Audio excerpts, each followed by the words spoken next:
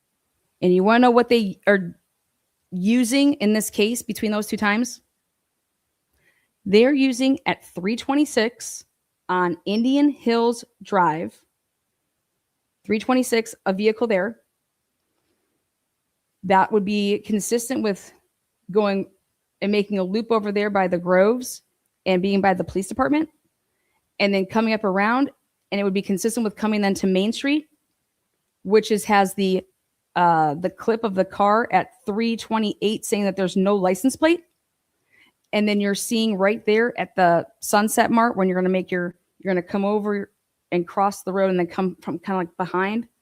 That's where you're then able to see what the guy is doing with the sign, because you're already turning on your body cam and passing identity in Maine, where there's another catching of a car without a front license plate and without a back license plate,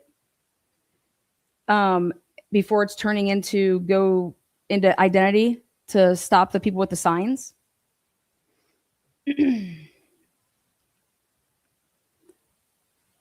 Why in the world would you lie? And you can't say that it's a mistake. I mean, we're writing down numbers like 332. We're writing numbers like 352. I provide this information back 2 years ago. 2 years ago, that you need to get to the bottom of this. And I can prove it. That you need to get to the bottom of this, because this report is claiming, without a doubt, because there's no other cars that are doing it. Mark B has spent hours. We have spent hours doing this with the evidence that has been produced in discovery, because that's where we got it from. We got it from them, the city, right? This report by an undercover police officer named Jacob Tisdall is claiming the driving patterns of the SB1.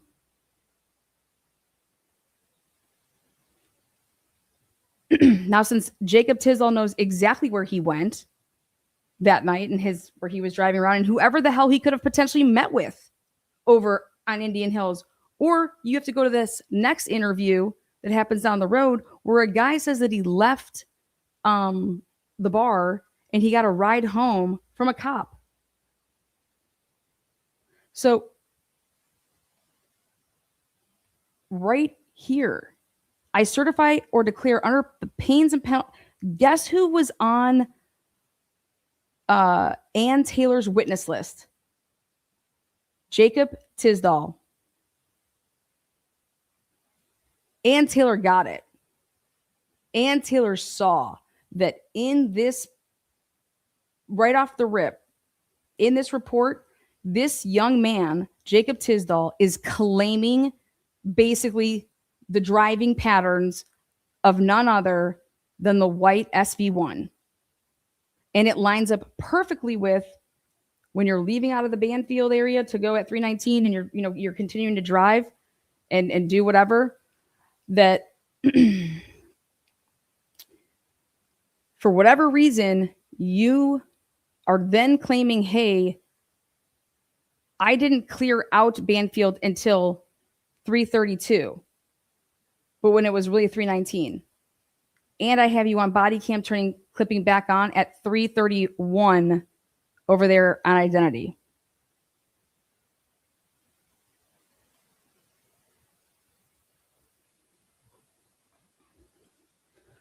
To write up a report as early as 11/15/2022 and lie about this, and then on 11/29, miraculously, Danny Vargas, for some reason, gets a fucking, I don't know, rat up her ass.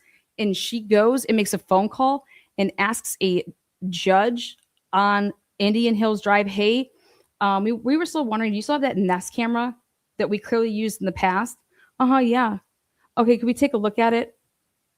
Why would the fuck would you go all the way over there and ask on Indian Hills for a camera of some random home that is nowhere near around the incident? Like around King, around the house.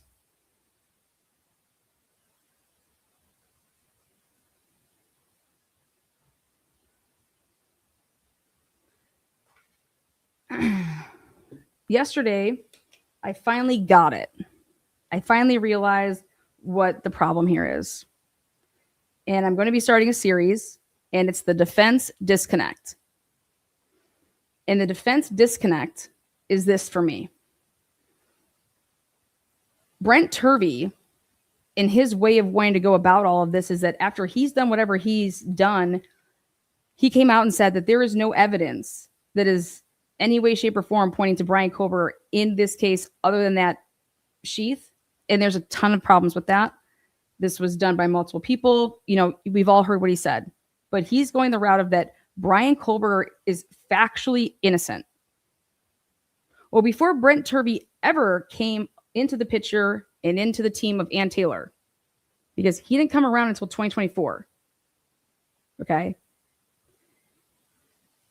It would make sense that Brian Kober could in fact be factually innocent if you have bad actors in the police department and the FBI fabricating and manipulating evidence. Then that would actually, like, those two statements would go together. Why would cops be lying in reports, going and obtaining search warrants, and then acting like you don't get stuff back? And then when you do get stuff back, then you're going to go ahead and map something and then completely lie about the phone turning off and what time it does so that you can go ahead and do this, that, and the other.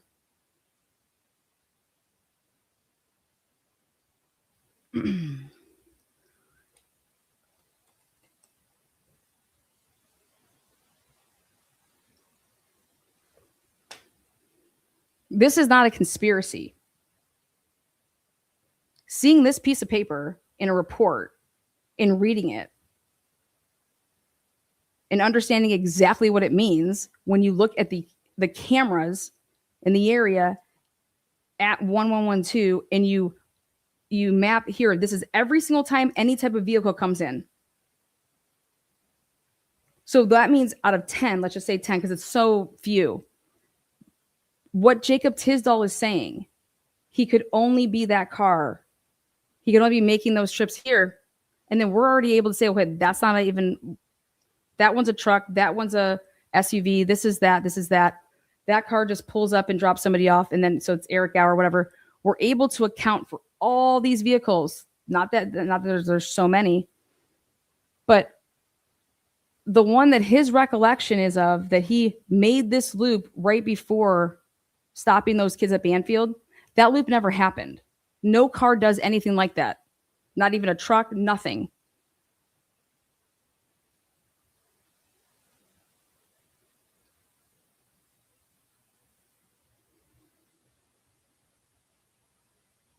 So if you presented this to a court, aka a jury, and somebody came forward and said to Officer Payne, who's in charge, and they're looking at this, because I said to myself, why were they continuing to go after what's his name, Jack Decor or Showalter? If you're truly saying that a white vehicle is involved in this, and neither one of them are in a white vehicle, do they have a white vehicle? Like, what the fuck, right?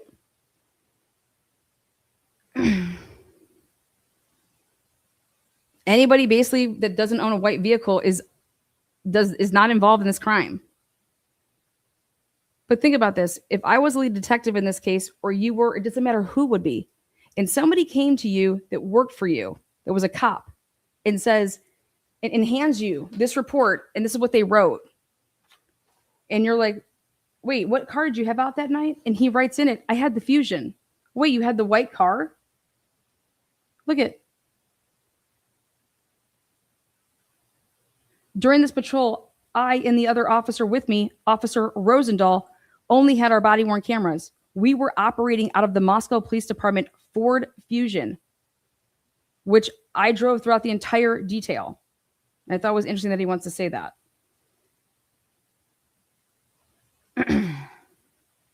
This particular department vehicle did not have a dash cam or any other recording device. My street time conducting the plainclothes detail concluded at 3:52. Okay, so we go ahead and get the ODP file and the Moscow Police Department file. Guess what is pulled? When I say we went and got these files, they have to report, because this is a grant.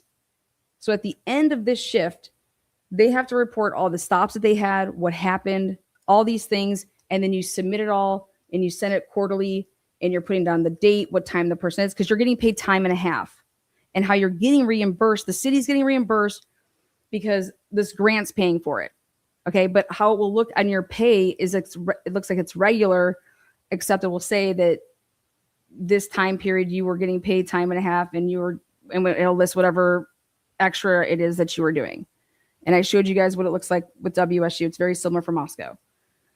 So when we go and seek out these records,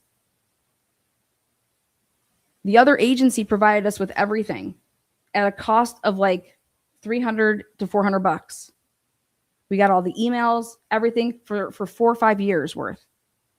Nothing was taken out. We go and get the Moscow Police Department to issue theirs. They want $2,300 for the request. How, for the same amount of material, are you giving and saying that this is $2,300? And meanwhile, the same material in the same state here, it's $300 some. So they try to label and give us that such a high mark so that we wouldn't go forward with it.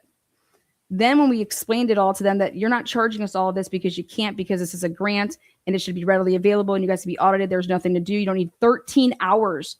Right here, we were quoted 13 hours and 51 minutes at $106 an hour to pull 30 fucking pages in Xerox it and send it.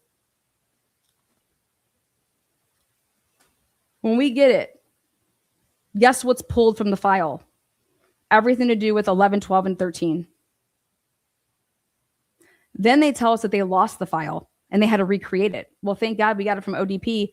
And what you can tell from the file is that whoever typed this up and sent it, there were 4 or 5 names down as working. And then they decided right before to give it to ODP for reimbursement, they took off names that were actually working. To include Nate Rosendahl, they made a slip and they went all the way up to Nate. And Nate got deleted off of it. And so it was submitted to ODP for this reimbursement was only Jacob Tisdall.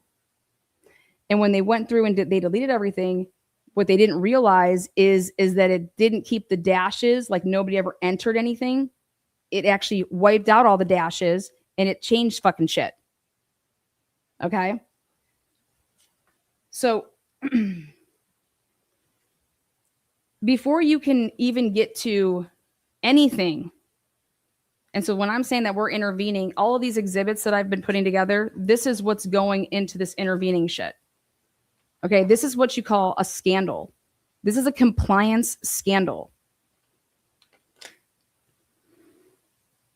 Why would there ever be a compliance scandal?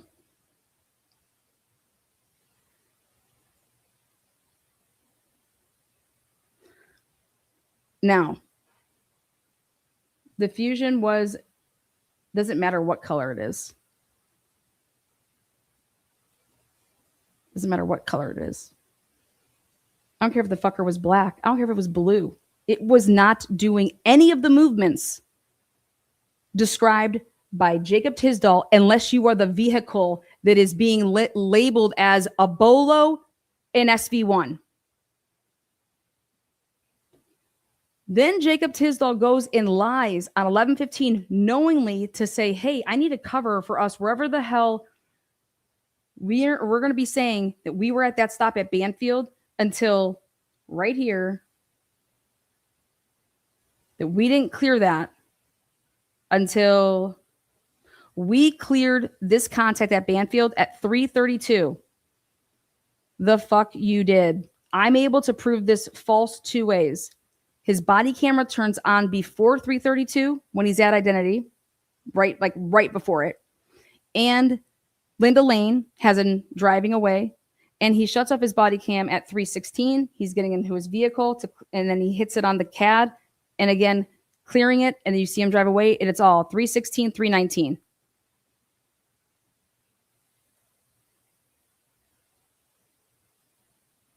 And he wants to say that he used his radio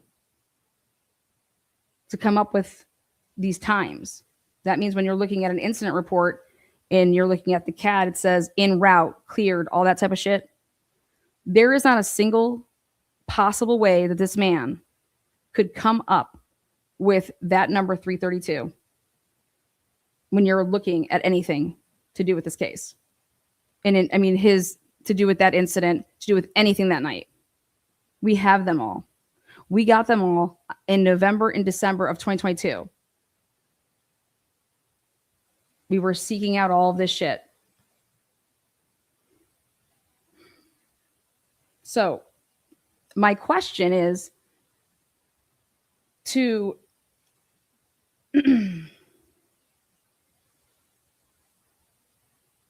the entire defense team who on the defense team was in charge of figuring this report out, because this isn't squaring away with the information.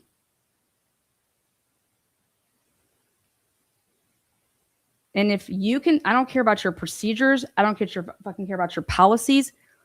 As a defense attorney with your researchers and investigators, this needs to be, this is the most powerful piece of information that shows when, in fact, this coordination between officers could potentially have began. Because what would then transpire in a couple weeks, as in 2, poof, we have an Indian Hills vehicle just appearing, and you can't make out what it is. And we have SyRay who's claiming that Brian Kohlberger travels this other route to go to Moscow, and if you go this way and it'll end you up right on Indian Hills Drive. That's not accurate. You have to be specific in like making a turn here to a turn here. It just doesn't like dead end in the fucking Indian Hills. It doesn't do that at all. But more importantly, what the fuck does that have to do with the fact that we have cops lying, who are in plain clothes, who are working that night, who are right outside the murder house, right? Lying about their whereabouts. But they also, though, in the same breath, are claiming the loops as their own. So I say, I'm like over here, like, we need to believe them. We need to believe them. Why wouldn't you? Hey, you're claiming this, and then you show all the different clips, like, that can't be you, right? That can't be you. This is this time, this time, this time. You go through all that shit, and there's only one thing that just can hit you right in the face, which is, to a jury, there's only one answer. And you could only be this vehicle that's making these loops, which you've already just claimed that you took a specific path every time. This is what you did.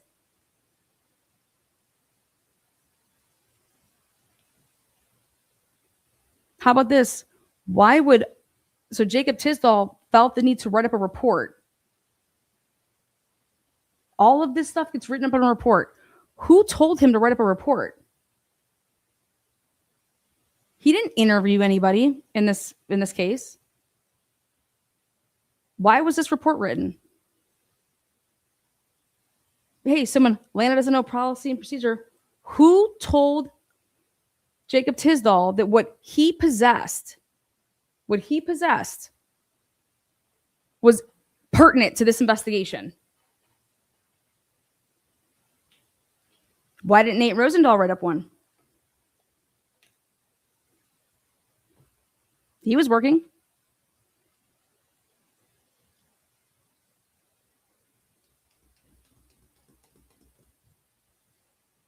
You can't move past this investigation until, this right here is reasonable doubt for any jury anywhere 10 out of 10 times. You have the cops 2 days after the murders, claiming the fucking white car before they ever put no bolo out. They claim it on 11/15.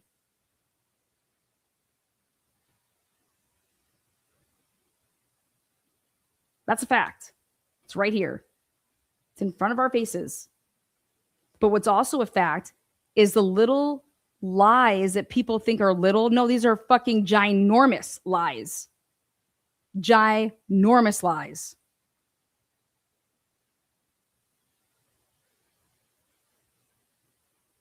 Each time we patrolled the area, I drove the same route.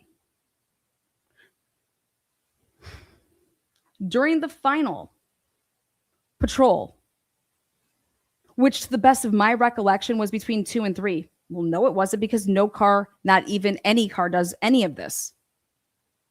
Which to my best of my recollection was at between 2 and 3 on November 13th.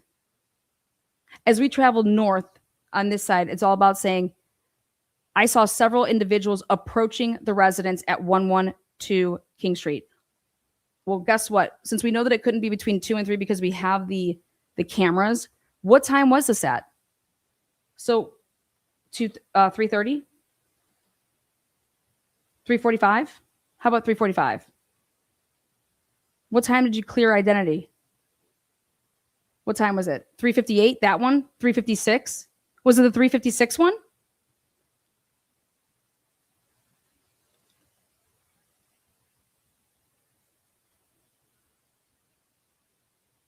$256? Nope, 350, 356, 354, right? What possible time could this be? I saw individuals approaching the residence. Huh.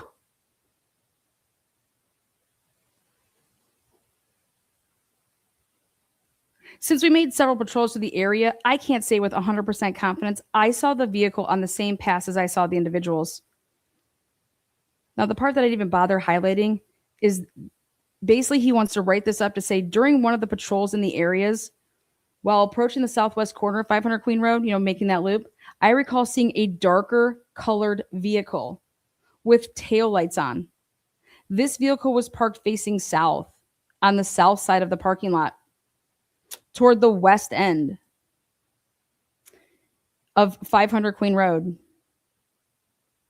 south of 1122 King Street, which was where the vehicle was.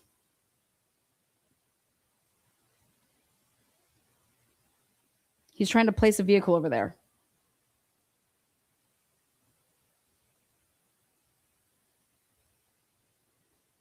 During the detail, I was looking for alcoholic beverages, open alcoholic containers, and individuals who appeared to be intoxicated. I observed the individuals as I drove past, but did not see any reason to contact them for our related patrol. I recall my view of the individuals being obstructed by vehicles and brush on the east side of, because when you're coming down, if you're in the driver's seat, you're looking to the left, you have like the house is right there on your left. I recall my view of the individuals being obstructed by vehicles and brush on the east side of the parking lot for 1122 King Street. The individuals were walking close a vehicle, which was parked in the northeast corner of the lot.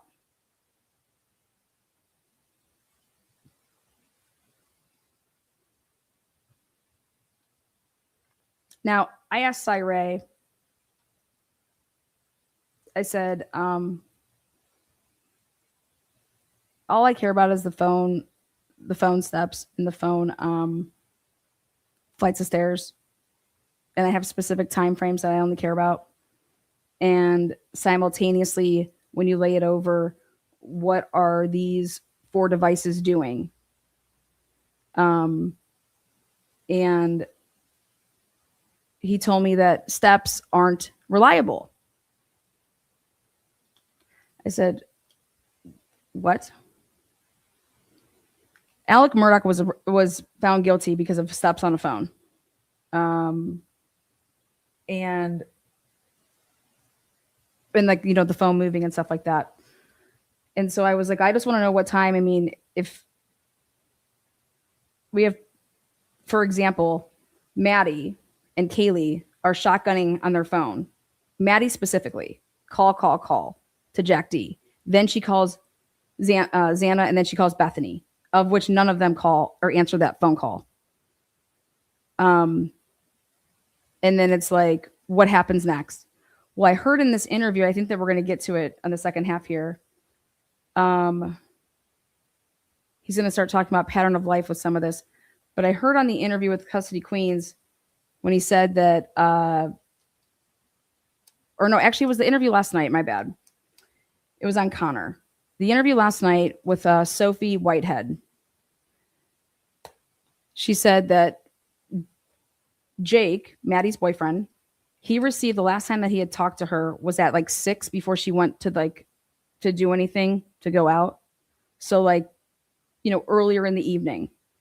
And that he never heard from her, after she came home from being out of the bars, nothing. Okay. And I thought about that. And you want to talk about pattern of life? Let's talk about pattern of life. Remember in the TikToks, they made, they cracked jokes about each other. And it was like this person pretended to be this person. It was like, oh, gotta go. The call with I gotta go. It's Jake calling. It's my time to call him. Take my call with him.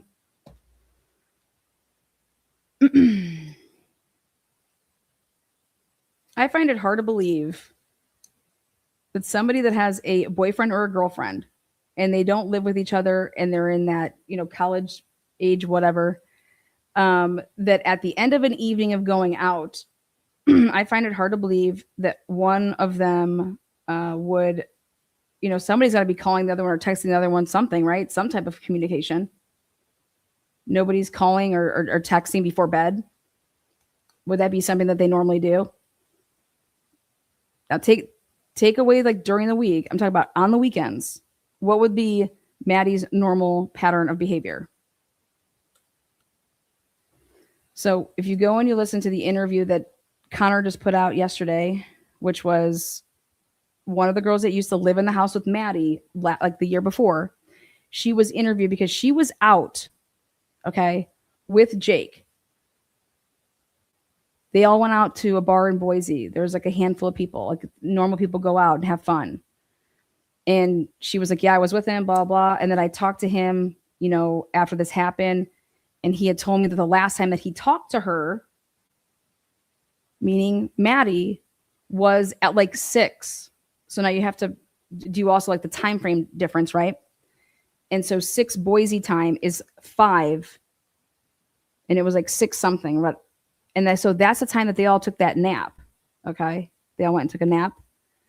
And I said to myself, wow, I'm kind of shocked that, that Maddie didn't make a phone call or text and vice versa. You know what I mean? And vice versa. And I think that it would be something that you would want to ask, Jack or Jake Schreiger, hey, does Maddie normally call you before she goes to bed? Because I'm still trying to figure out this whole when did Maddie go to sleep thing. To be killed during your sleep. And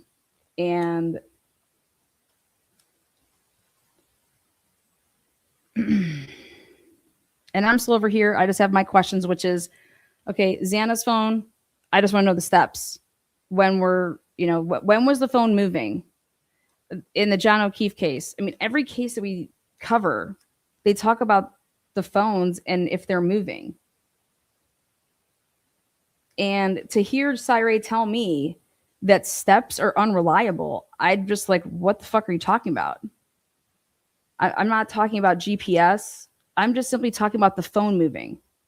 I just want to know what the movements are of the phone. At different times, like in the Sheldon Jeter Jr. case, he gets up, starts taking steps, the phone's registering that. They all have iPhones. All of these phones. And so when I hear this, that it's, I said, I didn't ask you, Sy, if it was unreliable. I asked you, Does it exist? Does that material exist, man? Does that information exist?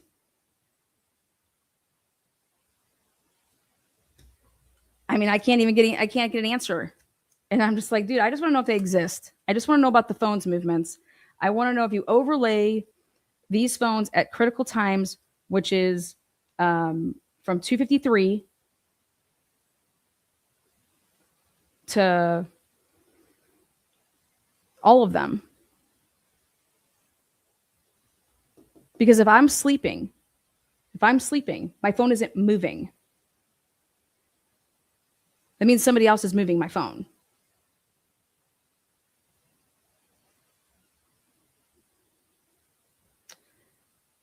And I told you guys, I think it was 2 days ago, I said, this is, I don't have any questions about the sheath. I don't, because I'm not even to that yet. So here, check this out. This took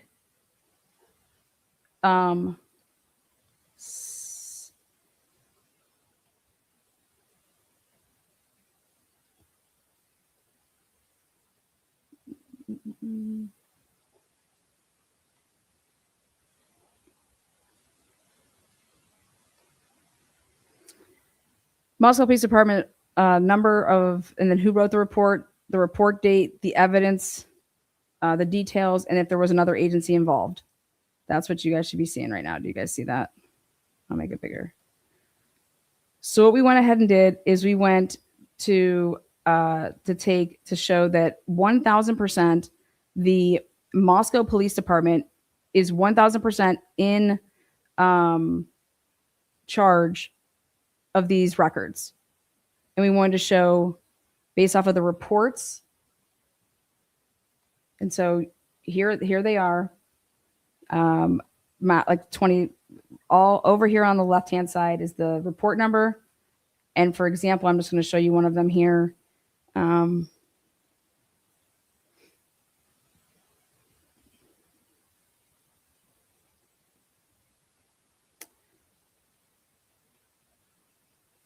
November 15th, 2022, I contacted Detective Taylor, this is Mowry, of the CDA Police Department with a request for agency assist. You see, assist. I requested assistance unlocking the cell phones of Kaylee, Maddie, Xana, and Ethan. I emailed Detective Taylor a copy of the signed warrant describing the phones as being searchable. On November 16th, the phones were transported to the CDA PD for a forensic brute force attempt to unlock them. However, Detective Taylor stated that he was not able to extract any information from the locked phones, and the phones were not supported for the brute force PIN code extraction. The phones were then returned to MPD on November 17th. I then asked for assistance from Captain Tyson Barrett in attempting to gain PIN codes from family members to access the data on the devices. I was provided codes for Maddie, Xana, and Ethan, which successfully unlocked the devices. The PIN codes provided for the Gonsalves phone did not unlock the device. On the 3 devices I was able to unlock, I performed advanced logical extractions on the devices at the MPD. A report for each device will be completed separately. On November 20th, I again requested the assistance of Detective Taylor, CDA, in gaining a full file system extraction on the 3 unlocked devices. The phones were delivered to CDA PD on November 21st. On November 22nd, Detective Taylor stated that he would not be able to complete the extraction. On November 23rd, I went to the CDA PD and picked up the phones. Oh boy, hold on, let me go a little bit. I picked up the phones. What the fuck was I? Okay. On November 22nd, Detective Taylor stated that he would not be able to complete the extractions. On November 23rd, I went to CDA and picked up the phones. I then took them to the Post Falls PD and spoke with Detective Neil Uhrig.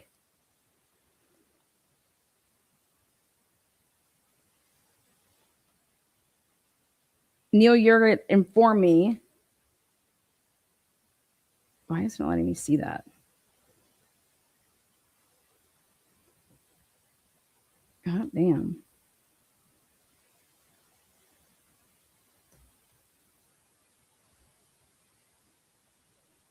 He informed me, blah, blah, blah. Okay. Maui Report 61.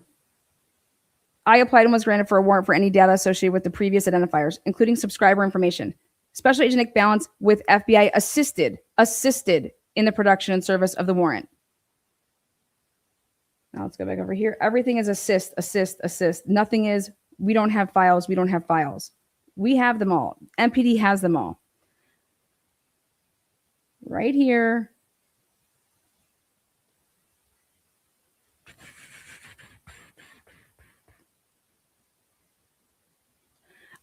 On November 13th, 2022, I responded to 1122 King Road in Moscow, Idaho, in an attempt to interrogate the wireless router located at the residence.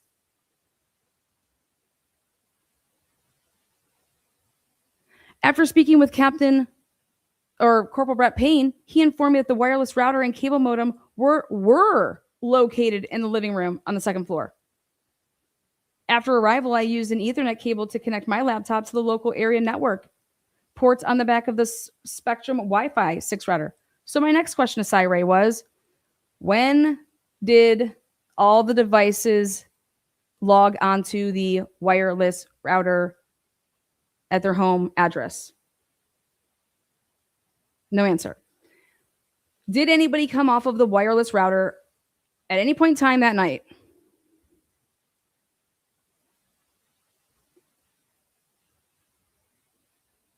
Was not in his reports. These are in nobody's reports. We're trying to still figure out when everybody got home. Like when the wireless router, phones connecting. These are iPhones. You have your Wi-Fi on. Boom. Look at your phone right now. Which Wi-Fi are you on? I bet you if you leave and go out your house and get in your car, I bet you're not going to be on here anymore.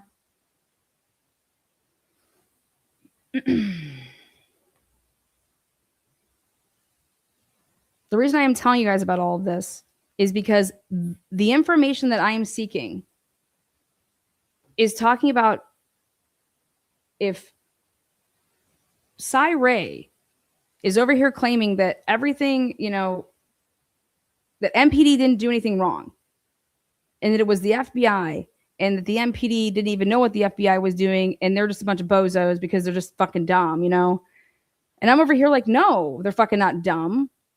Okay. They're not fucking dumb. Let me take that back. They are. But they're not innocent. You don't know that yet. Unless you start from the beginning of an investigation and you truly look at it. And I'm sorry, but I have my questions and I don't care. I just want to know what the fuck the phones were doing. It's a simple question. What the fuck were the phones doing? Were they moving? When were they moving? Normally when people are fucking, your phone's not walking around your house. Normally when people are sleeping, your phone's not moving around your house. I am not asking for the location of the phone. I am asking for the phone, your iPhone. If you start walking and holding it, it will start ticking steps. And it usually does everything in a 9-minute interval. And it will tell you how many steps you took or your phone traveled in that period of time. When I asked Sy, he's like, nobody was wearing any wearables. Like nobody was wearing watches. Nobody was wearing rings. I said, I'm not asking about wearables. I just want to know about the 6 phones. I want to know the number of steps these phones were taking at times when people are saying that they're sleeping. Is that accurate? That's all I want to know. Does the artifact or does the statement, can it be corroborated by an artifact? That's what methodology is all about. That's what's hey, you want to validate shit. I'm trying to validate shit. I'm trying to do it 3 different ways like you're supposed to do it. I don't care about necessarily if you want to say, hey, Lana, where was that phone? That's not what I said. I want to know if the fucking phone was moving. We use this in every case that I've ever watched. They talk about devices. They say, we can't say that the person was doing it, but we can tell you what the phone was doing.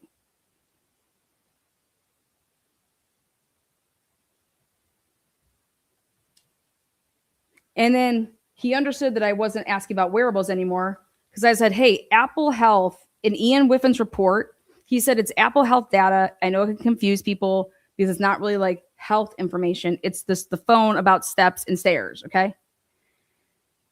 And so I said, and then he understood, and he said, that is not reliable. And I said, thank you, you answered my question. That answer tells me that there's a problem, that the phones are moving when they shouldn't be. That's what that answer tells me, because I don't know how much more clear I could be that in the murder of John O'Keefe, everything came down to his phone and his steps. And I'm trying to show you guys that I'm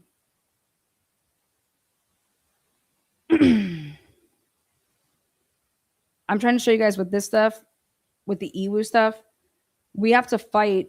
We cannot have EWU represent us and not hit on these points of these really, really important material for them to try to say that the FBI has it.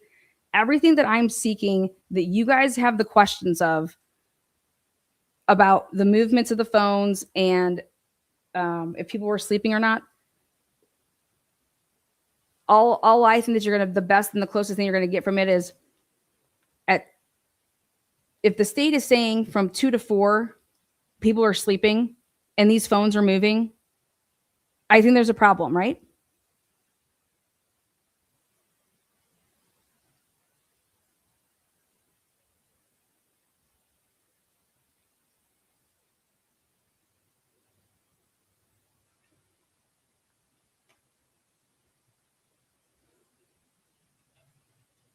I also think there's a problem if you're shotgunning phone calls at 2:53. Okay. If you're shotgunning phone calls at 2:53,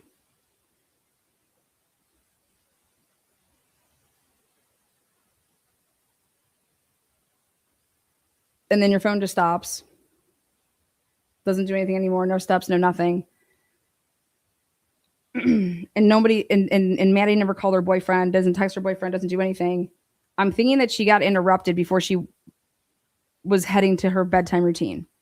Because is it her routine to text her boyfriend before she goes to bed? I just want to know that. Because Jake said that he did not receive any calls or any texts. And the last time that he talked to her was at 6. That doesn't seem right to me.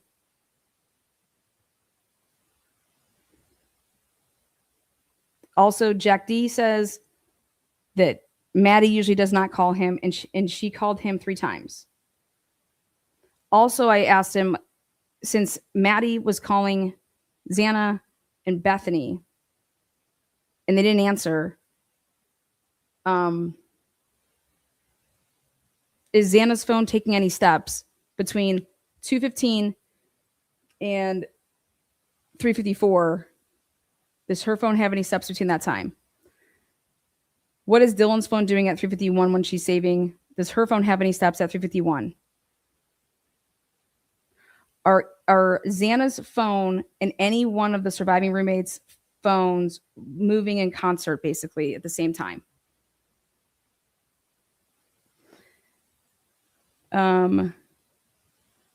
Same thing with Ethan's. Just when is his phone being, moved around? But the big thing for me is if Xana is up, does Xana make any phone calls or texts after she misses Maddie's call and somehow talk to her? Like, because let's say that neither one of these phones move again, right? I find it hard to believe that Xana is just ignoring Maddie, right? But her phone starts walking around and stuff like that, but she never texts her or calls her back. Or her phone doesn't make any movements either, but yet she's up the whole time and she just totally ignores her. Because some people aren't talking type people, but they'll text them. Or like maybe they were having sex, so when she got done, I just simply want to know the movements of the phones. You can't be sitting down, okay, and your phone be moving unless somebody else has it, right? And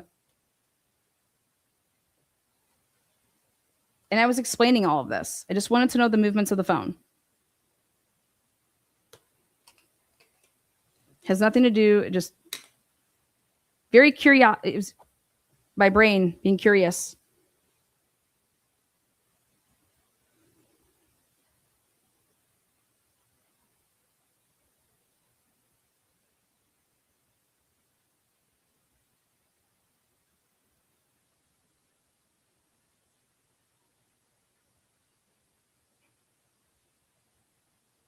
Remember when Ann Taylor said that she thought it was really bad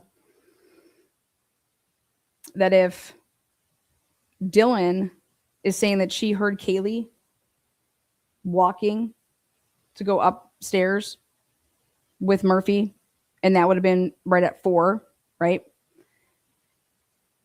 But if there's no steps at 4 o'clock on Kaylee's phone, you know, she didn't hear Kaylee and Murphy doing that at 4, or Dylan's confused, and whatever time that Kaylee's last movements are with her phone to go upstairs, and there's a flight of stairs registered, that's when that happened.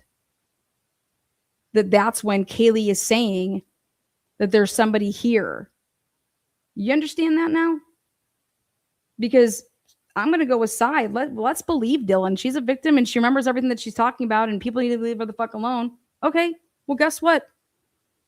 Hey, she knew that Kaylee and Murphy were on the first or on the middle level playing and dancing, and there's music on and shit. She's going to go to bed. She takes the dog up. When she gets to the top, oh my God, there's someone here.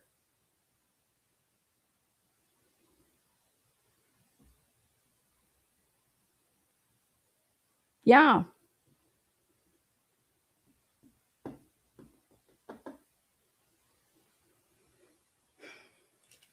I think that's what Ann Taylor is thinking about. Why doesn't Kaylee have any steps at 4? Why doesn't Kaylee have any steps at like 340, 350 on her phone? Go look at Kaylee when she's at Walmart's gas station. Kaylee is, you know how you have your friends that they always have their phone in their hands? Like, even if they have a purse, even if they have like pockets, like you could have a million things in your fucking hands and you manage to still have your phone though. Kaylee's that type of person. Kaylee was doing it at the corner club. Kaylee was doing it when she was getting her drink and stuff at the gas station. And that's immediately what I saw. And I'm like, there is no way that Kaylee is leaving any room without her phone. It's just not what she does. And I'm telling you, at 21 years old, 22 years old, that's not what anybody's doing. Even if you go to the bathroom, you're taking your phone with you.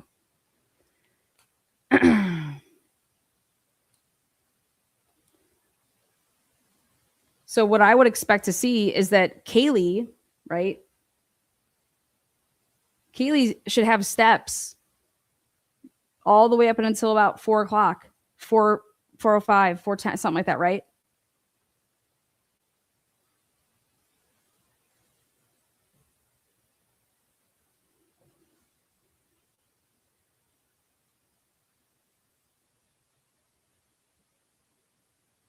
Because Dylan is associating this event happening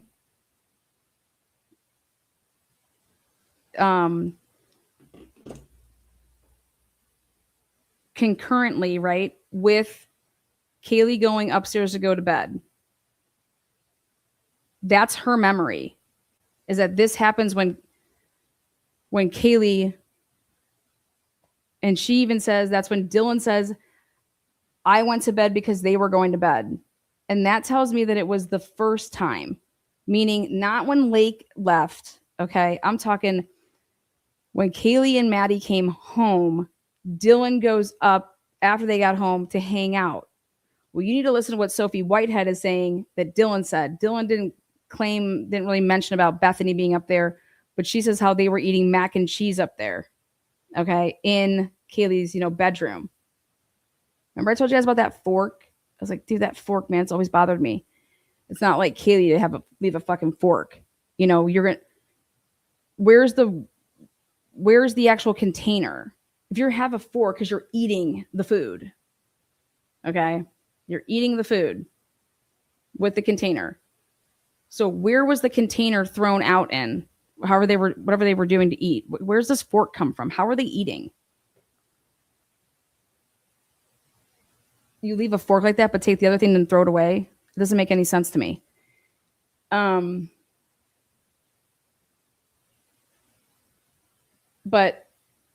what it seems like to me is that when Dylan is saying that she went to bed and that Kaylee's going to bed, I'm going to go to bed, that would be way earlier, not at 4, not at 4:10, not at 4:20. That would have coincided with going to bed right before 3 a.m. at 2:50. Right after, shotgunning and calling.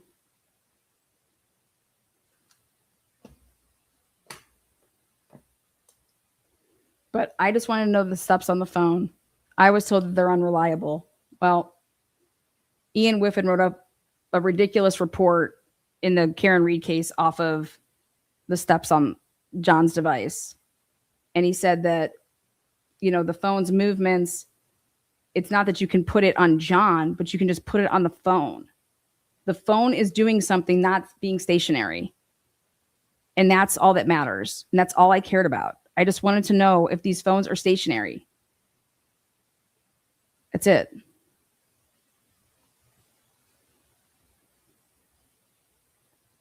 And I think that that's where you would start to just, I don't know.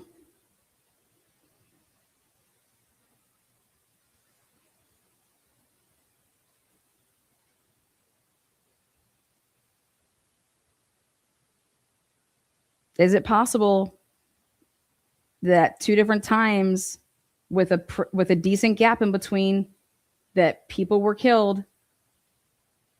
Is it at all possible?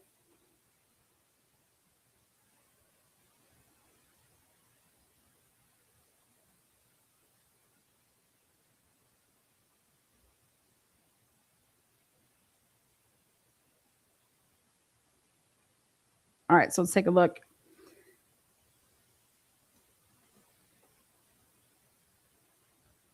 Maybe if there wasn't a cleanup, maybe this would explain something.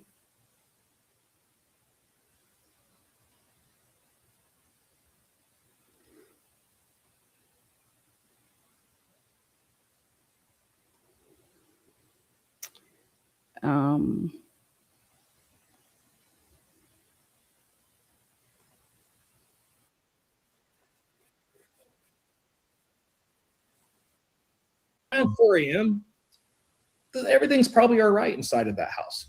So, yeah, I want to be really clear. Again, it's the totality. It's when you stack all these things on top and then say, well, it's not around that 15-minute window shortly after 4 a.m. You have to ignore an overwhelming amount of evidence to make that statement. Okay, we're going to get to Molly McMichaels. I don't want to lose my train of thought, but we're going to get to her because her credibility is a little sketchy.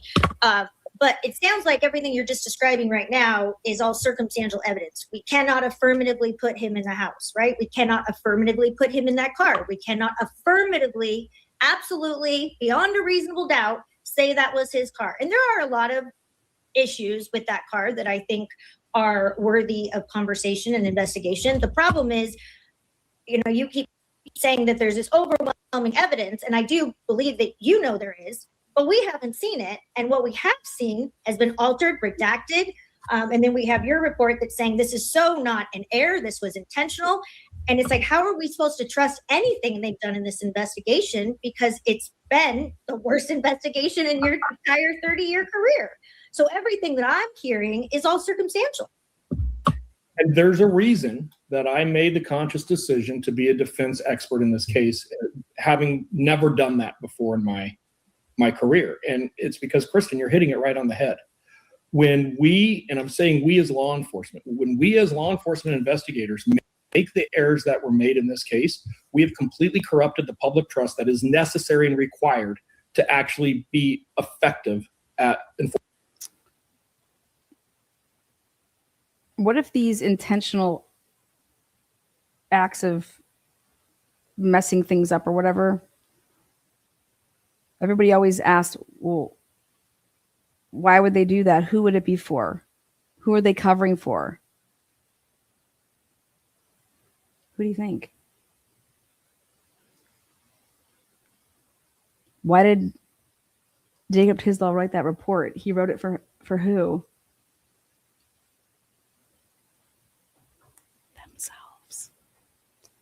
Themselves.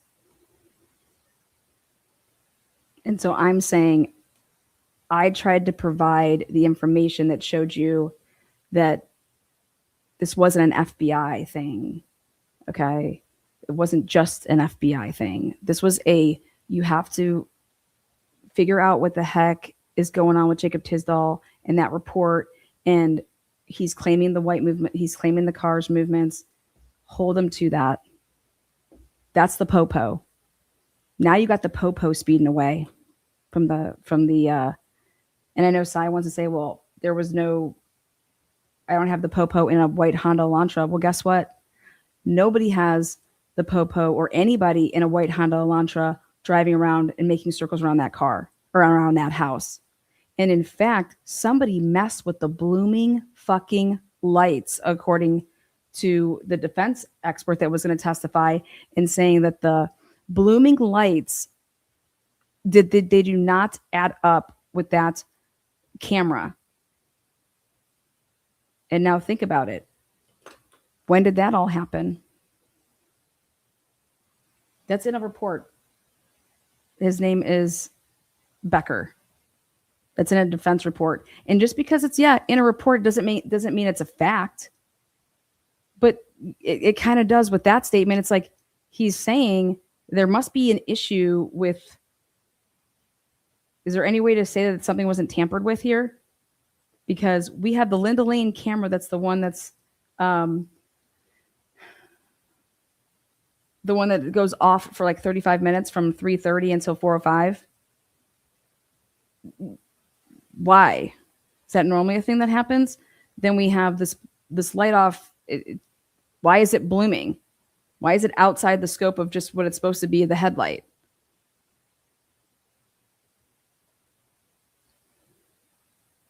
They made it so that it wasn't identifiable. And then when it's speeding away, why would there be all that blooming speeding away? That makes no sense. And that's what Becker was saying in his report. It is inconsistent with the other vehicles that are going and coming. They don't do that. The other vehicles that are going and coming on the 1-1-1-2 camera, they don't do the blooming lights like that, and that it makes it so that it's unrecognizable. The ball of blur. Yeah, there you go. It's fucking sick. And here, that was just in an expert's report.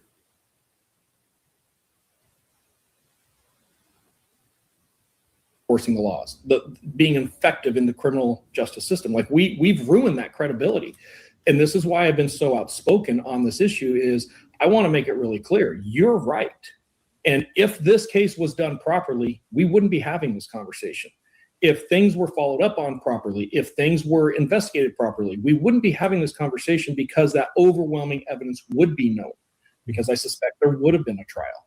We wouldn't be questioning the way that some of this evidence was obtained and the manner that some of it was concealed, right? So you're 100% right, but that doesn't change the fact that Bryan Kohberger is still our best candidate for this crime. And I do believe a proper investigation would overwhelm. That's why I named it, the Manchurian candidate, the Cy candidate. I gotta bust Cy's balls about that. The Manchurian candidate, the Cy candidate. Really show that. I wish I could put a PowerPoint together and walk you through from the very beginning to the end, because I think it would dramatically change. You would not want him as a client. I'll just put in that. Excellent candidate. I think the other one might have been, or most likely candidate. One of the issues that we have talked about, the three of us with this case, is that, and I think we can get into this with the two identified phone numbers on the cell data side. After we see that the law enforcement lied, though, in the report with Jacob Tisdall to that extent and claimed the white car, now it makes perfect sense as to why Brian Kober's DNA could have potentially been there with the knife sheath. Because you have competing interests here, in my opinion.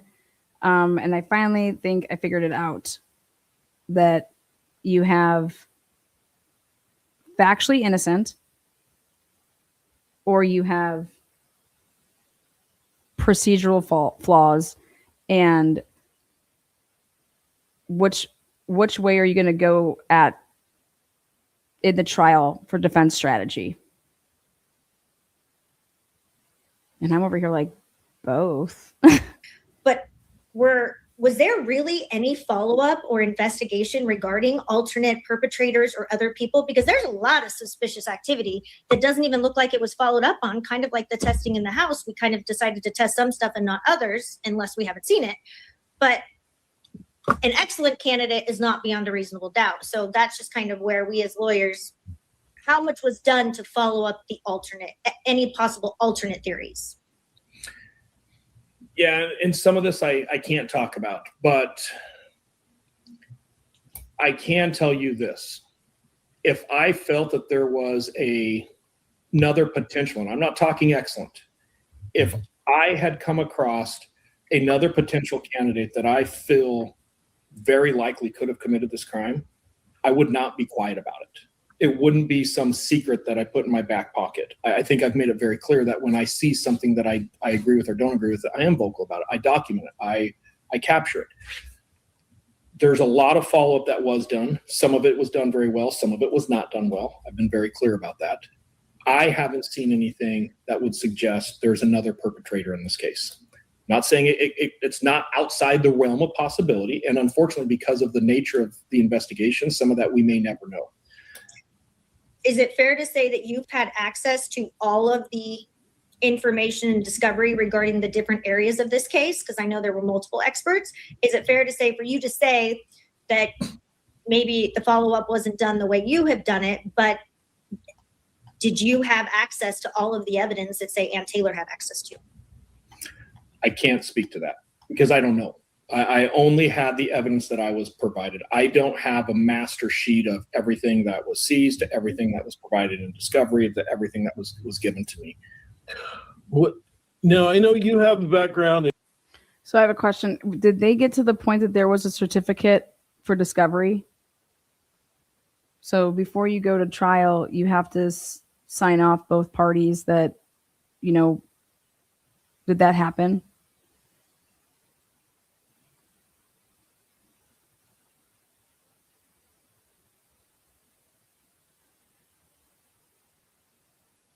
So I guess a question of how I would word it is now is like a follow-up to be like, okay, so do you believe that, is that what Ann Taylor was using you for? Like, she wants to hear everything that comes in, basically when there's a new when there's a new dump. Was it something that was uploaded to like evidence.com? How was Ann Taylor being provided discovery? Because I know that she was making a big deal about that, it was like 52 car pickup. So how was it with everybody that's like, she was just providing all the experts every time there was a new dump? Hey, I have to update your file. I struggle with that. That doesn't seem right to me.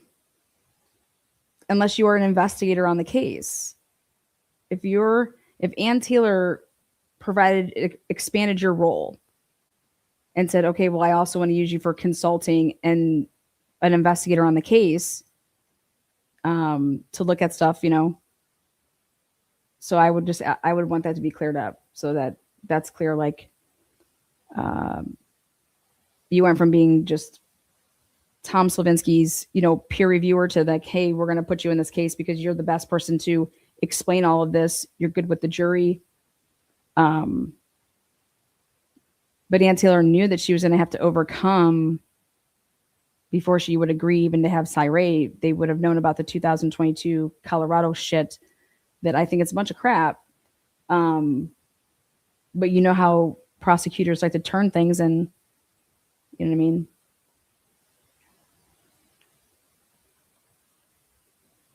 crime scene investigation and a very good one. How much were you involved in the defense's strategy and evaluation of the crime scene investigation and other Great things question, beyond the Ron. cell data?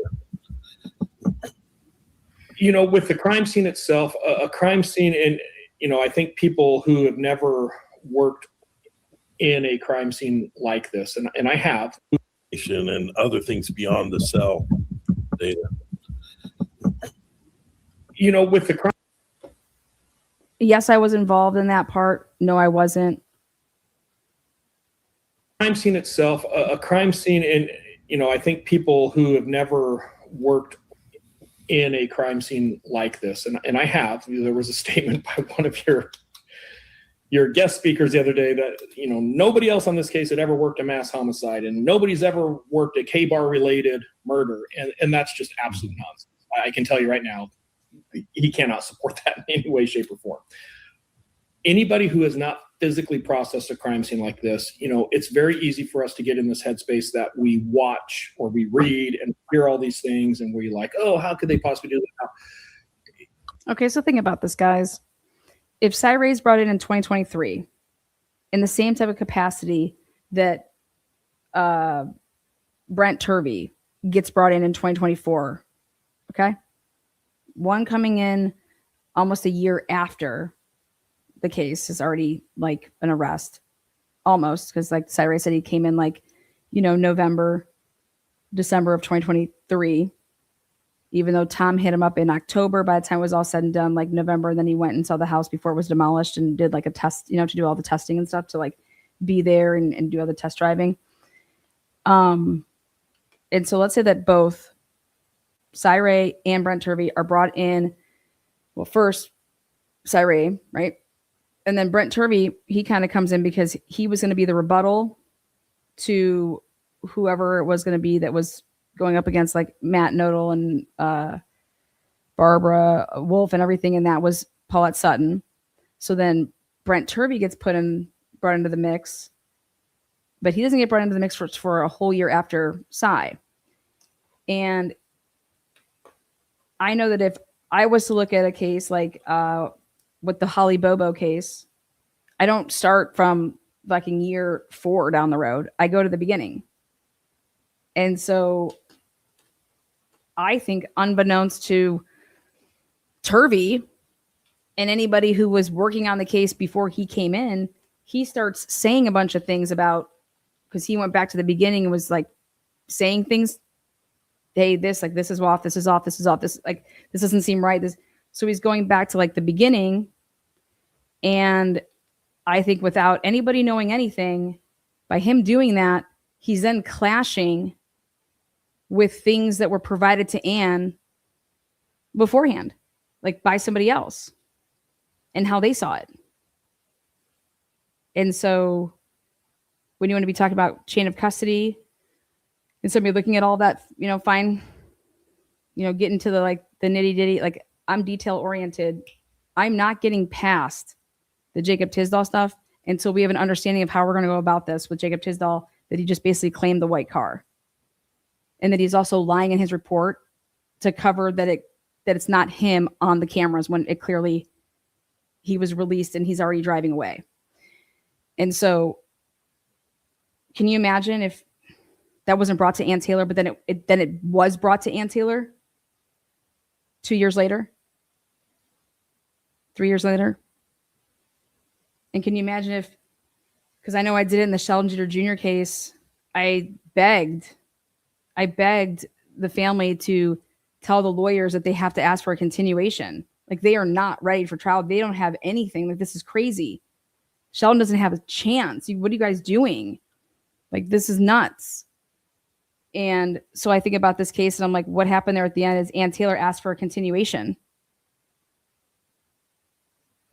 I want to know where that huge influence came from.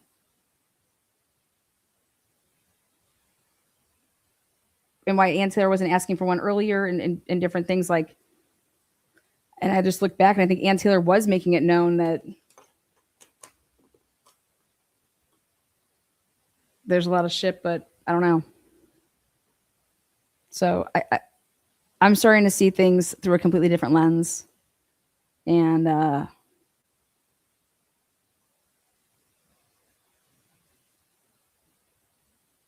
if you have, wow. That's just not how it works in a crime scene. We don't know what we're looking for when we go into a crime scene. We could discover everything, we can discover nothing. So it's very fluid.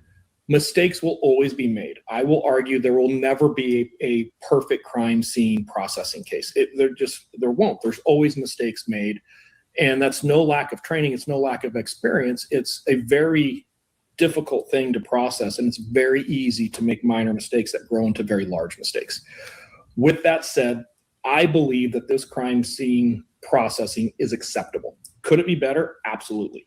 Could it close some of the gaps that you guys are raising? 100%.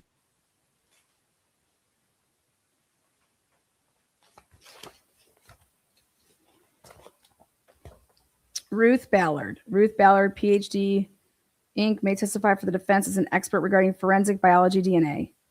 Ms. Ballard's opinion testimony will be based on her experience, education, and training as detailed in her CV, which is included with the responses as Exhibit D1 through C. It is anticipated that Ms. Ballard may testify in the following areas. Number one, the process of DNA analysis, extraction, quantification, amplification, the STR testing done in this case, including data interpretation, STR mix, all that crap, lab testing standards and policy procedures. Now, the things that I highlighted were 4 and 5. The findings, impressions, conclusions, and materials relating to forensic testing conducted in this case. Number 5, the lack of testing conducted on samples collected in this case. Number 6, DNA transfer, including the shedding of biological material by individuals. This is, and then she goes, she lists out every single report and anything that she looked at in this case.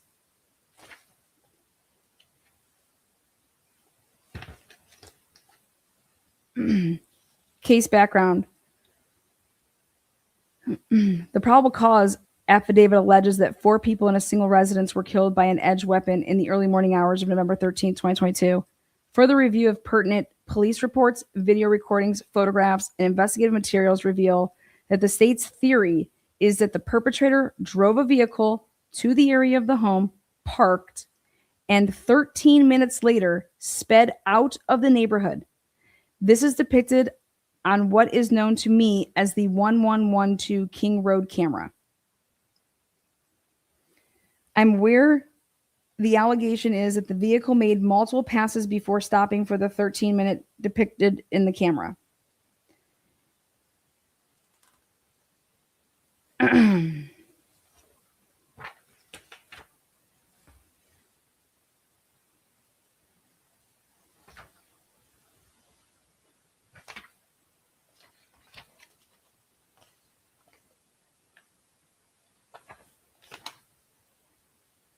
Okay. On the last page, she says, opinion.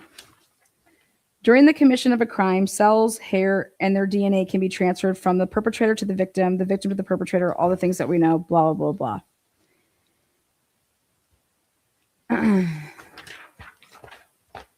With these facts in mind, it is my opinion that the biological DNA evidence in the current matter, State versus Brian Kober, paints a puzzling picture with limited support for the state's theory, as well as evidence undermining that theory.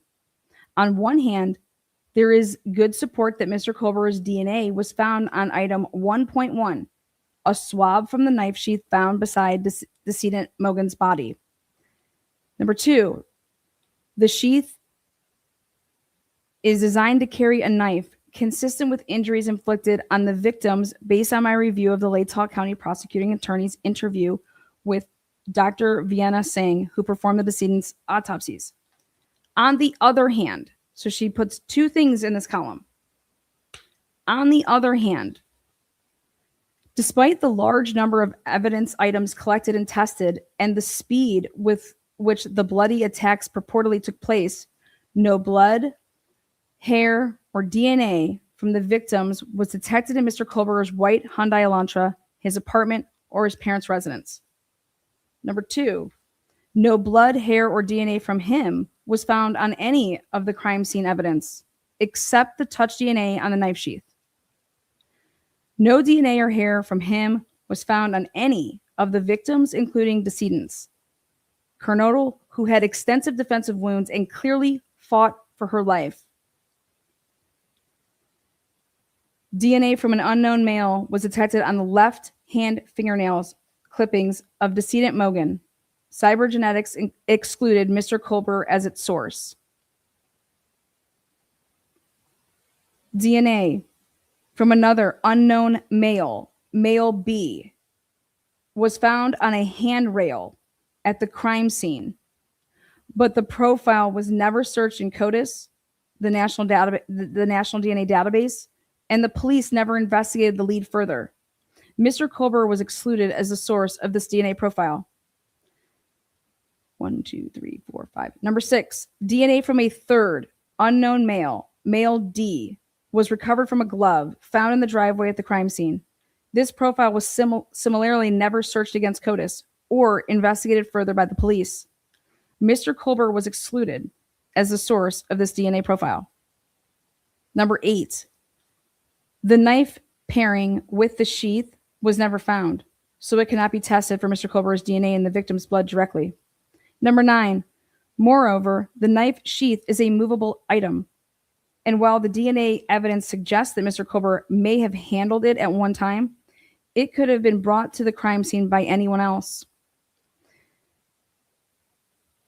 Based on the lab reports and email correspondence between the ISPFS lab personnel and law enforcement, Mr. Kohlberger's DNA was detected on a swab taken from an area of the sheath that included the region underneath the cap portion of the snap, not on the top exposed area of the cap, which was used for latent print analysis.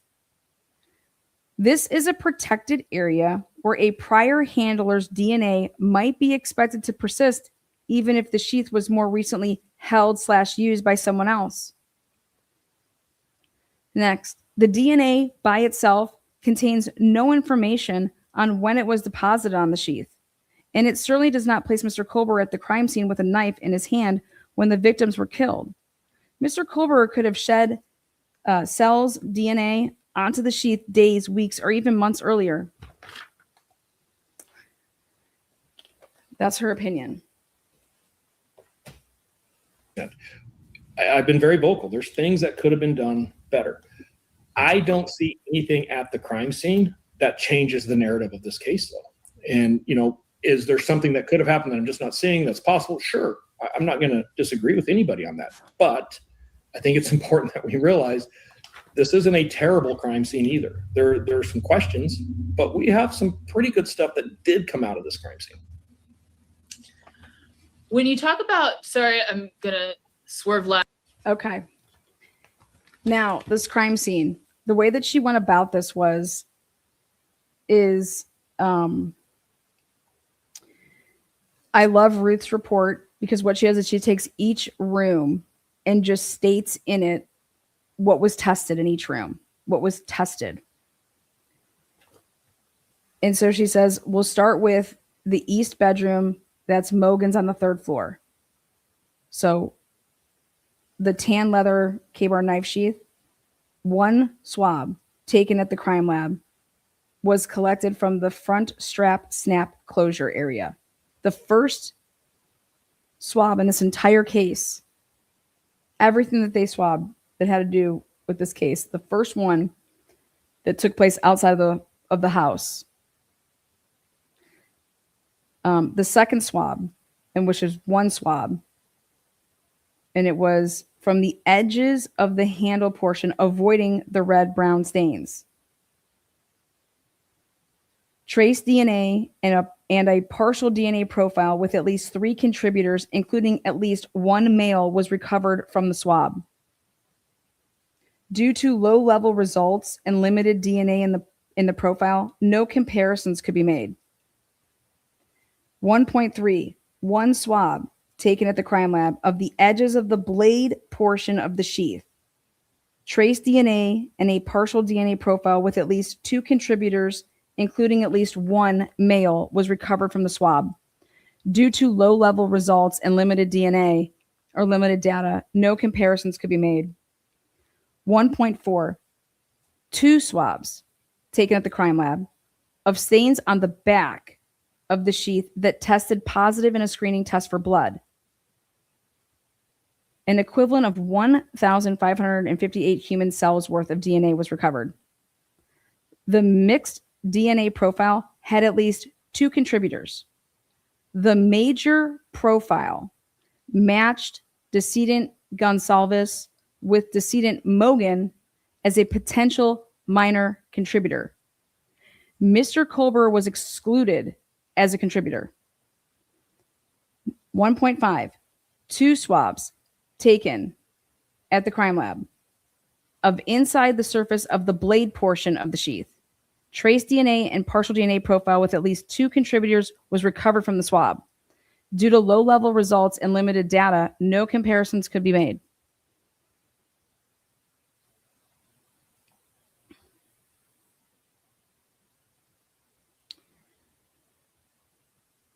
The rest of the things that were swabbed in that room and tested was item 4, item 77, item 126, item 77. 1, 2, 3, 4 more pieces. Item 4 was 1 swab with red-brown staining and debris taken from the bedroom floor. The swab tested positive in a screening test for blood, but no human DNA was detected. Lab item 77. 1 swab taken from the edge of the door. This swab tested positive in a screening test for blood, the equivalent of 5,500 human cells worth of DNA was recovered. The single source female profile matched the DNA profile of decedent Gonsalves. Now, lab item 126 was the swab of the stain of the edge of the bedroom door, marker X, about 6 inches below 77. The swab tested positive in a screening test for blood. An equivalent of 3,792 human cells worth of DNA was recovered. The DNA profile had at least 2 contributors. Assuming exactly 2 contributors, the approximate mixture was a ratio of 70-30, where decedent Gonsalves was the major contributor and decedent Mogan was the minor. And then the FBI, so that was all done with the Idaho State Police. And then the FBI lab, they collected 5 hairs that were collected from a comforter. All were dissimilar to the reference hair of Mr. Koberger. No other comparisons were made. That's what took place that's all that was tested in that bedroom.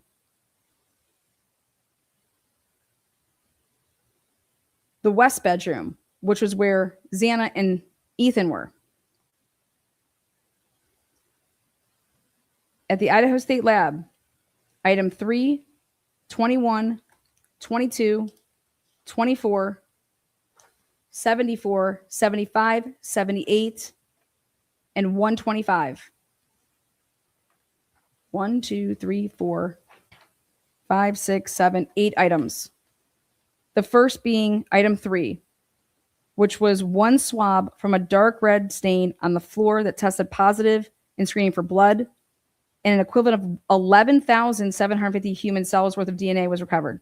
The single source female DNA profile obtained, Xana. Lab item 21, hair found near the bedroom, dissimilar to the reference hair of Mr. Kober. No other comparisons were made. FBI, that was at the FBI. FBI lab item 21, FBI item 22, hair found near bedroom, dissimilar to the reference hair of Mr. Kober. No other comparisons were made. FBI lab item 24, hair from the bedroom door just above the exterior doorknob, dissimilar to the reference hair of Mr. Kober. No other comparisons were made. Right where somebody could be potentially changing or whatever, like to get out of those clothes, like right there in the doorway.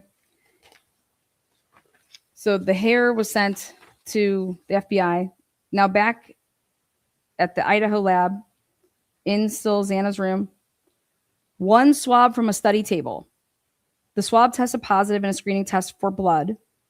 An equivalent of 2,908 human cells worth of DNA was recovered from the swab, and the single source female DNA profile matched the profile of decedent Kernodle.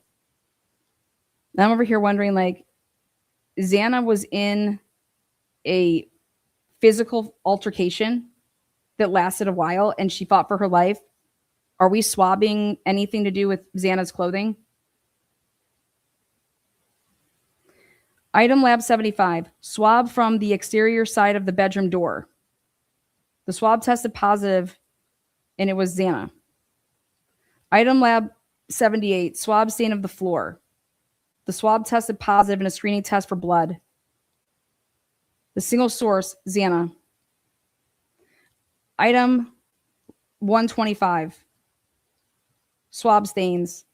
125.1 and 125.2. 125.1 was the stain on a trash can, marker T. The single source, female profile, Xana. 125.2, one swab of stain of chair. The swab tested positive for a screening test of blood. The single source female profile matched that of Xana. That's all that was tested in Xana's room. Stairwell leading from the first to the second floor just off of the living room. Stairwell leading from the first to the second floor just off the living room. 1, 2, 3, 4. 4 items. The lab item 23, the one round brown swab from above the stairwell. The swab tested positive in a screening test for blood. An equivalent of only 833 human cells worth of DNA was recovered. The profile contained DNA mix from at least 2 contributors. Assuming exactly just 2 contributors, the approximate mixture ratio was 89 to 11. The contributors were Gonsalves and Mogan.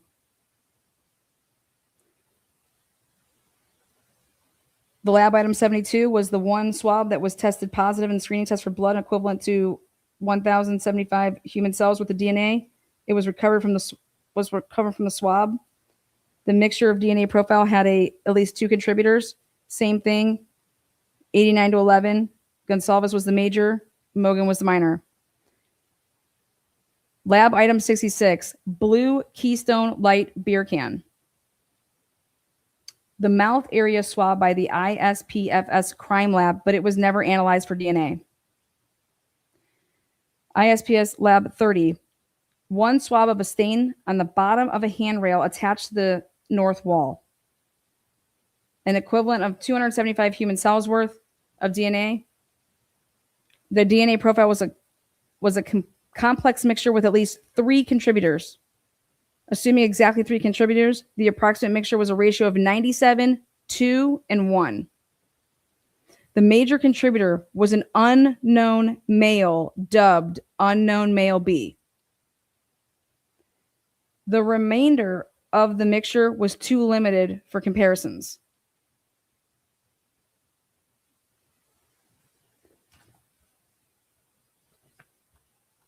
Banister now, connecting the second and third floor. That's all that was tested over there. Banister connecting the second and the third floor. ISP lab 24. One dark swab submitted swab from upper floor banister. The swab tested positive in a screening for blood, and it had 9,583 human cells worth. DNA was recovered. The single source DNA profile matched the DNA profile of Maddie. Just Maddie.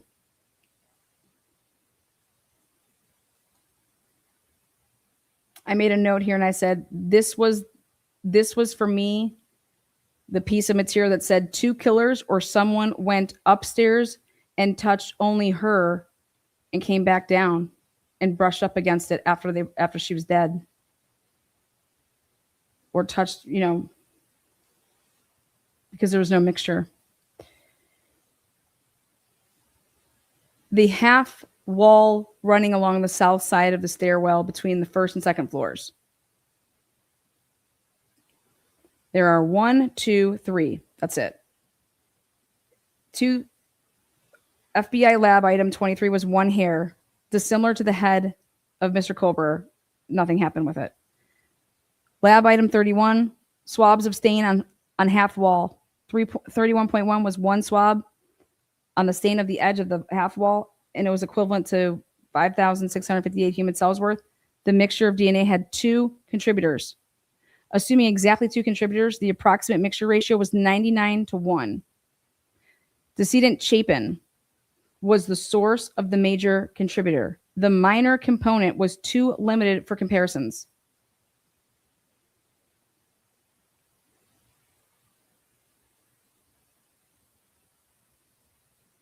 That's what was under the White Claw. 31.2. One swab of a stain. I'm sorry. I'm corrected. That was the one that was on the edge of the half wall. One swab of a stain on the top of the half wall. Submitted to the crime lab but never tested.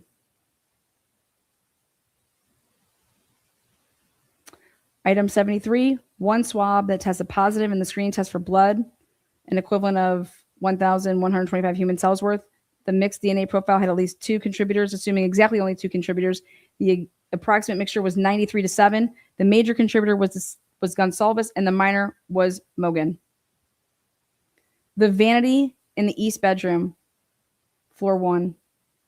Item 68, blue Keystone Light beer can number 1, swab collected from the lid, never tested.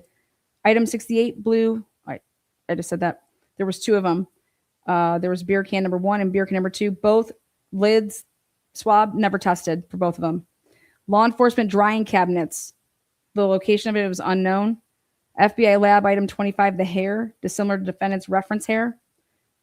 Not tested. FBI lab item 51, the hair from the security tag from dryer 2, dissimilar to defendant's reference hair. Not tested. FBI lab item number 59, hairs from the security tag from dryer 1, dissimilar to defendant's reference hair. Nothing. The living room. The Jan Sports backpack with gum that was chewed. ISPSF lab item 67, light green gum in apparent orbit wrappers. Sampled but never tested.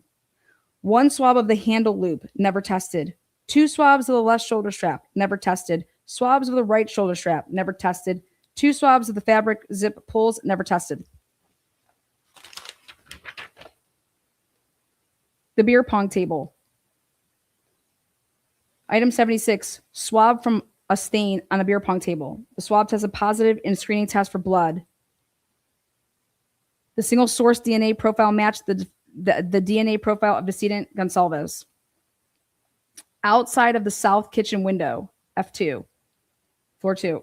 The face, hand, and fingerprints, impressions. 1 swab of the face mark trace human DNA was recovered. The partial DNA profile was too limited for comparisons. 1 swab of the hand mark, no human DNA was recovered.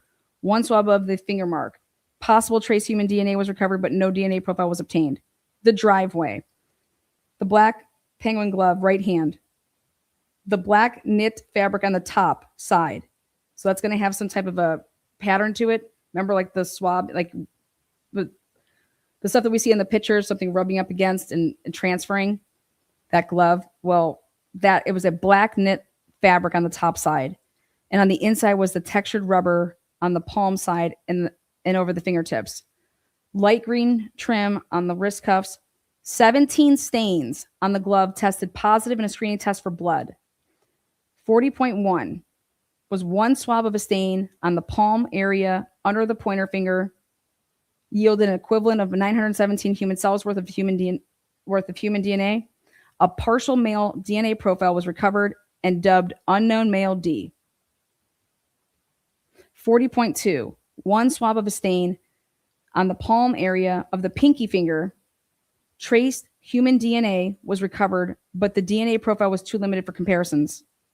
40.3, 1 swab of a stain on the ring finger, trace human DNA was recovered, but the DNA profile was too limited for comparisons. 40.4, 2 swabs of the entire inside surface. Trace human DNA was recovered. The limited DNA profile had at least 2 contributors. Unknown male D was included as a possible contributor of the major component, while the minor component was too limited for comparisons. So that means that the blood and the inside of that glove matched male D.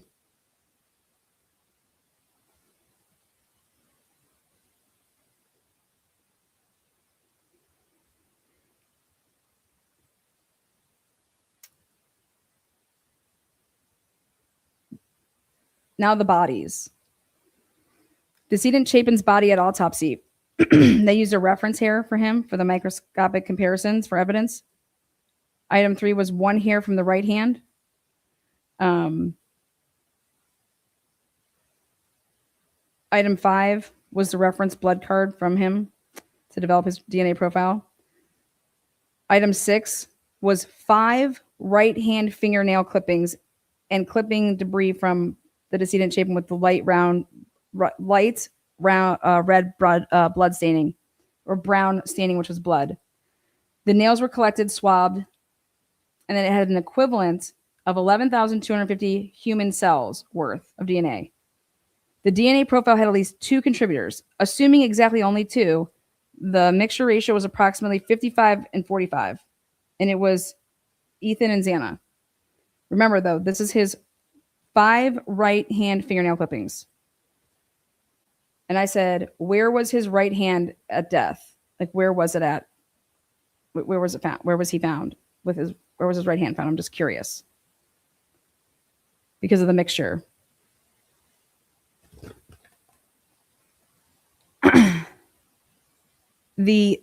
On his left hand, only 4 left hand fingernail clippings were taken. I said, why only 4? Just put a question mark. The nails were collectively swabbed. They tested positive in a screening test for blood, an equivalent of 33,839 human cells worth. That's the most. Like, this hand had to be just doused in blood, in my opinion. But what do I know?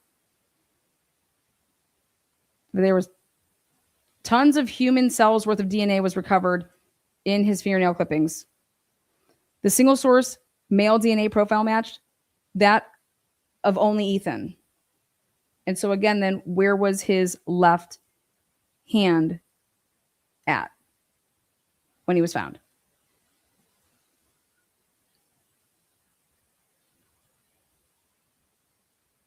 Item 31 was 1 hair from a left sock.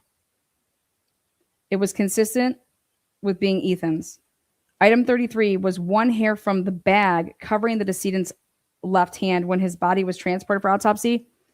It was consistent with being that of his own reference. It was dissimilar to Mr. Colbert's reference hair. Item 52 from the bag of his right hand. Again, his. Now you go to Xana. Her right hand and her fingernails, there's only 4. And it had 10,750 human cells worth. And the DNA profile had at least 2 contributors. Assuming exactly 2 contributors, the mixture ratio was approximately 98-2. And that was Xana and Ethan. She was the major. FBI lab at item 39, 1 hair from the bag covering her left hand. Again, it was her own, consistent with. Item 55 was 1 hair from a sweatshirt. Hers, like, consistent with hers. Maddie. That's it.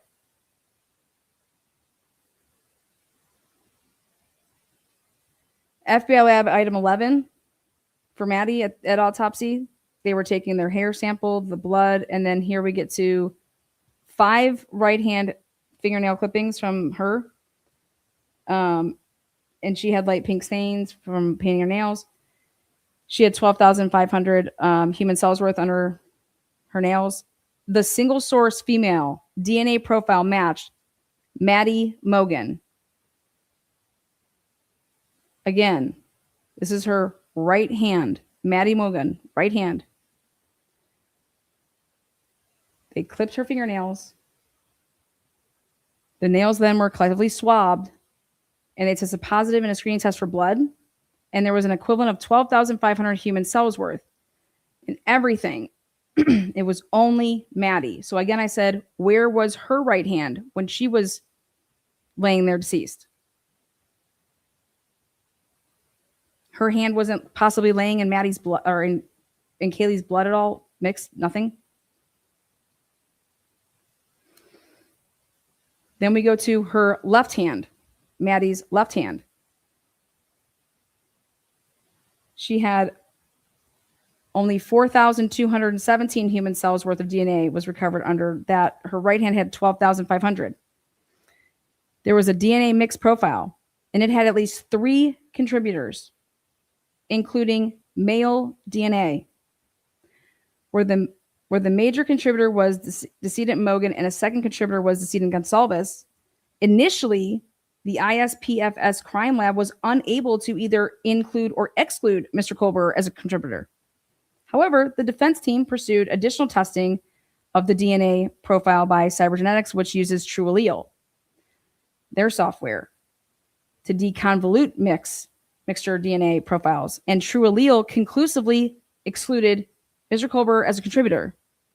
The male contributor to the profile has never been identified. Item 19 was 1 hair on a hair tie. It was consistent with being Maddie's. Item 56 was 1 hair on a pair of pants, and it was consistent with her own, and that's it. And then you get to Kaylee. Her fingernails, the right hand. Kaylee had staining from like an orange stain from painting her nails. The nails were collectively swabbed, and her right hand fingernail clippings had an equivalent of 69,083 human cells worth of DNA. The single source female DNA profile matched herself. Nobody else, nothing. And I was like, where was her right hand laying at the time of death?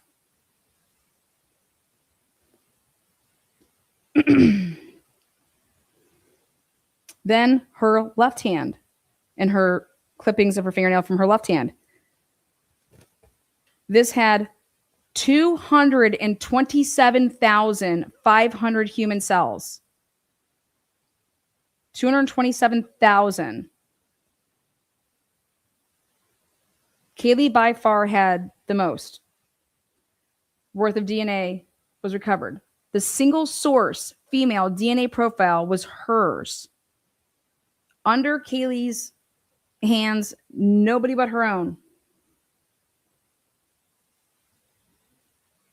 And again, I said, where was her left hand? Where were her hands placed? And were they sitting in blood pool? I mean, I'm just curious where everybody's hands were. Resident Jack Decor at 1127 King Road, Apartment 1, Moscow, Idaho. Lab item 37 was swabs from red-brown stains. 1 swab was from the south entry hallway, an equivalent of 6,837 human cells worth. The single source male DNA profile came from an unknown male dubbed Unknown Male C.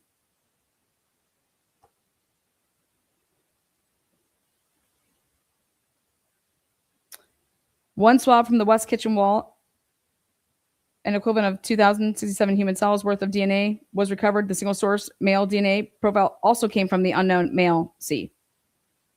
And then I'm like, okay, so did Jack D at some point give, like, I understand that that's what it would have been labeled at the time. Has that ever been, Then you have the residence of Jack John Showalter. Again, they go back to him. And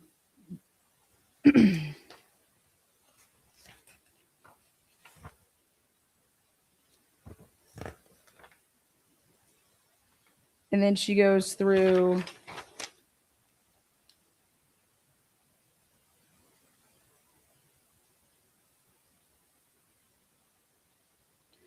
item 104 in Brian Colbert's car. cutting from the bottom of a seat cushion that tested positive in a screening test for blood. The ISPFS lab did not perform any DNA testing on this item. What? It tested positive for blood. There was blood found on the bottom of a seat cushion that tested positive in a screening test for blood in Brian Kohlberger's car.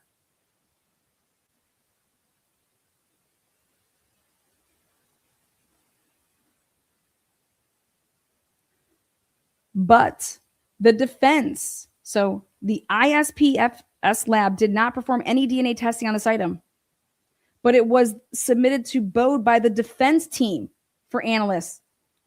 Bode recovered sufficient DNA for profiling, and the single source male profile matched the DNA profile of Mr. Kohlberger. What in the fuck? This is why I stopped this right here. I said, hey, you know what? Let's just talk about the facts.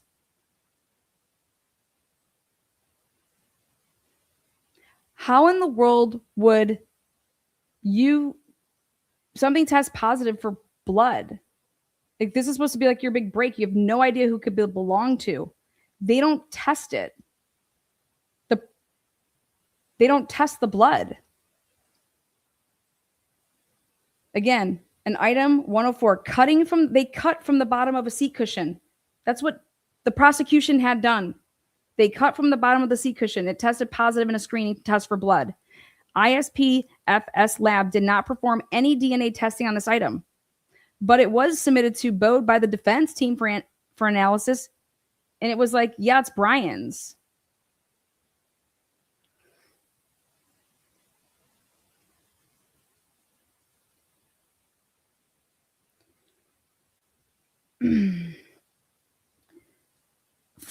Floor mat tested negative in a screening test for blood.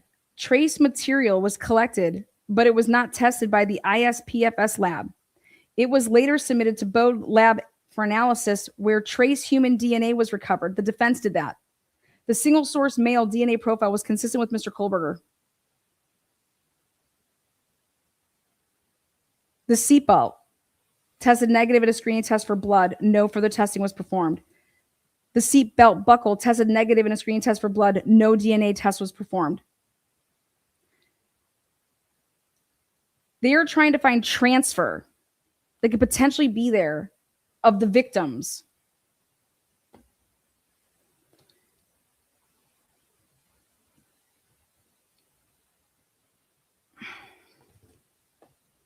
The brake pedal tested negative in a screening test for blood. No further testing was performed. The gas pedal, same thing, negative, no testing. The key fob for the vehicle from Mr. Kohlberger's key ring tested negative in a screening test for blood, but no other testing was performed.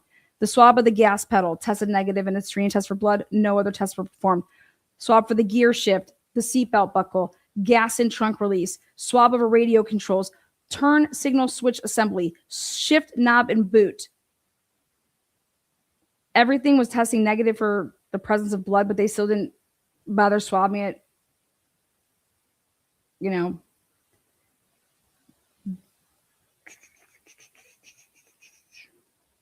Defendant's parents' residence. Item 116, beanie and balaclava. I said, oh, he still had his balaclava? He still had it, the one that he bought, the balaclava here in room K. Beanie. The beanie was visually inspected for possible blood stains with negative results. No further testing was performed. 1162, the balaclava. I said, oh, wow. So he still had his balaclava that he purchased. This item tested negative in a screening test for blood. No further test was performed. I said, what's the brand on that? Nobody keeps their balaclava if they use it in a fucking murder. Okay? Promise you that. Gloves and beanie from room N. Pair of gloves were tested negative, all this shit's. Dickies beanie. Pair of spider gloves. Rossingall gloves. Dickies beanie. This item was visually inspected for possible blood stains with negative results, so nothing was performed. Spider gloves, same thing, nothing was performed. Same thing, nothing was performed. Then we get into reference samples from suspects and persons of interest.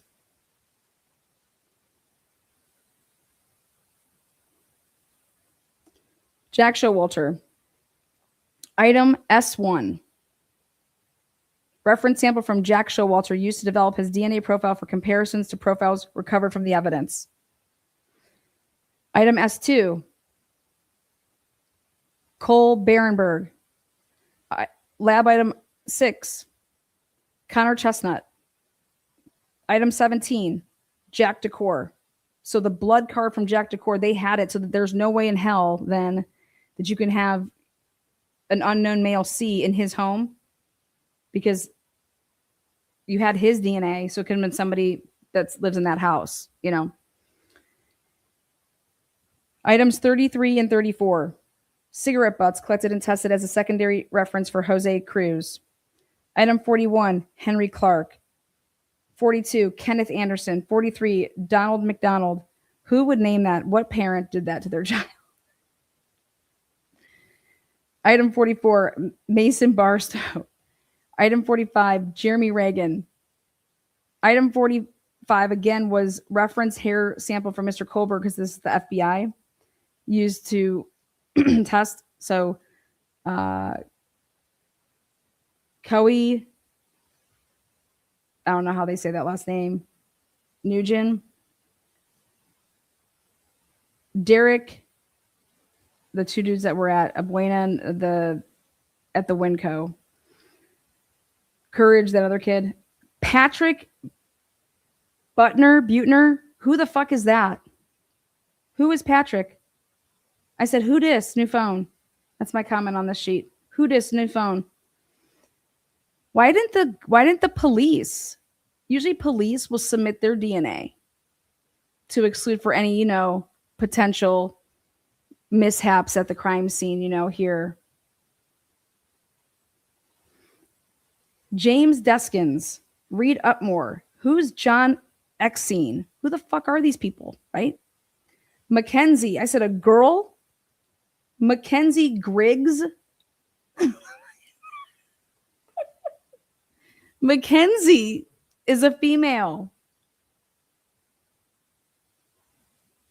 Syringa Riley. Who? New phone, who dis? Chase Dixon. Caleb Jacobson. Poor guy. Brennan Crawford. Tyler Yelk. Ready? Again. These were just used to develop a DNA profile for comparisons to profiles recovered from the evidence. Oral reference sample from George Smitzich. Who fucks that? Who dis? George Smitzich. Used to develop his DNA profile. Do you understand that? Used to develop his DNA profile for comparison to profiles recovered from the evidence.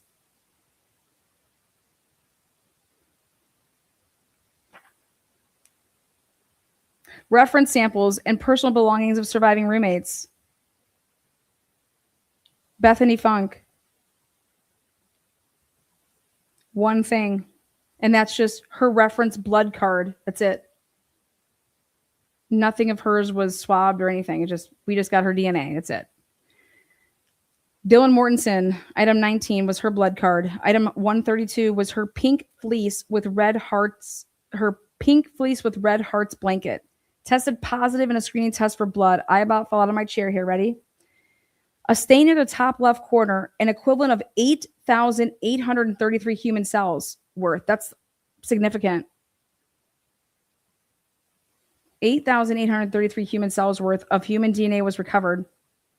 The single source female DNA profile matched the DNA profile of Dylan Mortensen. That was a stain near the top left corner. Item 132.2, a stain near the right corner. This stain was not originally tested by the ISPFS lab, but it was later submitted by the defense team to Bode Lab for analysis. Bode Lab recovered sufficient human DNA for profiling. And a single source female profile matched the DNA profile of Dylan Mortensen.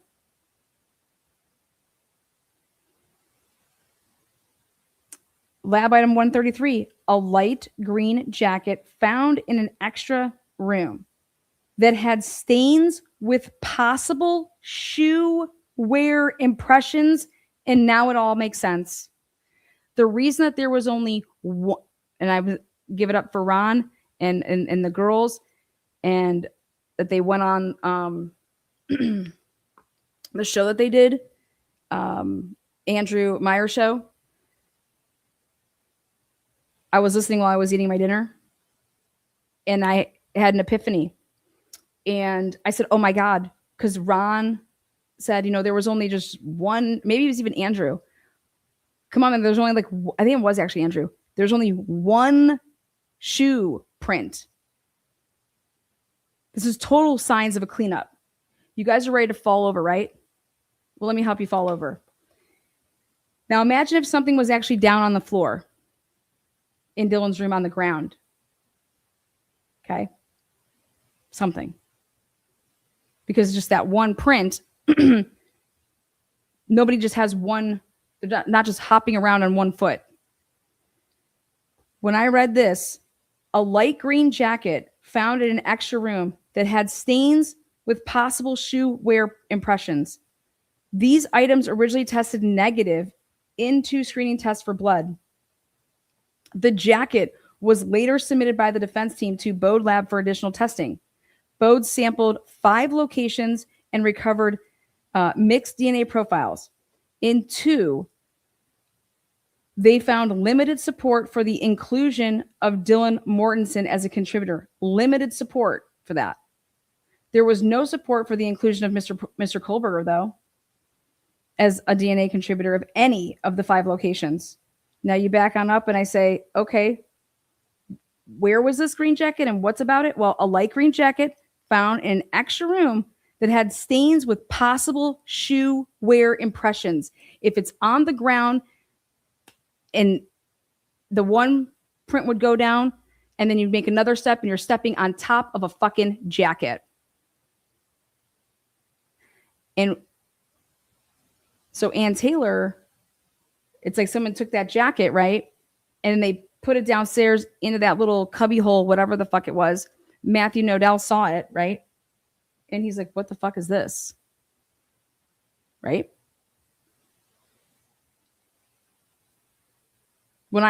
It's not for me just the fact that there was this blood, okay, on it. It was that there was a shoe impression on it. And we've been looking in this entire case for how many years for another shoe impression because there was only one in the threshold where Dylan's room is. Well, I think this is where the other one was. And I think that you could sell that to the jury. And you can say that that's spin or whatever. Well, it's signs of a cleanup. Somebody had to have taken that jacket and put it down there.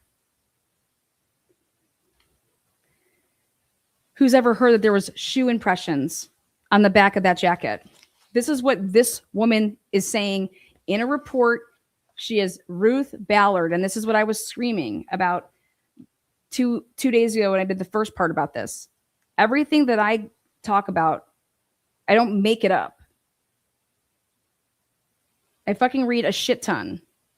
Like, way more than you can ever fucking imagine. And so, yeah, I may not know police procedure and protocol down to a fucking that I passed post. But let me tell you something. I could fucking read. And the shit that I'm reading in this case, and for it not to go to fucking trial, that's why my next series is called The Defense Disconnect.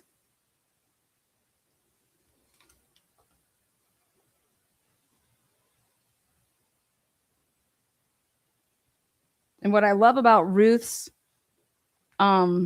report, it is so organized, okay, to the point that when you read this, you sit back and you think about each of those bedrooms, and you sit back and you think about the living room, and you sit back and you think about the stairwell, and she's breaking it down that, hey, let me just tell you guys what was tested in this case. This is all that was tested. Everything that I'm reading here, that's it in each room. Why was nothing tested on any of the victims? Like their clothing?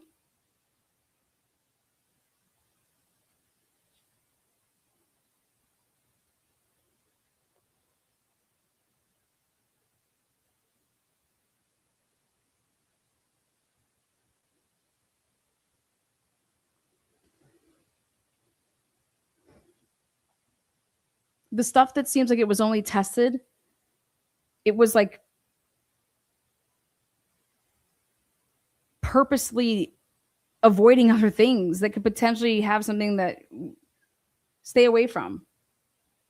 It's very bizarre.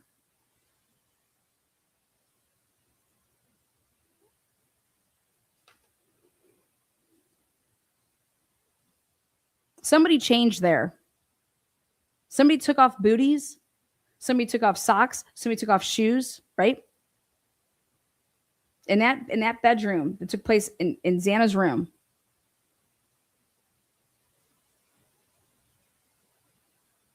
And when you start shedding stuff and you start taking stuff off, that's how you can then leave cells. You're shedding skin cells. Have you guys ever seen the show, the movie? What was it? The Town. Before they go to rob the banks, how they get in the shower and they start scrubbing themselves and getting everything that they possibly can off of them to get as much as their cells off of them so they don't shed anything. Give me a break. So here I have 16 experts,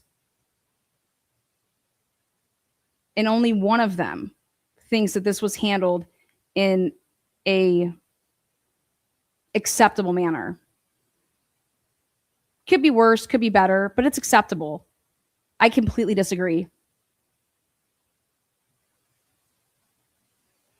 And it all starts with my foundation of the body-worn cameras and seeing that everyone's just trampling the fuck through that fucking crime scene.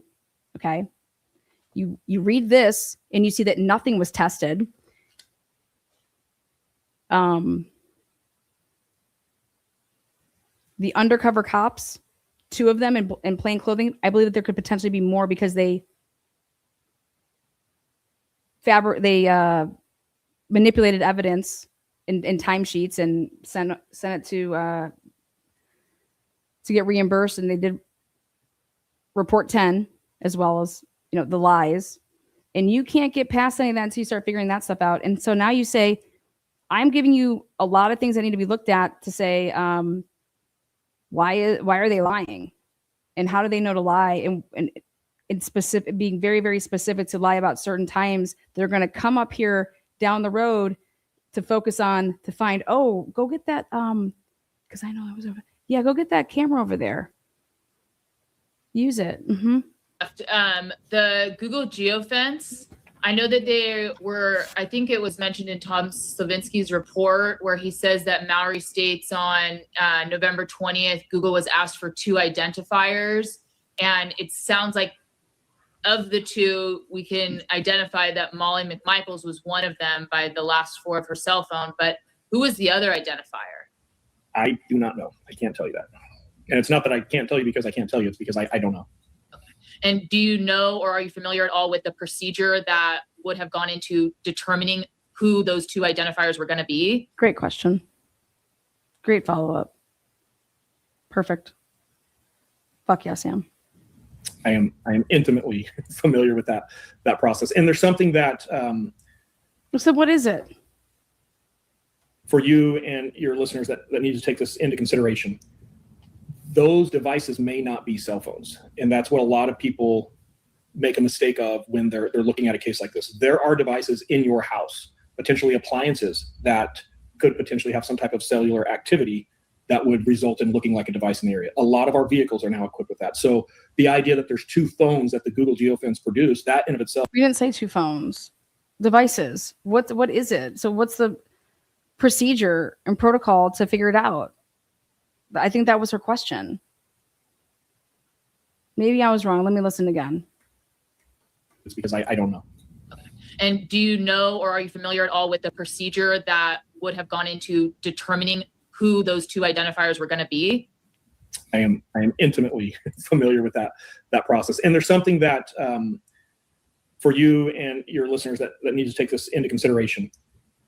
Those devices may not be cell phones. And that's what a lot of people make a mistake of when they're looking at a case like this. There are devices in your house, potentially appliances, that could potentially have some type of cellular activity that would result in looking like a device in the area. A lot of our vehicles are now equipped with that. So the idea that there's 2 phones.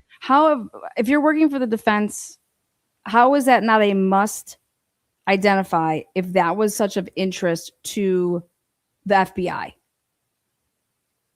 And now, don't you get those returns back? And aren't they listed in an Excel spreadsheet where they list out the identifiers, and they're also listed in timestamps?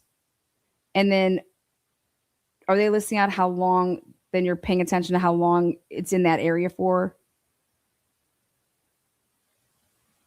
What would be, how would if you were working in the case, why would you deem something to be, hey, I'm interested in those 2 out of all of them? What would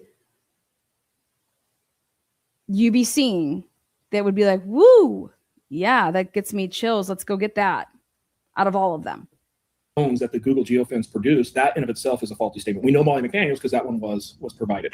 We don't know the other one because we don't know what the other device was at this time. It could have been a car. There's a lot of things it could have been. She just asked you, are you able to figure it out what it was? Like, how would you go about it? And so when you're saying like, we don't know, that's not what she asked though. She asked you, how would one go about figuring that out? If you were a cop in this case and worked for the law enforcement end of it, what would you have done? Wouldn't you have tried to identify that? Because why would it be pertinent? And then how does it become not pertinent just because you didn't identify it?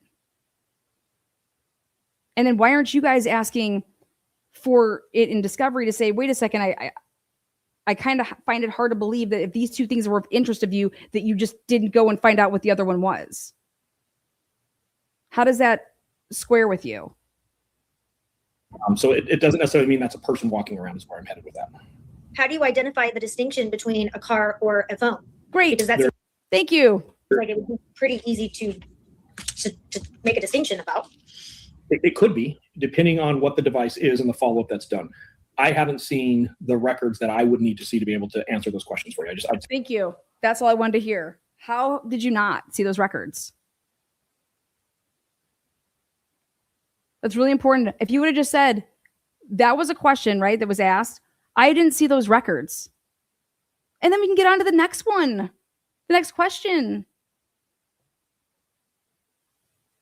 I know what you're talking about, but I didn't see those records. And then I would have said, why not? Was it not important to you?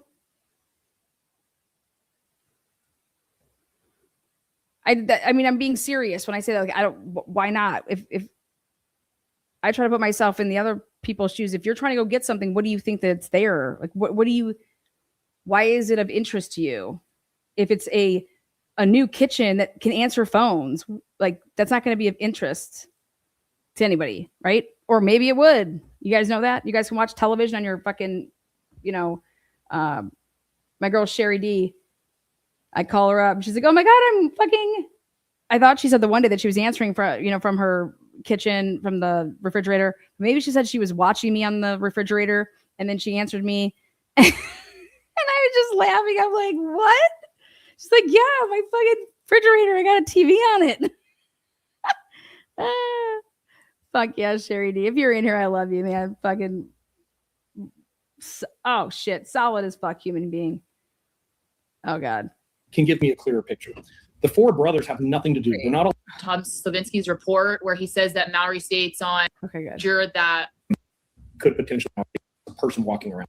that I would need to see to be able to answer those questions for you. I just haven't seen them. I would love to, but I haven't. I think you're Why would you love to? Brian Gilmore's, if Brian's guilty, he would love to see those.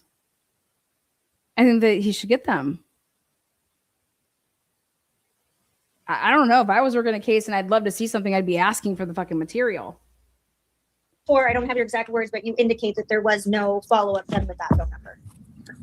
I don't only indicate that there was no follow-up, I actually articulate ways that follow-up could still be done on some of that. So yeah, I'll lean into that one with you guys, that, you know, that's a hole we can plug pretty quickly.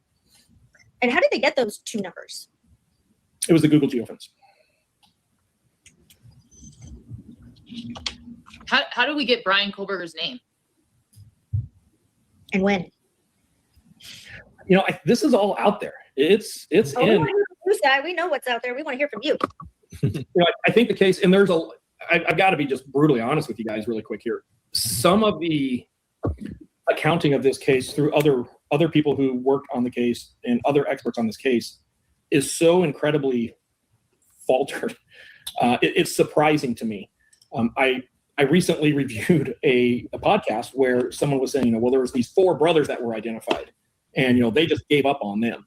And it is clear to me that that expert took no time to educate themselves on the hearings that happened with this case, how DNA, you know, genealogy actually works. All of that has come out. It's all in hearings. Yes, there's 4 brothers. Those 4 brothers are extremely distant relatives of Brian Kohlberger's. So that's what people don't understand is when we start IG. No, I think okay, this is what I want to say about that. I want to say this. When you put stuff on a timeline like I put out 3 years ago and said there's no way that IGG was done legally by the DOJ policy based off of what they're claiming. There's not enough time. There's not enough time because I actually went and educated myself, and I flew myself to fucking California to go educate myself on IGG for this fucking case. And I was right. But more importantly, it was about when there's just no time to do, we have people lying on the stand.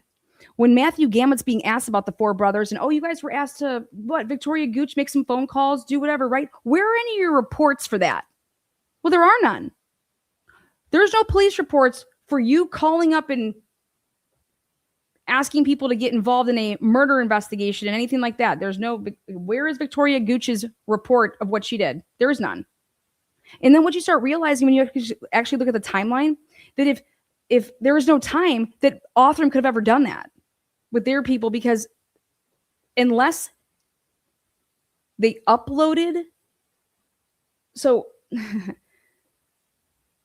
after the 48 hours, and the only reason that we get the 48 hours that the middleman said that it took to create the profile, then you have to wait to like get a letter from Bill Thompson and do all this shit to be able to make it a law enforcement kit. And well, we have Leah Larkin's report that says it took from the time that there was a profile, or she actually did it like this, from the time that Othram got it in their hands to the time that they uploaded it to the databases, the legal ones, you know, 15 days.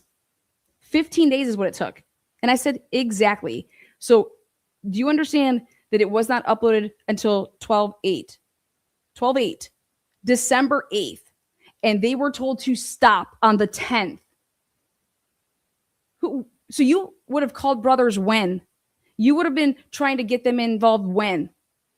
Othram, that's telling, hey, if you guys want to help us out here, because we only have matches that are like 63 and 70, like what the fuck?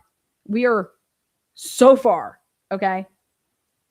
But if you want to get so-and-so to upload their fucking DNA, right? And put it in blah, blah, blah, like,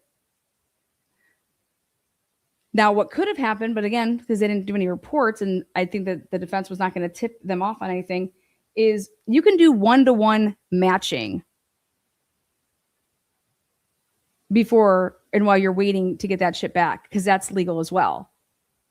And so 1-to-1 matching could have been done while you're sitting there waiting. And I'm not even going to get into what any of this shit means, but I do take the time to try to go educate myself as much as I can, because I want to be able to ask the questions that I think in my logical brain, that if I'm trying to get a jury to understand something, because they're not like you guys, right? These are lay motherfuckers, right? So maybe you'd want to consult with a lay person to try to, hey, how can we explain this to a jury so they can understand it? Because I would think a lot of people could be found innocent, or not guilty or guilty based off of the fact of not understanding something. And that's why they have something called mock trials. We're looking at a family tree, and I can find branches of that tree that is so far removed from the actual individual I'm looking for, there's no way these two people could know each other. Well, when I'm putting IgG together and I find one of these people, it doesn't mean I'm going to immediately find my suspect, but by contacting that individual and trying to obtain their DNA to help build out more branches of the tree can give me a clearer picture. The four brothers have nothing to do. They're not. Or they did that on purpose because simultaneously they were doing it, unethically. And after they reverse engineered it, they saw, hey, if we can get this person's DNA in here, okay, then all of them will be able to still go through we can say we went that way and actually put it on our fucking, blah, blah, blah with our probable cause. Or that could happen too, right? Which would mean that the FBI was working simultaneously with a potential. No? Or IgG just wasn't used at all and it was all hid behind and again then reverse engineered. Because even cheating when the FBI made it and doubled the size and did all this stuff, which I've had a long conversation today with Gabriela Vargas about it. And yeah.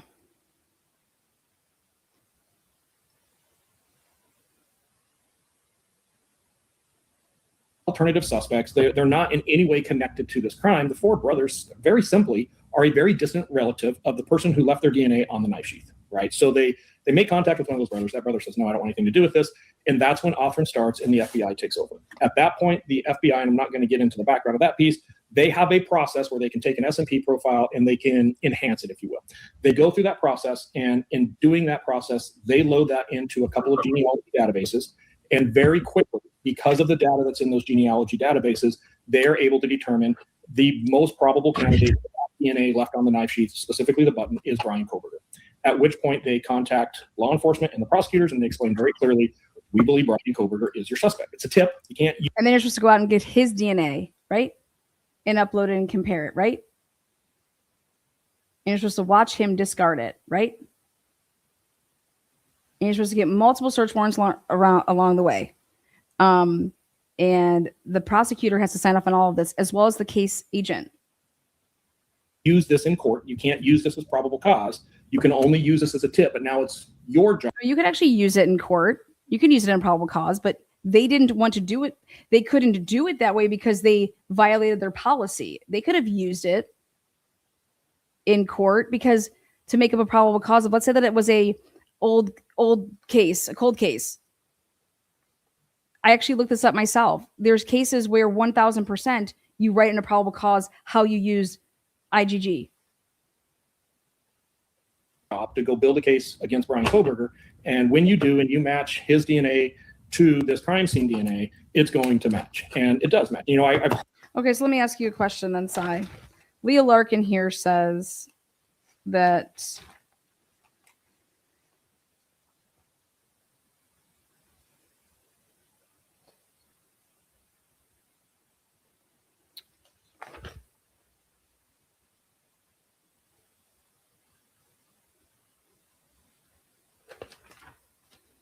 no matches to the forensic sample were related through Brian Koberger's mother.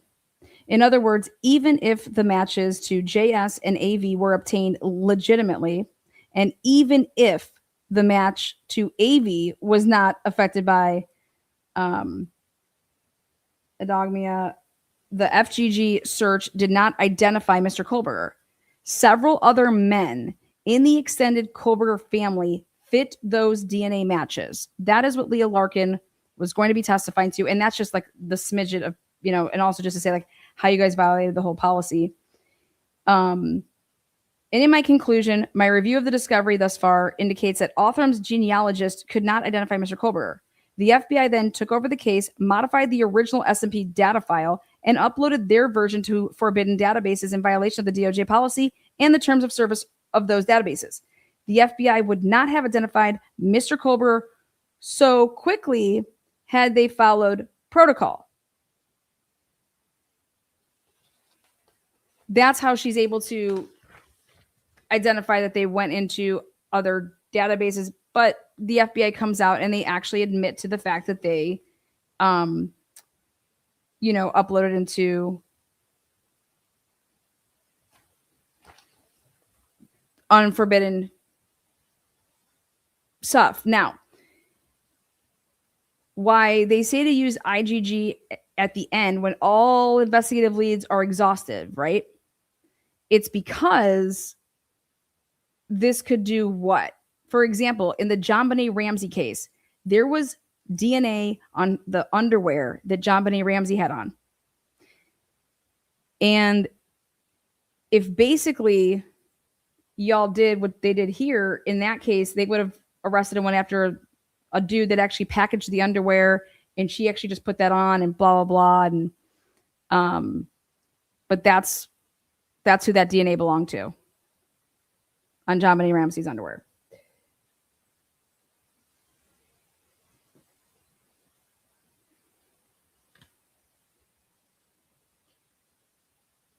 The reason it's supposed to be used last is to exhaust all of these other investigative methods, right? That, because otherwise, isn't it always going to create bias?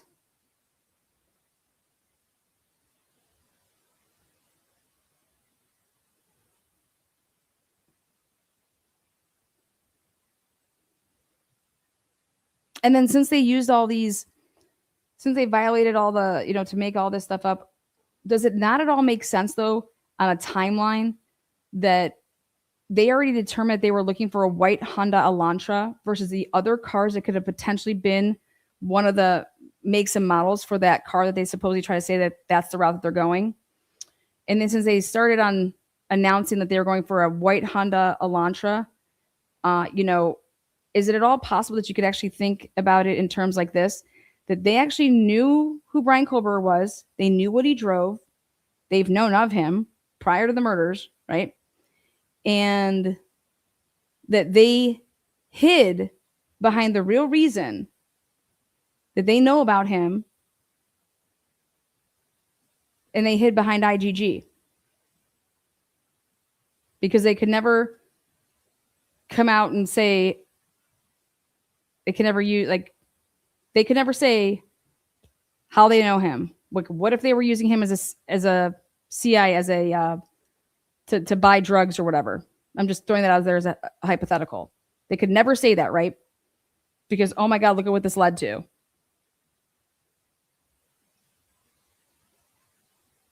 Because the proper way that you would have been going about what type of vehicles that you could be looking for is you would never put out a bolo for that specific of a vehicle when that car was never identified as being the car that was circling around the house, ever, not once. And so what it would seem like is, like, who would be so moronic to, and this is after the car's already been claimed.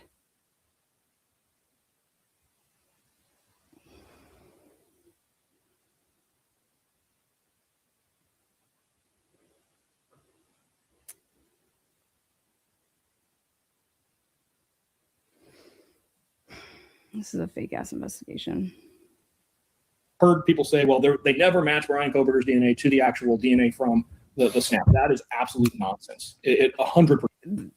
It absolutely matched to it. But it matched to it after an arrest warrant was issued to get his DNA.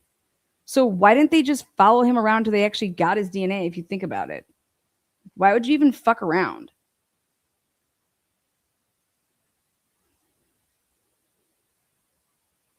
Matched. So, that argument in of itself. Why wouldn't you call him in and actually, like, talk to him like you did everybody else?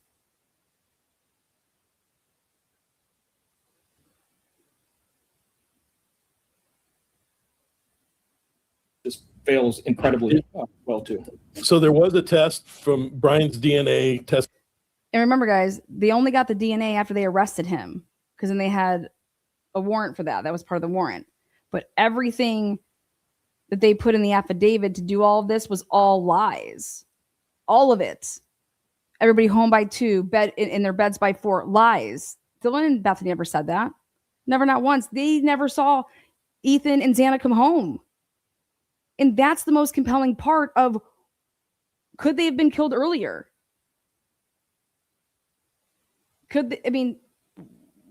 When did they come home? Could they have been killed later? Could they have been killed? I mean, it's just wild to me. And then they make up all the shit with the car not turning this way and it really went that way. Then you're making all the shit up. Then you make the phone shut off at a time that doesn't shut off so that you cannot map the handoffs. And that actually the one question that doesn't get answered here is, guess what tower Brian Kohlberger ends up back being on when he shut the phone off? He's on his home tower. What made it? And that's consistent with him being back at his house, at his home, time to go to bed. 2:54 in 45 seconds.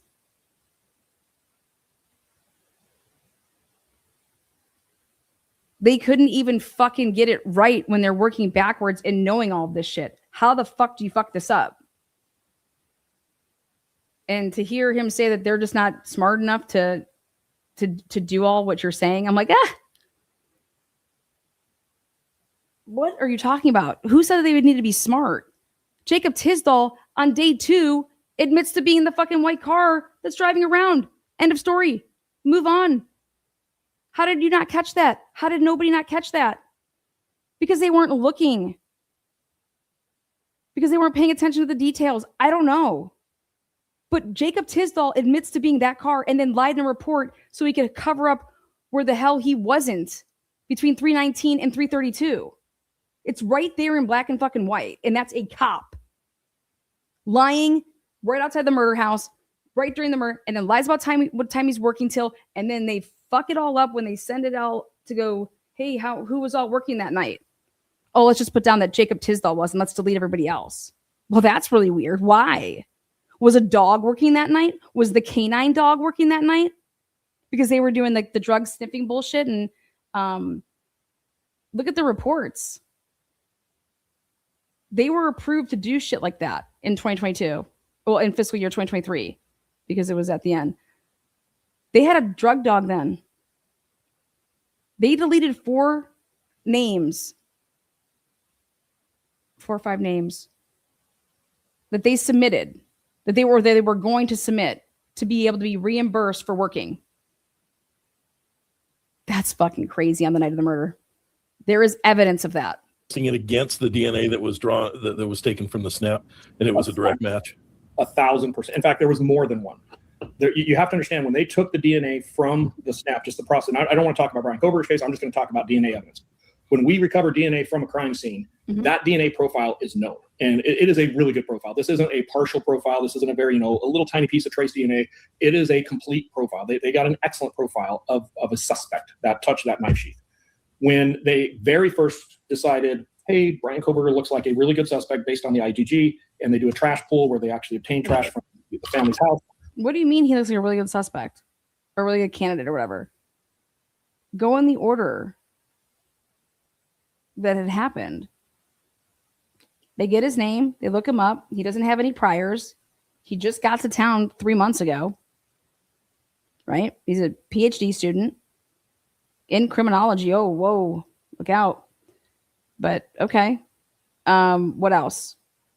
Oh, he's got a white car.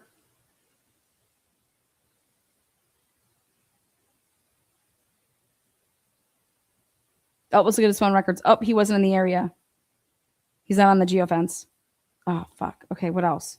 Let's keep digging. Oh, well, he got a ticket and he put his phone number down. Let's run that. Okay, what do we got? Oh, he's on over here and he stops reporting the network because we got a CDRs. He stops reporting the network. Oh, what time? 2:54. He's on his home line though at 2:54. Oh, let's just call Gary Jenkins up. Hey, Gary, Can you look around campus and can you look for a car that's, driving around on these cameras? Well, why? We just want to see what kind of camera views you have to make sure that car truly goes right to go back to his house to be on the other tower. They see that it does. Then they're just like, you know what? Let's just fucking act like 247 to 254 doesn't fucking happen. And if we do that, and then we just say that the car went right instead of left in a probable cause statement, we're just going to move this phone and this car together. Oh my God, that sounds like a great idea. That's what fucking happened. They made a candidate because they had touch DNA in a sheath. But if they would have actually been talking to their medical, their ME, she would have been saying things like, there's multiple weapons used. Look at this. Look at this. Look at this wound here, and look at this, and look at that, and blah, blah. And look at Kaylee. We're dealing with multiple weapons. Oh, you guys found a sheath there? Yeah, I mean, that could be consistent with some of these, but there are some that are not. Oh, really? Oh, maybe we're dealing with more than one person. Nope, not them. Oh my God, no, he brought a fucking kill kit in there. You know what? Maybe we should go back and start swabbing the scene for more shit because I don't know, like, we have no mixtures from the people upstairs, the people downstairs. There is items of trash in that house that match family members of Brian Koberger's DNA. Like that match happens. Well, at that point, they actually get a sample of Brian's DNA, and that match happens as well. So any claims by any expert that the DNA profile from the knife sheath was never compared to Brian Koberger's DNA is absolute nonsense. It was. That's the strongest piece of evidence in this case. Trust me when I say the defense would have had a field day if they could show the jury that the DNA from Brian Koberger doesn't match the knife sheath. I mean, that's your whole case. Everything falls out of that. Okay, So, I like That's your entire case. But all you have to show the jury,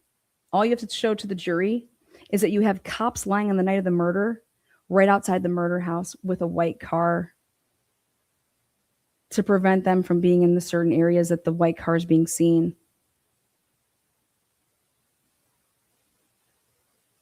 And show how the cops admitted that it was their white car driving around and making those loops. And then show the jury that here's every car that makes a loop that night. These are the only timestamps. Then you start throwing in there that Molly McMichael situation and that she's a CI and that her two guys that she, I don't know, bangs, sleeps with, I don't know what the fuck they do, but whatever you want to call them, friends with benefits. We have it on body cam of WSU in Pullman being at a location talking about the fact that they use their Facebook accounts. I got him. Yeah, I was in my Facebook group, and now I got him. He's slinging dope. And now I got him working, doing stuff for me. That's what's on a body camera out of Pullman, out of Whitman County. And that's who was at the house, supposedly delivering an hour and 45 minutes late a DoorDash. But then you go and you interview the DoorDash people that made the order for the DoorDash at Jack in the Box. Where's any of that footage? Where's that film to show Molly arriving? How many times did Molly go there? That was placed at 2:15. You get orders based, the way that DoorDash gives you orders is they don't say, hey, we're going to offer this order to somebody that's, 50 fucking miles away. Okay. You're accepting. So you're going to sit here and tell me that Molly's accepting a DoorDash order that comes in at 2:15. What time do you think she picked it up? Why hasn't that ever been something that we should figure out? Well, we have an interview of the DoorDash people, or the Jack in the Box people. And they said, yeah, it was really weird. We had the FBI here a couple times. We had the police here a couple times. We don't have dick from there. Okay. What's the time that Molly got the fucking food? How about that? How is that known today to the public? And I'm willing to bet that it's unknown to these people as well, just because no one's ever talked about it. What time did she pick it up? And then why do you have Jack in the Box employees saying that, yeah, it was really weird. She did place the order and pick it up. Like she made the order and delivered it. That's what their quote was. And that's something that's weird because that doesn't happen that way. It's like I ordered the DoorDash person picks it up. But Molly had to make some fucking lie in her interview when she says, And she tries to make it all. She's like, oh yeah, they threw away my order because they thought that I wasn't coming back. And then I got there and they had to remake it for me. And I'm like, and she tried to make it seem like that happened at like 4:30. Like after she dealt, no. She wanted to, Molly knew what the cameras could potentially show. And because Molly could have been told that because she says this during the pain interview. Molly also got a new phone. Molly got new tires. Molly isn't seen driving around like she said, claiming that she had to go back up to those apartments twice and then it was over there. And I want to know Molly's tracks. Molly. That just real quick, Chris, I'll let you go. But so you would agree. I mean, there's a lot of other evidence that you're saying is overwhelming, but you would agree that if that knife sheath, for whatever reason, you're going to make my own conspiracy theory that sheath can't be tied to Brian's DNA, that the case falls apart. 100%. And any defense attorney who isn't able to show that through it, because let's be honest, with that part, it's very transparent testing. When we go to a DNA lab, it's not like we take a couple handwritten notes and we just call it a day. There is a very established forensic process of DNA typing and actually getting that test. So any competent defense attorney who wouldn't be able to show that if that existed should not be practicing criminal law. That's kind of criminal defense attorney 101. Yet Okay, and then once they get the, sorry, Christine, go ahead. I'm sorry. Yet they weren't able to show their work on how they got it. I disagree with that. They didn't show their work on the IgG, and I would agree with you with that, but that's a problem. And it's a problem because it was intentionally withheld. It was actually destroyed. Because they didn't fucking do it. And I just talked to somebody today and she said that would never have happened. Do you know how much work would have went into that? Absolutely not. You cannot possibly think that you're going to do work like that and not have all of that shit. And that's in their the contract that they signed with Othram signing it with the ISP. All of this is absolutely fucking ridiculous. So See, there you go. Intentional and destroyed. This just adds to the amazing transparency of this amazing investigation. Exactly. Everything is just, they did this all on purpose. And so when does it come to somebody that's going to say, wow, look at all this purposeful shit that's the structure and foundation of a case.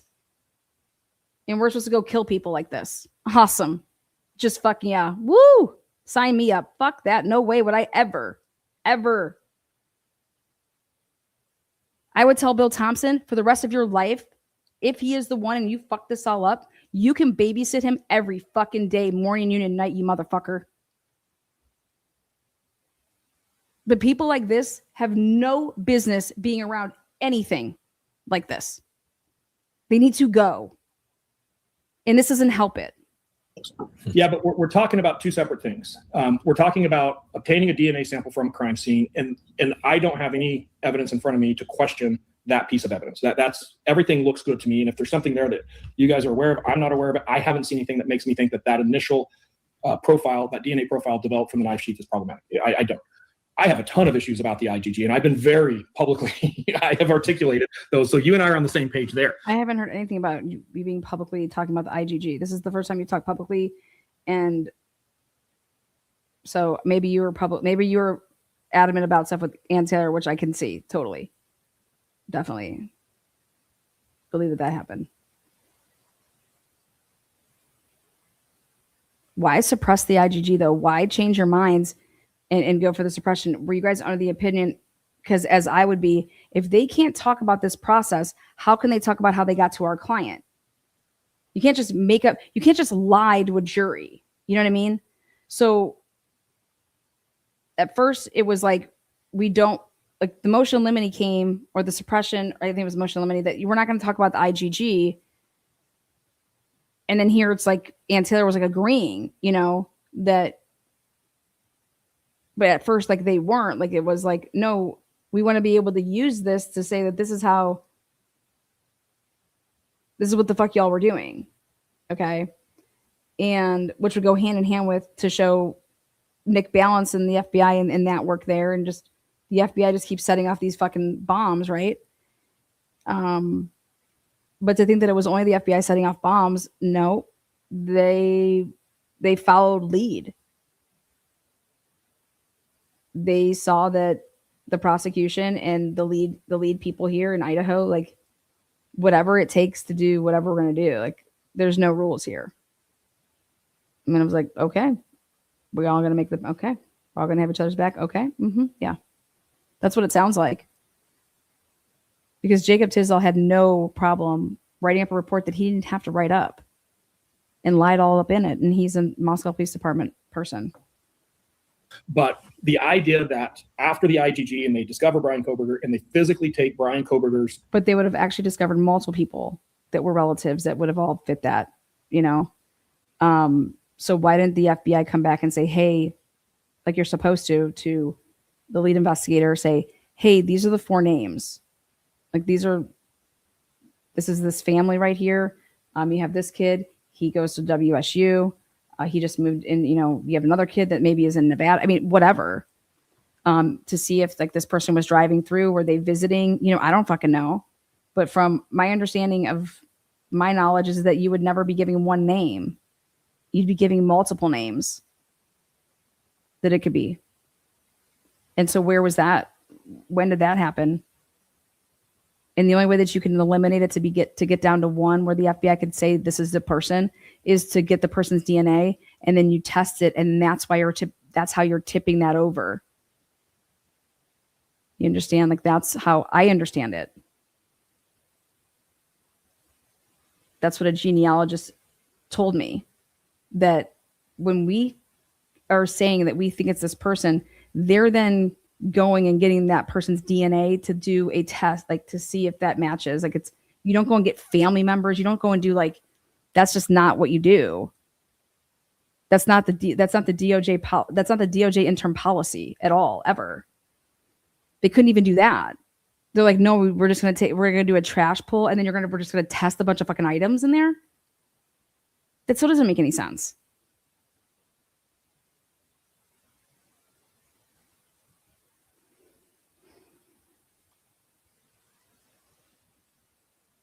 Sample and they get that DNA and they look at the knife sheet, but those 2 don't match.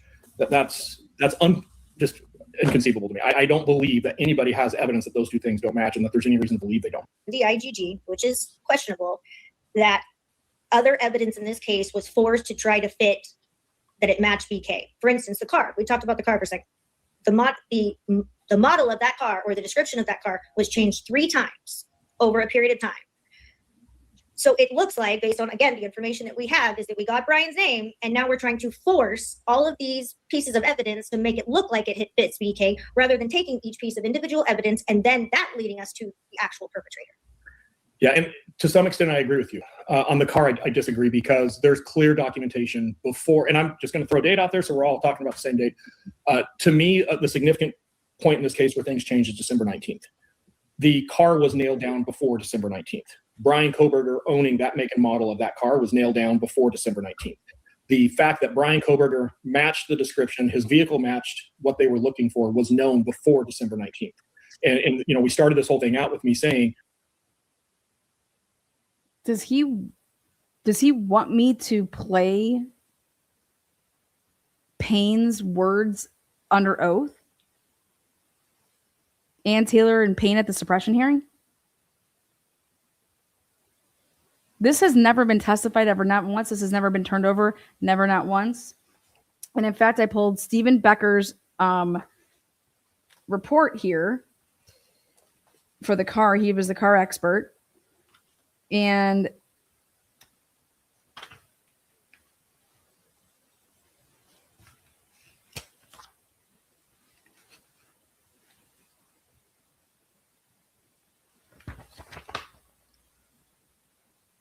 Brian Koberger was already known to law enforcement as a potential lead in this investigation before the IGG ever identified him.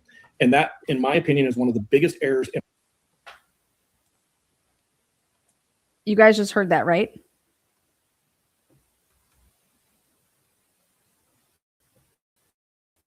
Started this whole thing out with me saying, Brian Koberger was already known to law enforcement as a potential lead in this investigation before the IGG ever identified him. And that, in my opinion, is one of the biggest errors in a law enforcement investigations that we're ever going to see in our lifetimes. Like, this is the colossal error of, don't do IGG, just work the case and you will get to Brian Koberger. And I think that's really important to say. Now, to your point, Kristen, I couldn't agree with you more, and I've been very vocal in my law enforcement as a potential lead in this investigation before the IGG ever identified him. And that, in my opinion, is one of the match the model of that car was nailed down before December 19th. the fact that Brian Koberger matched the description, his vehicle matched what they were looking for, was known before December 19th. And you know, we started this whole thing out with me saying Brian Koberger was already known to law enforcement as a potential lead in this investigation before the IGG ever identified him. And that, in my opinion, is one of the biggest errors in a law enforcement investigations that we're ever going to see in our lifetimes. Like, this is the colossal error of, don't do IGG, just work the case and you will get to Brian Koberger. And I think that's really important to say. Now, to your point, Kristen, I couldn't agree with you more. And I've been very vocal. Read the book. The book is very clear. I 100% believe that a narrative was formed around Brian Koberger after December 19th. And that was done by cherry picking things that really helped that narrative and omitting things that in any way contradicted that narrative. And I've been incredibly outspoken about that from day one. So I agree with you there. But unfortunately, that doesn't mean Brian. How about a narrative that only one person did this? How about that? When did that narrative start? When did the police write up any type of a report that was eliminating that this could not have been done by multiple people? 4 people were killed in 13 minutes in a house that has 3 floors. 2 people were surviving.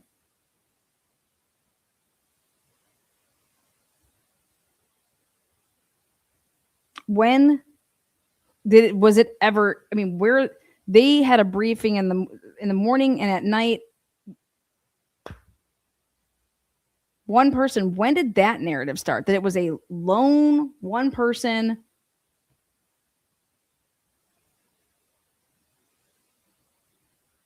Just because Dylan Mortensen only saw one person, doesn't Bethany Funk and what she heard and saw make it potentially 2?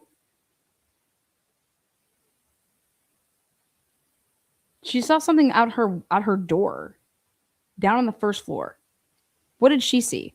Someone just fart? Fucking what? A bee? Lightning bug? About 10 of them, all lit up at the same time. Brian Koberger couldn't be the suspect. It just means this was a terrible investigation and that there's potential legal consequences to that. I would agree with you 100% on that. Do you recall, and I know the information's out there, but do you happen to recall when they actually took the DNA from the sheath? I mean, how long after it was discovered? It was pretty quick. It was, here's what I can tell you, that the Washington State University police are the ones who identified the vehicle as a potential lead. The DNA was already at Othram being worked when that happened. So, you know, if we look at that order, it was pretty quickly done, which it should be in a case like this. Like, you're going to put every resource you have into that. Yeah. And to your knowledge, was the chain of custody regarding the DNA? Was, here's what I can tell you, that the Washington State University police are the ones who identified to that. I would agree with you 100% on that. Do you recall, and I know the information's out there, but do you happen to recall when they actually took the DNA from the sheath? I mean, how long after it was discovered? It was pretty quick. It was, here's what I can tell you, that the Washington State University police are the ones who identified the vehicle as a potential lead. The DNA was already at Othram being worked when that happened. So, you know, if we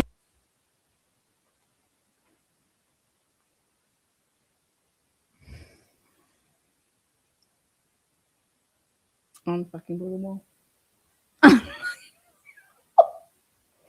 Unfucking believable.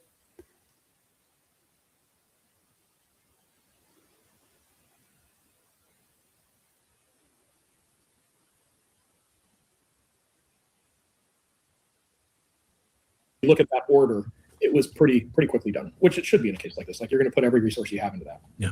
And to your knowledge, was the chain WSU.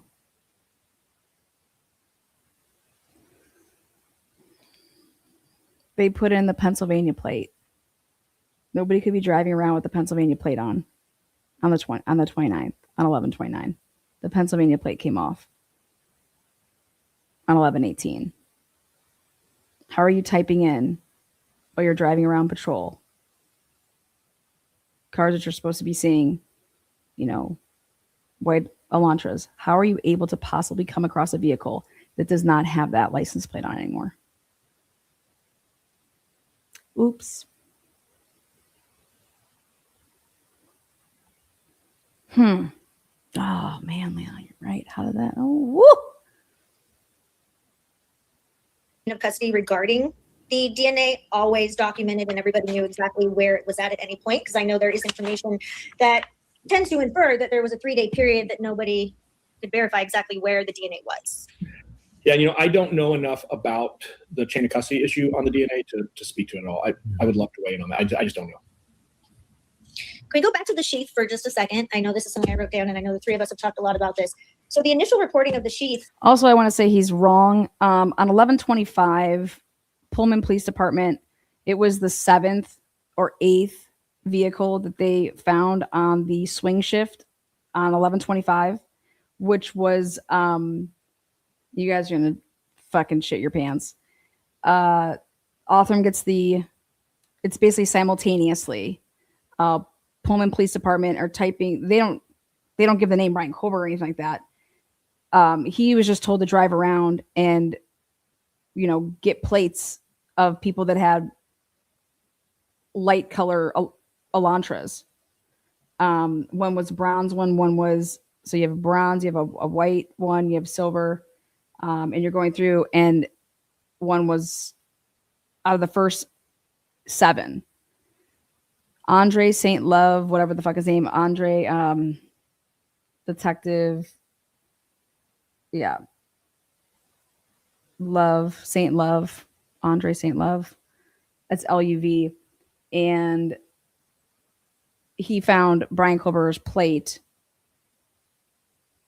and types it up into an Excel spreadsheet on 11/25, and it just has the plate. And that's it. And it was sent to Chris Engel. And Chris Engel sent it to Blaker. And guess who took the sheath, the vial actually, to Othram? Blaker. Blaker was never reporting anything that he was doing and what he was doing over there with the Pullman Police Department and those workers over there and those officers. He didn't write up any reports until in the conclusionary report, he said, sometime during this time to this time,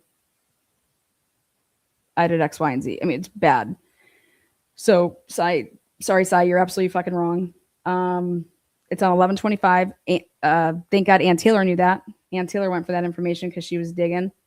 And everything to do with WSU, that was on 11/29, and they were doing some fuckerage where they put in Brian Colbert's Pennsylvania plate first, no report, and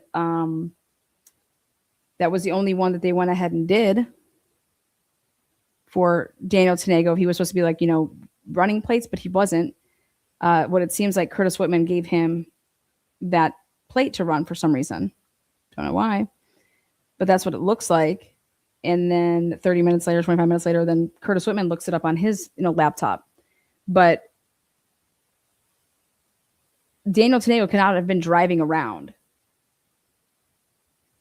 and seeing a vehicle with that plate on it because it didn't have it anymore. And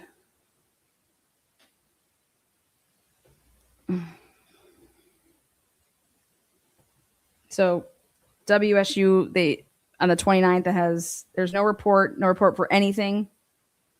So there was no report given. They did not know Brian Colbert's name. It wasn't like that.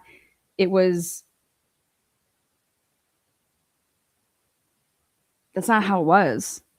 We've got the material. That's just not what they did. They did a database of both colleges of who had parking passes that met the criteria of 5 different vehicles. I can't. That was on 11/25. Payne didn't even have a fucking meeting yet to tell those motherfuckers about it in an email until 11/27. So explain to me that, how Pullman is looking for white Elantras when they didn't even have the debrief yet.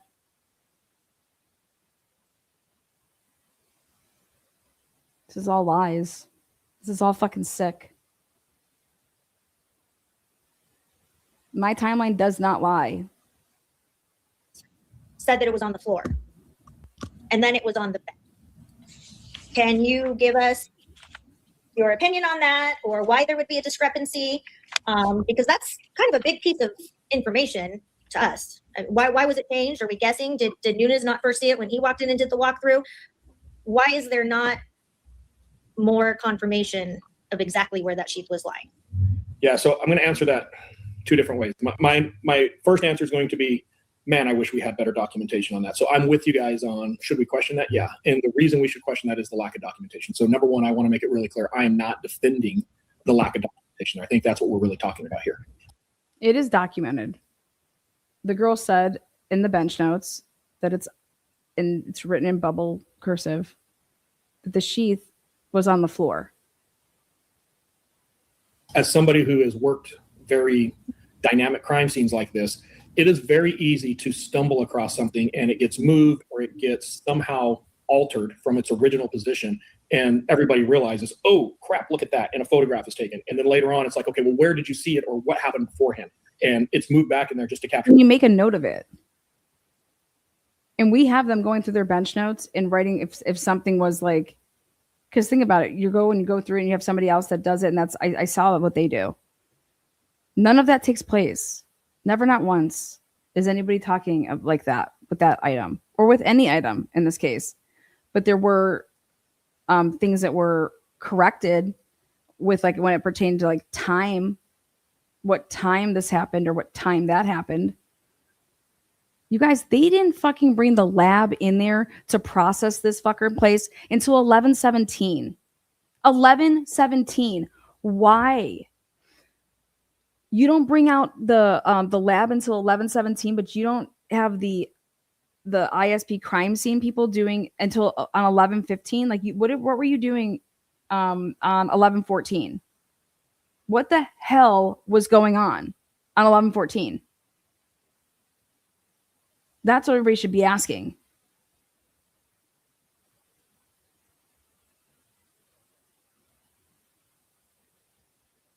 They didn't process the crime scene. They didn't do anything on 11/14. Hey, it was right here when I first saw it. It's important to understand that the knife sheath, I don't know that it would have been in view. Let's just assume, and again, I'm not defending anything within the law enforcement investigation, so I don't want people saying, he's full of crap on this. I'm just saying, let's assume the knife sheath was where it was alleged to be. Well, you have the body camera. Did you watch Noonan's body camera? Could you see it on Noonan's body camera?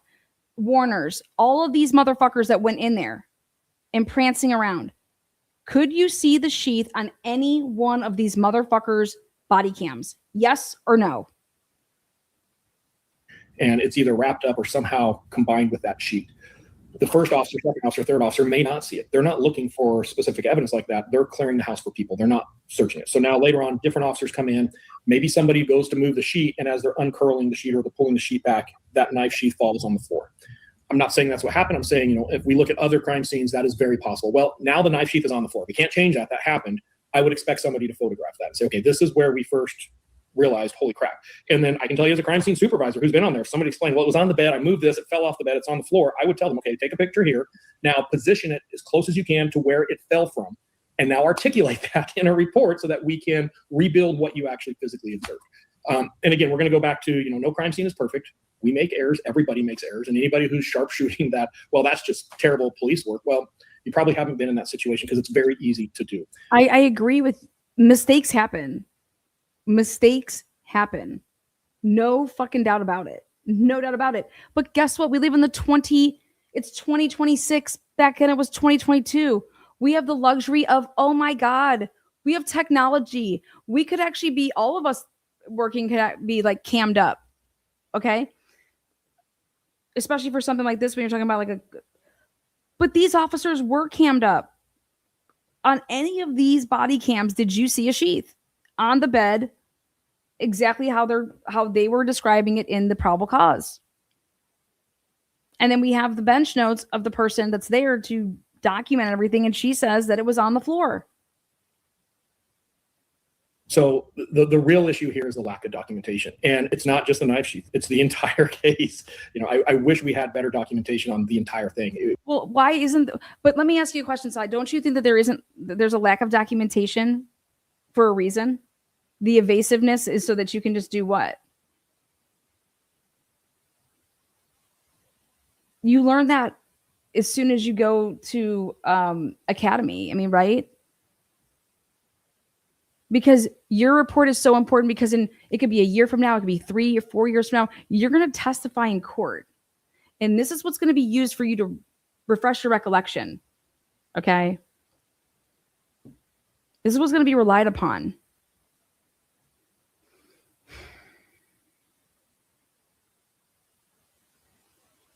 Would be a different conversation today. And you say that that's sort of one possibility. Of course, we all don't know, but that sort of also leaves open the idea that other possibilities could have happened, which as attorneys is why the chain of custody is so crucial. Sometimes maybe it's a harmless error. Sometimes it's the entirety of the case. And when that piece of evidence is the entirety of the case, you can understand, I'm sure, or appreciate why it's such a big deal. Absolutely. There's a reason I took this case. I could not agree with you guys more. And I've been very outspoken about the fact that there are a lot of errors in this case that didn't have to be there. Yeah. With respect to BK's car, is that These aren't errors. God damn it. These aren't errors. This is intentional. And as soon as you say the word intentional, and you get one juror to believe that, which, trust me, in this case, everybody would have been believing it once they saw Jacob Tisdall and what the fuck he did. After Jacob Tisdall announces that that's his car, oh wait, we kind of need that now because Brian Colbert's got a white car and we can use that.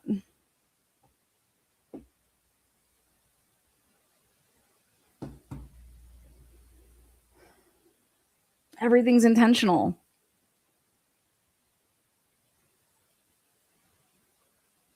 with respect to the search and there was no DNA and there was no blood in the victims, does that have any significance to you on this investigation? Why would you take a case side just because it was poorly documented and sloppy? That's a case that you would take.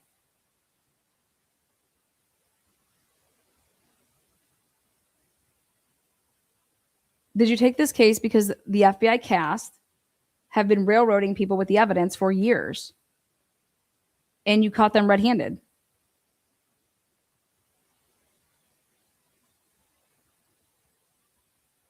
Did it ever occur to you, though, for the FBI to do that and that MPD and everybody else could be doing the same thing, though? Isn't that a possibility? Like, why would it just be the FBI in this case was, the corrupt bastards? They were all having these debriefing sessions in the morning and at night. Who's leading them? MPD, every single one of them. I don't take on a case because of, I wish it was documented better.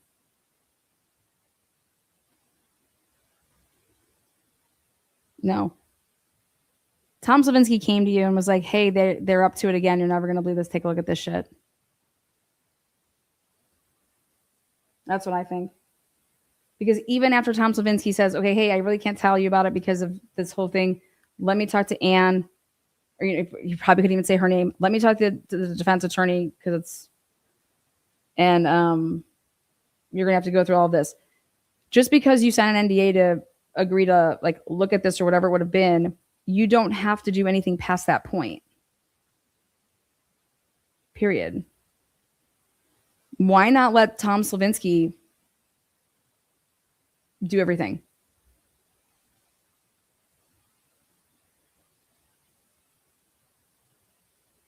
Because if you already believe that Brian Kober was guilty, you have biases, right? Because you believe law enforcement, you're a blue dude. You believe law enforcement gets it right.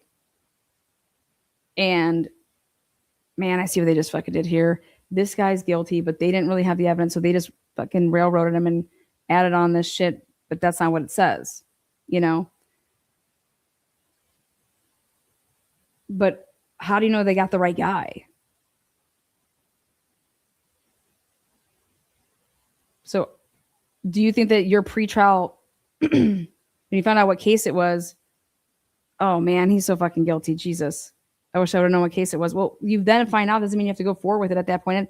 But don't you think that if you already believe that he's guilty, I don't know how, I just don't know how my biases couldn't be totally just like, wait a second, maybe he isn't. Because if they went through all of these loops and hoops and chains to do all this, like, what's going on here? You know? And he's like, no, Lana, it's just one of these cases where you have the nation going fucking ham. You don't have the nation going ham. Those kids, come on now, think about this. I'm just saying, it's like, trying to think of the case.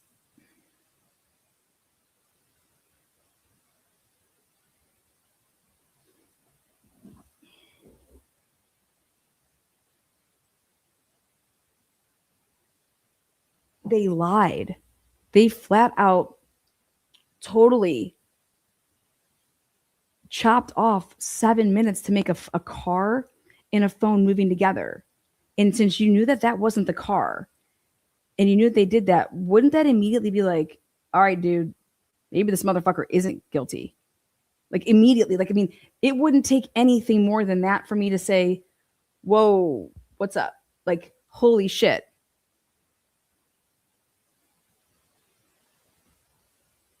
And then you hear and you find out that they totally fucked with all the IGG stuff. And then, oh, wait, how we got to this guy? Oh, is off of fucking doing that shit? There's a reason that we do that last?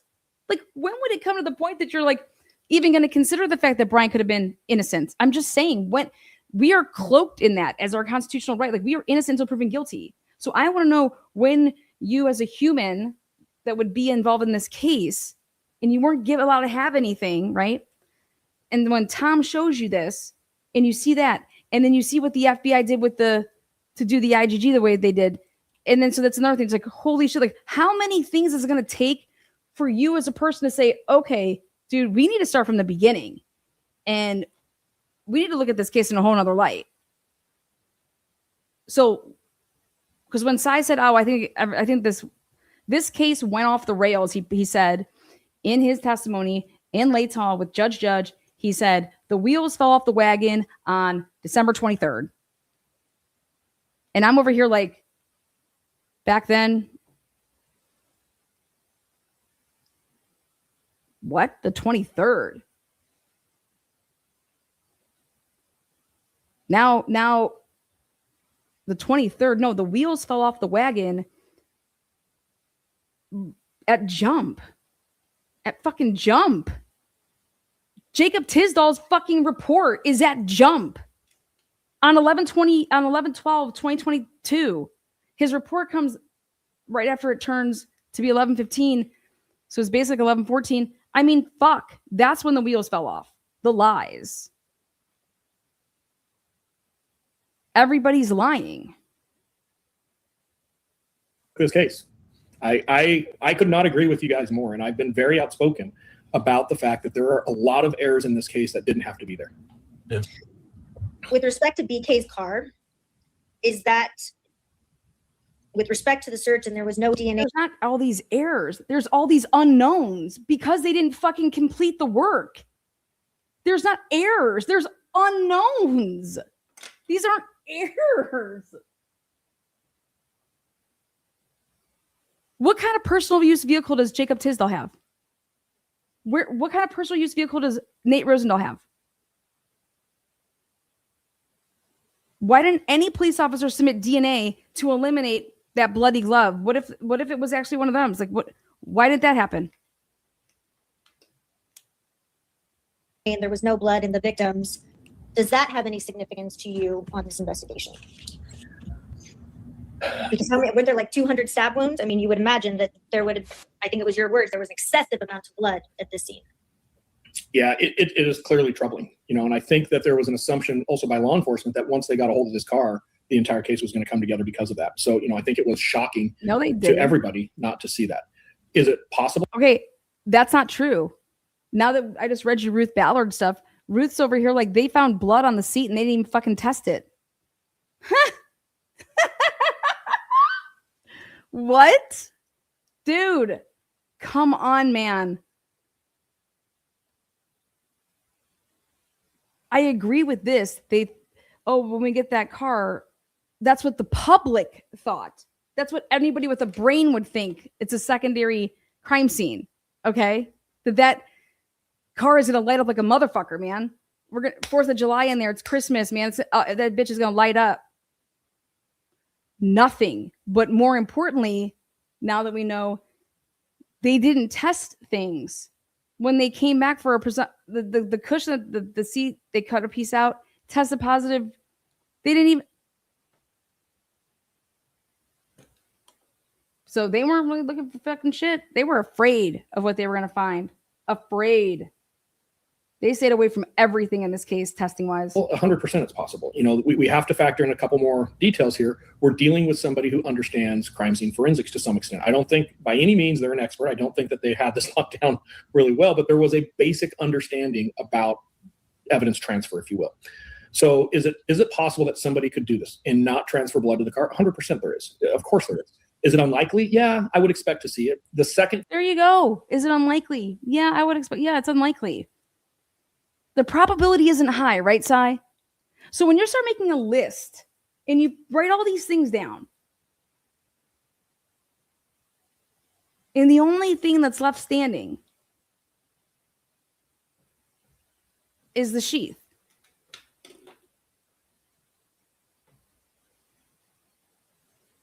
Everything that you're able to question, then the jury is going to say, how'd it get there? Y'all can't say how it did, meaning the state, because it's their burden to show how that fucking sheath got there, not the defense's burden to show what, like, that Brian Kober's DNA's on it. That is do not shift this burden, goddammit. The state has to, and guess what? They couldn't put him in that home. That's why you can't say that Brian Kober was in there and brought that sheath in there. And that's the burden on the state. And you're going to explain that to your jury so well that if they can't tell you how that sheath is in there that has his DNA on it, then they didn't meet their burden.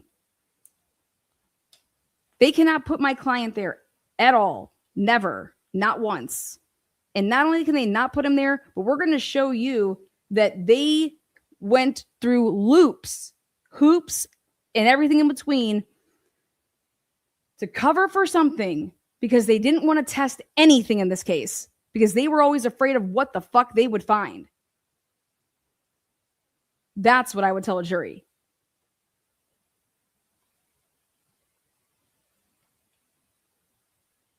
Factor we have to bring in, though, is the gap in time. And this is probably the most important. You know, we have a pretty significant gap. And when they try to tell you about a white car, you're going to hold me to this.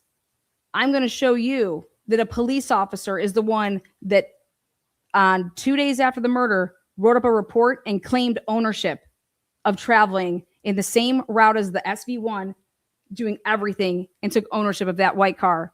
And they were in a white car, unmarked police vehicle because they were running some undercover operation that night right outside the murder house.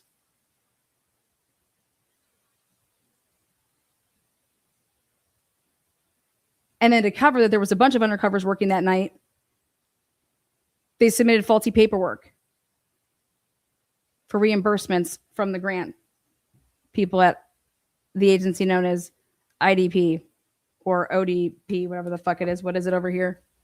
That's what the fuck I'd be saying to my jury. From the time of the crime to the time the car is actually processed. And the problem with DNA is as time goes, we lose it. It starts to disappear in a number of different ways. So, well, but we're able to solve these 30-year-old cases, though. You know, I would love to say that, you know, that in of itself just completely reframes this entire case. But I've had cases where I know bloody bodies have been transported in a trunk and we can prove it 15 different. Hold the state to ask them, how did they ever come to the conclusion this was one person? Because they did a test run with one person with a stopwatch, one person with an arm swinging out, counting, and another person, I don't know, recording it, but not showing it. We don't know where the recording went. And they said, oh, this can be done in 2 minutes and 30 seconds to 3 minutes and 30 seconds.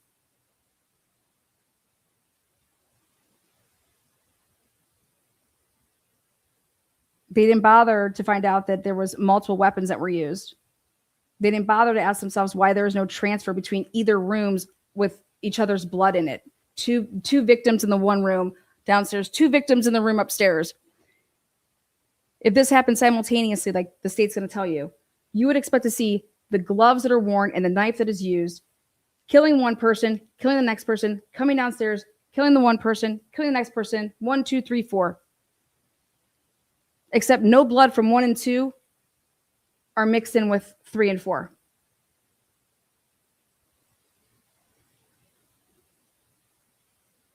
How does that happen? Not only do they have blood on the knife, they got blood all over their gloves, all over themselves. You're going to see that Xana fought for her life on the floor, rolling around potentially with the killer.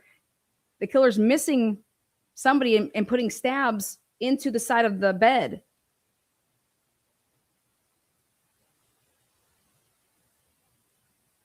Do you know what type of trajectory you would have to be at if you are actually on your feet as a 6 foot, however tall is my client? That's somebody like on their knees or something to try to get in the side like that in the bed, or like, because it's coming at on the side of the mattress, not on top going through to the, it's on the side.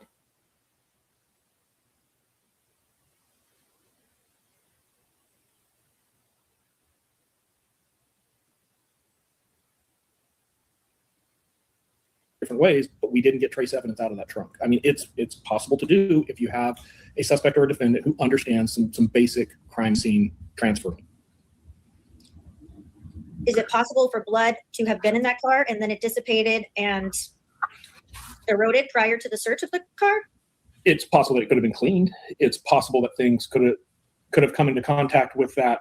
With Scott Roeder said, Lana, I'm going to tell you 2 things are going to happen here. Either that car is going to light up or there's going to be signs of a cleanup because you're going to be using a bunch of chemicals. So when you find out what happens with this car, look for the signs of a cleanup. If this car was cleaned, there is going to be chemical use in this car. None. So there's no sign of a cleanup in the car. Because then even if you wrap it, you would still be so, you could say nervous, you could say whatever, but you would then start using, chemicals. the blood and there's transfer and that they've been removed. That's from an expert. There's an idea that when I get in that car, I'm touching the car. We have to understand with a little bit, anybody who's watched a few episodes of Dexter should be tracking right now. There's things I can do to my car that my contact isn't with the car. It's with things that I have put between. Okay. So ready for Mark? Mark tested this out. Okay. I want you guys to give Mark a fucking hand. Check this out. So he said that Dexter. So we did this. Mark did this a while ago. All right.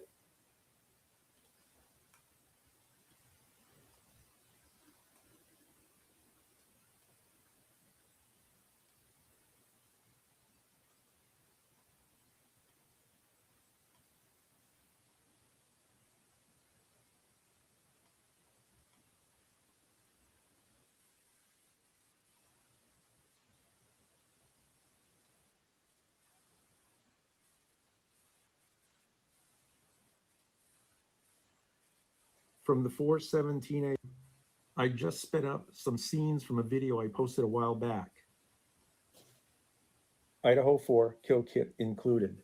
The video begins inside the sliding glass door seconds after suspect crosses paths with Dylan. There's no sound to this clip. Just view the action, then I'll be back with much more on the time frame. Here's the clip.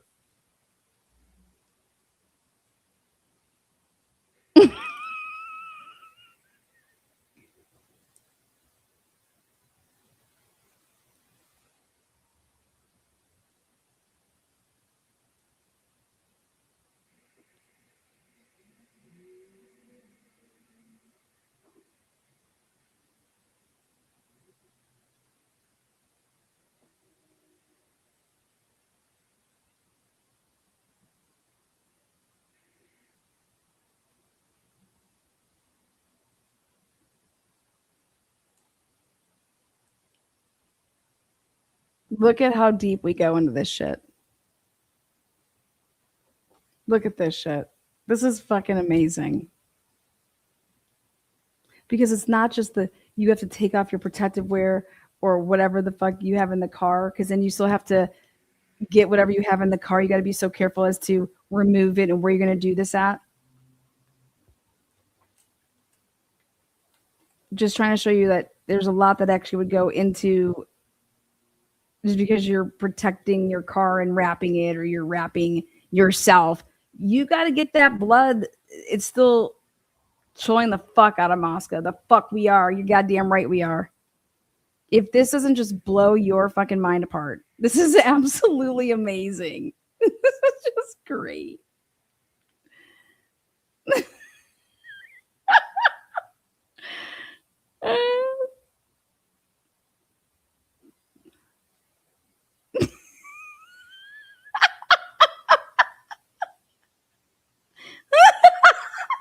at his car. It's fucking got that shit on it. Look at this shit. Look at these fucking.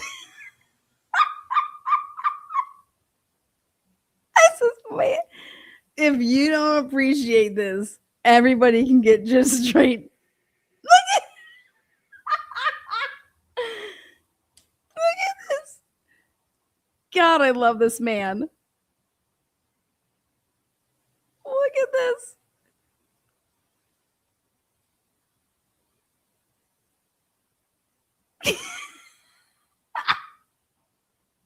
Just drives. Okay, we are back. Let's start with, this is where the Linda Lane camera is right here. Okay. So that's all I have to say there. We got the Dexter going. All right. There we go. Now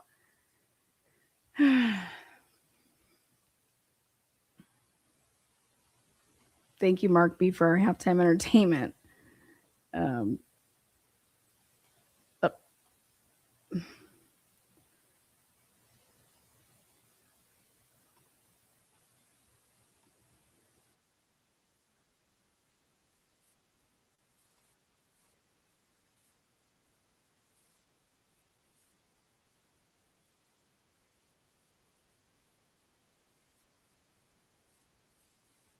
That we have to look at. It's an issue that should absolutely be put in front of the jury and let the jury see those issues, but it isn't, it doesn't rule anything out by any means. I think Paul Sutton opined that he did it. Is it possible that that car was not involved in the crime? Sure. Well, I know we talked before. When we talked before, you have some thoughts about the route that Brian. See, I think that was pretty fair. Is it possible that car wasn't involved? Sure. Would you say it's like 50-50? Like flip a coin? Like enough that you would be like, you would, if you were on a jury, you're going to say that's beyond a reasonable doubt or what? Nope. I think he'd say, no, it's not beyond a reasonable doubt. Because if you could say, sure, it could be that car, then that's doubt, Order took that night, right? That he took a more northerly around Moscow, correct? Did you determine that? Well, I put a couple things in my report. So let's start with what I've made very, very clear at this point.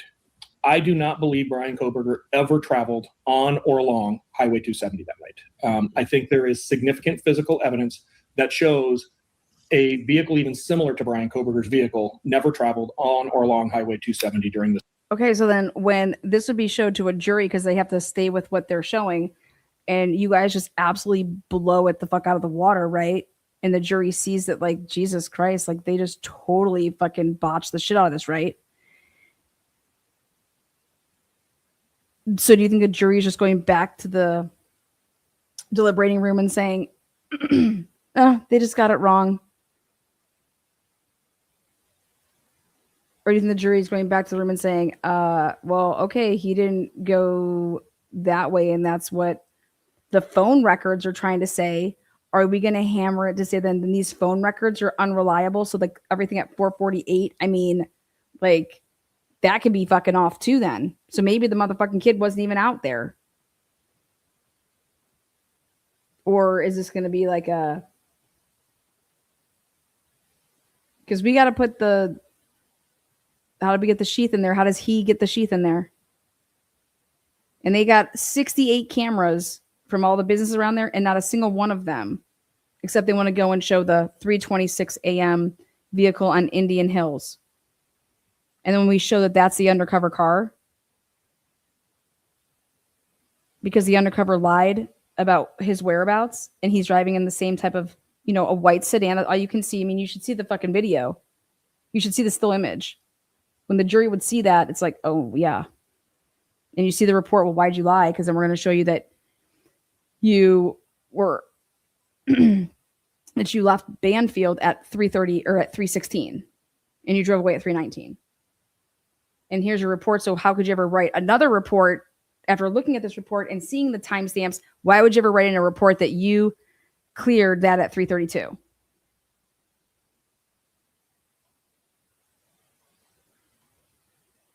Critical time period. So, I've been very vocal about that. I think I've cleared that up as well as I can. I think all of the video referencing a white car on WSU campus prior to the murders is not Brian Koberger's car. And in fact, there's significant evidence, the phone itself, the movements of the phone during that time to show Brian Koberger's phone is not in that vehicle. So the car at WSU isn't his.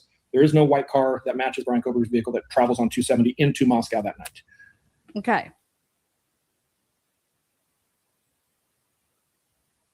That's like a wow, don't you think? And they lied all about that, right? And then they even went so far as to find a Floyd's camera. So then my question is, well, who's the car that's actually heading there that they're trying to say is his, right? And then they do find a car that's traveling, Floyd's at 3:02, right? Who is that? Did that person have their phone off too?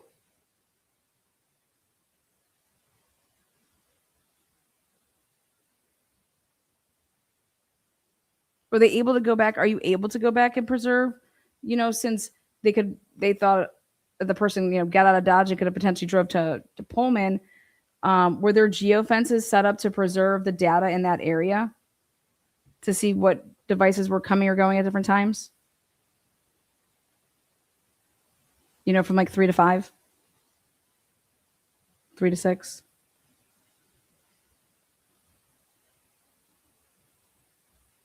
Could have been Molly's friend. Could have been Curtis Whitman, who lied on the night of the murders and said that, the guy that said he found Brian Koberger's car. Yeah, he works the night shift, and he says he left work at 4:30, and it was because he worked the football game, but that football game was not during his shift, and he was not working during the football game, which was from 12 to 4, PM, not AM. How about that? How does that fit into all this? That Curtis Whitman, we went and got his working records as a cop, and he just happened to, of all the days, so he never leaves work early. That's out of his pattern, POL, pattern of life. Curtis Whitman doesn't leave. Well, he left on the night of the fucking murder.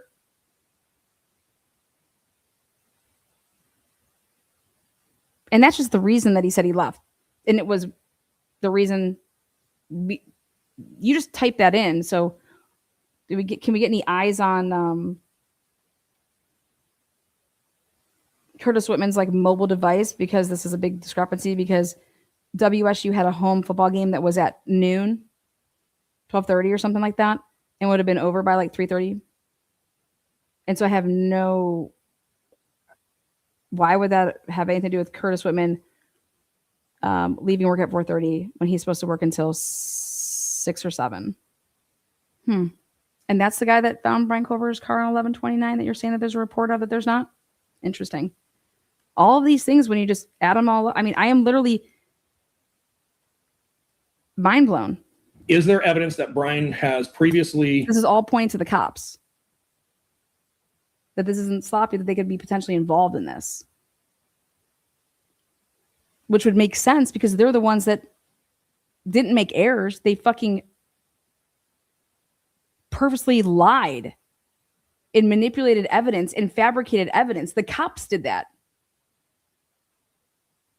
Traveled from the general area of his residence to Moscow on another road north of Highway 270. Yeah, there's fairly significant evidence of that. So is it feasible to say, well, because he wasn't on 270, he couldn't have gone to Moscow? And that's what I'll say is no, you can't say that. We can only say his phone was off during that time. The totality here that changes that narrative is when the phone comes back on. And when the phone comes back on, it is due south of Moscow.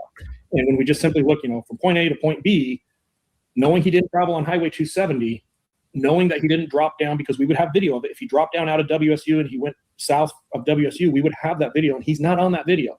Why do you think that you would have it? That would require the officers to do their jobs and be honest, right? And we already see that they have a pattern that they don't do that.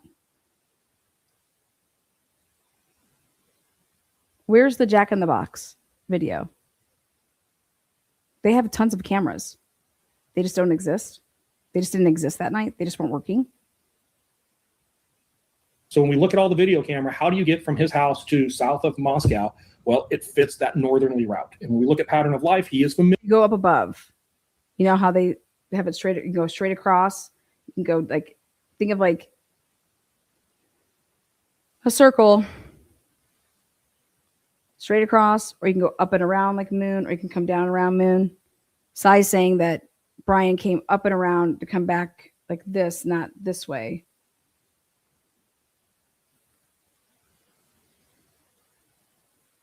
Which would then bring you into the back way in through like where Indian Hills is.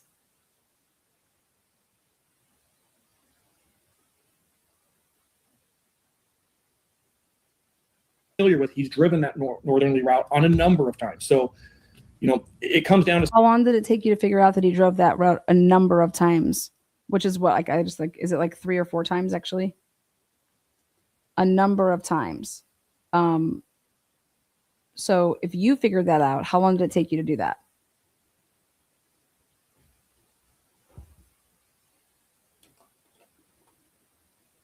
some logical common deduction. How do you get from point A to point B? And, you know, I'm not talking, I'll be really clear. I'm not talking about Brian Koberger even. I'm talking about Brian Koberger's device. So let's just simply say at some point, Brian Koberger's device has to pass through Moscow or very close to Moscow that evening. And I don't think anybody with any type of expertise in this field will ever argue against that. Why do you feel that way? Because there's no camera of what? Him going, his car going anywhere? Well, there's no cameras of his car going the northerly route. There's no cameras of his car traveling the northerly route either. Not the southern route, not the east. I mean, there is no video of him doing anything.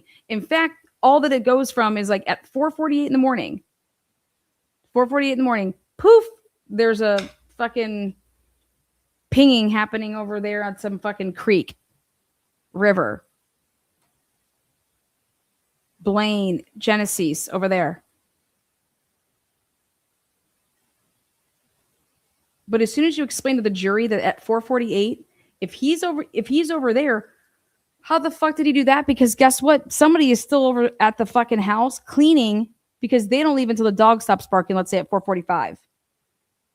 So how do you get from the crime scene to Genesee from 4:45 to 4:48? No, he was in the white car and he left it. No, the white car was Jacob Tisdall. So when you explain to the jury that, hey, that's right, Dylan saw whoever she saw, right? Awesome. Well, look at this crime scene.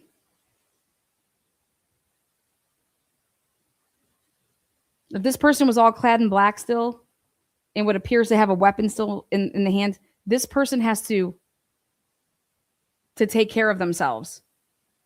Meaning they're not getting in no fucking car like that. So it's going to take time. So there's no way that the time that Dylan says that she saw him, could it be that he's speeding away in that white car either? Because there's just not enough time. And that's kind of what Mark just showed. That whole thud. If Dylan hears the thud, and allegedly that's supposed to be, you know, Xana and whatever, and then Dylan sees, Dylan has to see this person before the vehicle is driving away at 4:20, which means at actually like 4:19 because they have to get time to get to the vehicle. But then Dylan saw this person dressed in all clad in black with everything on. I mean, this person wasn't dressed like, hey, I just changed out of the clothes that I just committed 4 homicides in. Because I asked Scott Roeder, what would be the only reason that somebody would leave a witness and not think that 911 could be potentially called on you?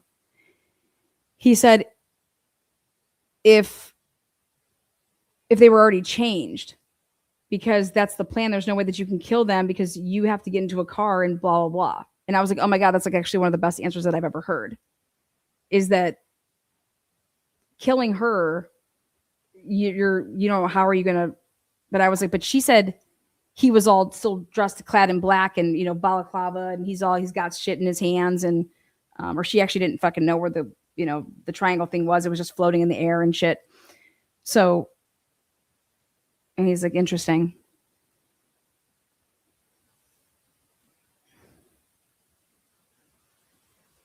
It just seems pretty staged that Bethany calls Dylan right after she hears something. And then Dylan's like, I have no idea. I didn't hear that. I didn't hear anything. What do you mean? What's going on? You didn't hear that firecracker? No. Oh, shit. Bethany's awake. I got to get down there. Go. Get the fuck out of here. I'm going to go down there and interesting. I got to keep her from coming up here. Go, go, go. Remember, it all starts with Bethany calling Dylan, not Dylan calling Bethany, which matters because Dylan said that this all started at 4 or just a little bit after, because she's hearing Kaylee say, I'm going to bed. Oh my God, someone's here, running down. And then by the time that she hears that, to then she actually sees the dude, is 10 or 20 minutes have gone by. And during that whole time, she's, calling out and opening up her door and calling out to Kaylee and calling out to Xana and then calling people. What? No, you didn't do any of that. So we have to put that on the timeline. That didn't start happening until after Bethany called you. So then is that when the 10 to 20 minutes would have happened that you then saw him? Do you understand how? Yeah, no. Sorry. And she was, you got to go off with the Mitch Noonan's. Go with what she says there, and that's it. Period. Everything else, there is potentiality of, you heard this from this person, because there's time to talk and stuff like that. Nope. Mitch Noonan's play it. This was. And then there's the dog. Both doors are open on the third floor. Murphy gets no blood anywhere. You know that Murphy's height, when Murphy would be walking around after Murphy would have maybe, I don't know, had a bath or get the blood off of Murphy. Guess what Murphy would then do? What do dogs do after they get wet? They shake it all off. Where's all that diluted blood coming from? I don't know. On the pony wall? I don't know. Maybe a dog. Did you ever determine where his device was when it powered back on? 100%. We have great data that shows pretty precisely where he is and the route that he takes back to his house. And when I say consistent, it's important that everybody understands here. We have a number of GPS hits that perfectly track along multiple dirt roads. So, for example, we have GPS hits that are hitting on a dirt road. It comes to a T intersection. We can see that vehicle turned left, and then it continues to perfectly follow that road, and it comes to another intersection, and it turns right. We can do measurements in between those GPS hits to look at the speed that he's traveling, and the speed is very consistent. Okay, so I have a question then. The Barnhart said that Brian Kober went through a lot of, he took a lot of lengths to, wipe down his device and, erase stuff and do all these things. How is it that Brian Koberger's device that wasn't seized until 12/30, 2020, whatever, well past the 30 days, okay? How is all of this still in there? What apps was he running that was GPSing him? Did he have Gmail? What app provided you the GPS, not the GPS coordinates, the latitude and longitude? When his phone came back on, when it was powered back on, which, can you tell, was his phone powered back on because that would be like a human turning it back on. So Brian Kober made a conscious decision that I'm going to race the fuck up out of there, get as far as I can, okay, and then turn my phone back on.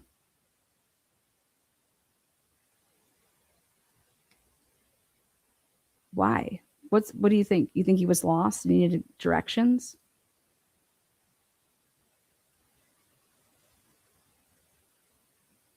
Don't you think he's smart enough to know that he might just want to, hey, you're going to just have to drive around, motherfucker. There's no way you can turn that on to try to get directions.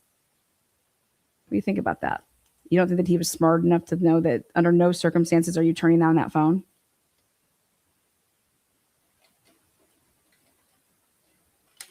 So what do you think the purpose was to turn it on? Because at first I thought potentially if the phone did die, if you plug your phone in to battery charge it, that I know with iPhones, it can just then kick on and you're fucked. You're like, what the fuck? I didn't turn my phone on, but it charged, So I'm just curious.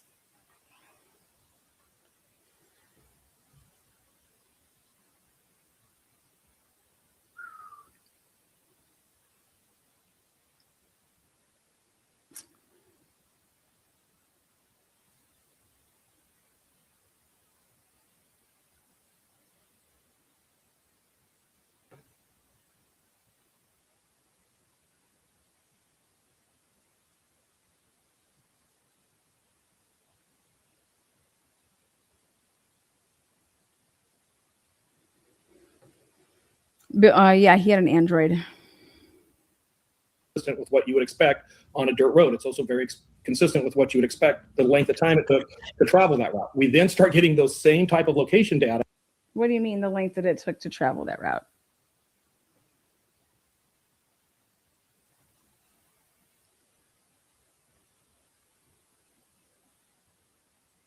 You're saying from 420, how far you would have been. Isn't it actually short by like 10, 15 minutes? Like you would actually be further than where he was? Hitting with video surveillance that captures a vehicle very similar to Brian Koberger's car. Multiple surveillance cameras that overlap with the cell phone data. So now we see the cell phone moving along a certain route and we see a white vehicle that matches the only. Why was Ann Taylor even suggesting to the courts then? At any point in time, would she ever, when she put in that there was going to be an alibi defense, basically that she was kind of still preserving that by saying, well, we have a partial alibi. Whose brilliant plan was that to even offer that up? This partial alibi. Owner of that cell phone moving along the same route. So could we make an argument that that's not Brian Koberger? 100%. But his phone and his vehicle are absolutely moving along there, or a vehicle very similar to his with his phone in it. Do you have concrete information?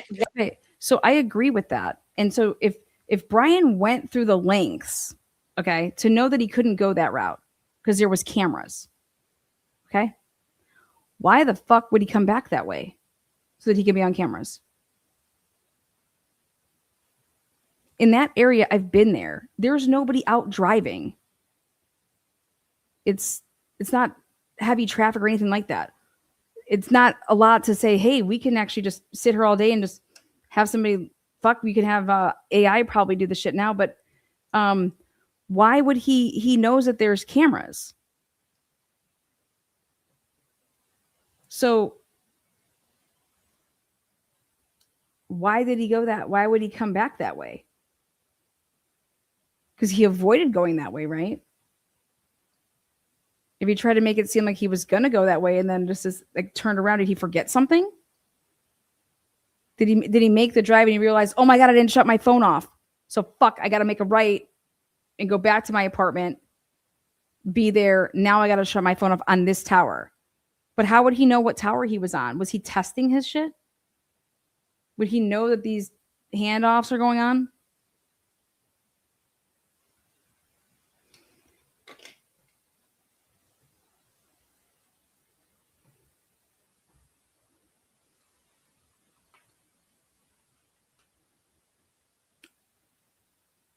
I would need to see evidence in his history of him being able to understand any of this shit. That he did like drive tests himself to see what the fuck it would be like. And then was like mapping fucking cameras, but then also banking on the fact, I'm going to have to bank on the fact that nobody's going to call 911 on me. No one's going to call 911 on me. Not for fucking 8-9 hours. That's going to happen. That none of these cameras are going to catch me driving and they're just going to bury them. I just think that Brian was really, really lucky if you also think about it.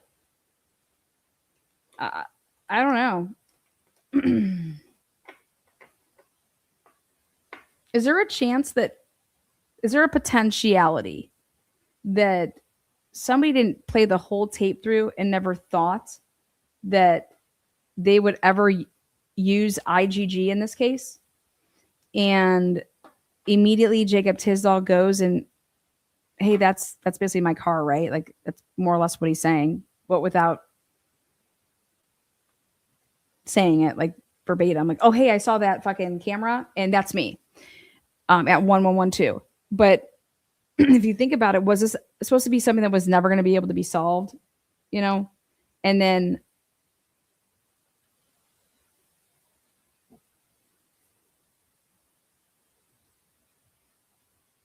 IGG. Because if maybe Brian Colbert is involved with other people and it was like, hey, we're going to make it so this never gets. And then holy shit, they use IGG. Nobody thought that. I'm just curious. I'm just truly curious when you're going to be thinking about all these things and saying that he thought about all of this, but then says, I'm going to turn my phone on halfway through so that my phone will be moving in concert with a car that would be seen on cameras. But that was the whole point, allegedly, to go the other way and just to avoid all of that. But let's just do it this way on the way back. Just doesn't make sense to me. For somebody that's like thinking this out, premeditated, you know, why turn the phone back on? And I think Sy would say, I think he got lost. That's what I think. Because he usually doesn't go that way. You don't think he usually goes that way? So he went to an area that he's not familiar with. They never knew about, hey, this is where I'm going to discard the clothes and the knife and everything like that. And then since he did all that, then why didn't they make a ton of efforts if it's all GPS like you're saying that it is, right?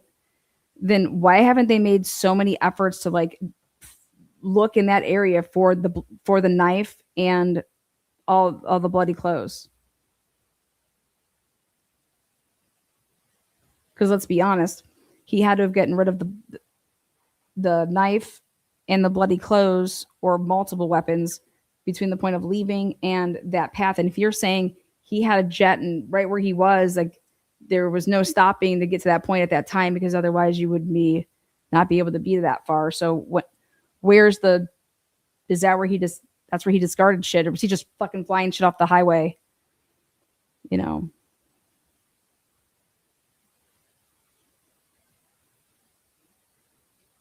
I'm just shocked that they weren't having search parties out there, man. You need to find that fucking knife. Find those fucking clothes. Because I'd be looking hella all over where the fuck that phone got turned back on. I'd be treating those articles like it was a missing person. We're going to get out there and search in like grids. Well, we went through all of the fucking, unless the FBI was doing that and it's in their reports, but there's no reports of anybody searching for anything over there. And that he went to Walla Walla Park?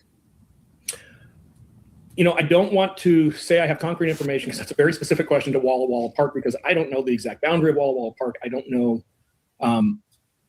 that I can say with specificity that he was inside the park. I do feel very comfortable that he was in the area of Walla Walla Park.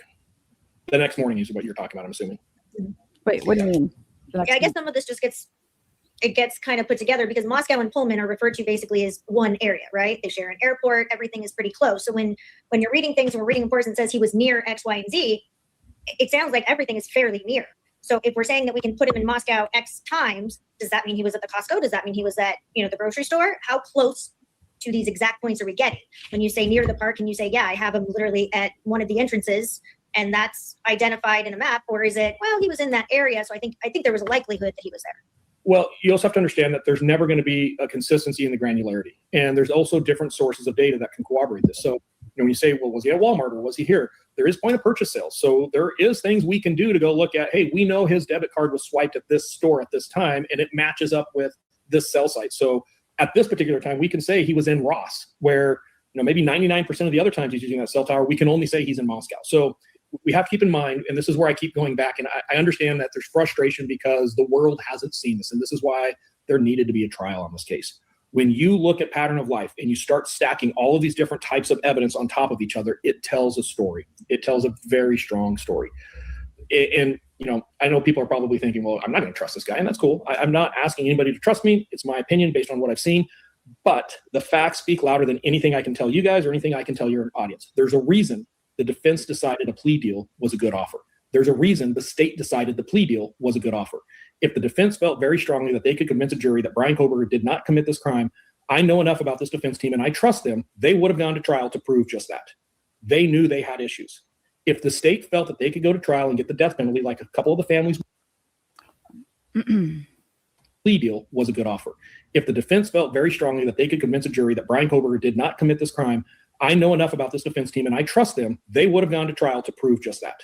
They knew they had issues.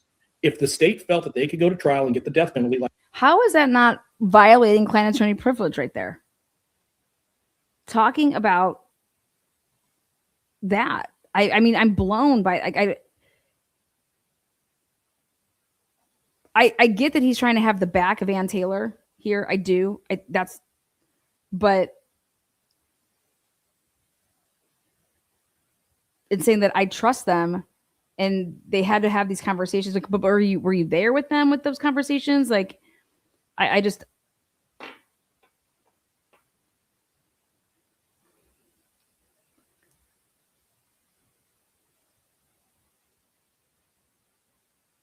Weren't those issues there in the beginning though?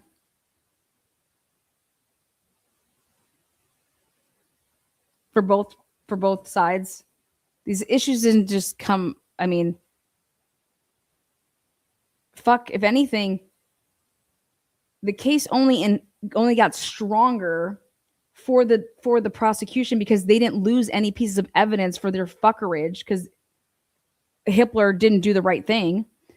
So why would Bill Thompson, if you're saying 10 out of 10 juries would convict Bryan Kohberger, then why would Bill Thompson not give that to the families? Okay. And I have one word for you: careers. That's why. Careers. This was career ending, like you said in your affidavit, for these motherfuckers. If they went to trial with this, especially as it's getting pushed on, careers. This was career ending if this goes to trial for people, right? That's why Bill Thompson did what he did. He protected their own asses and their careers. We can't take this chance. Not about we can't take this chance to lose. We can't take the chance that we're going to his entire legacy.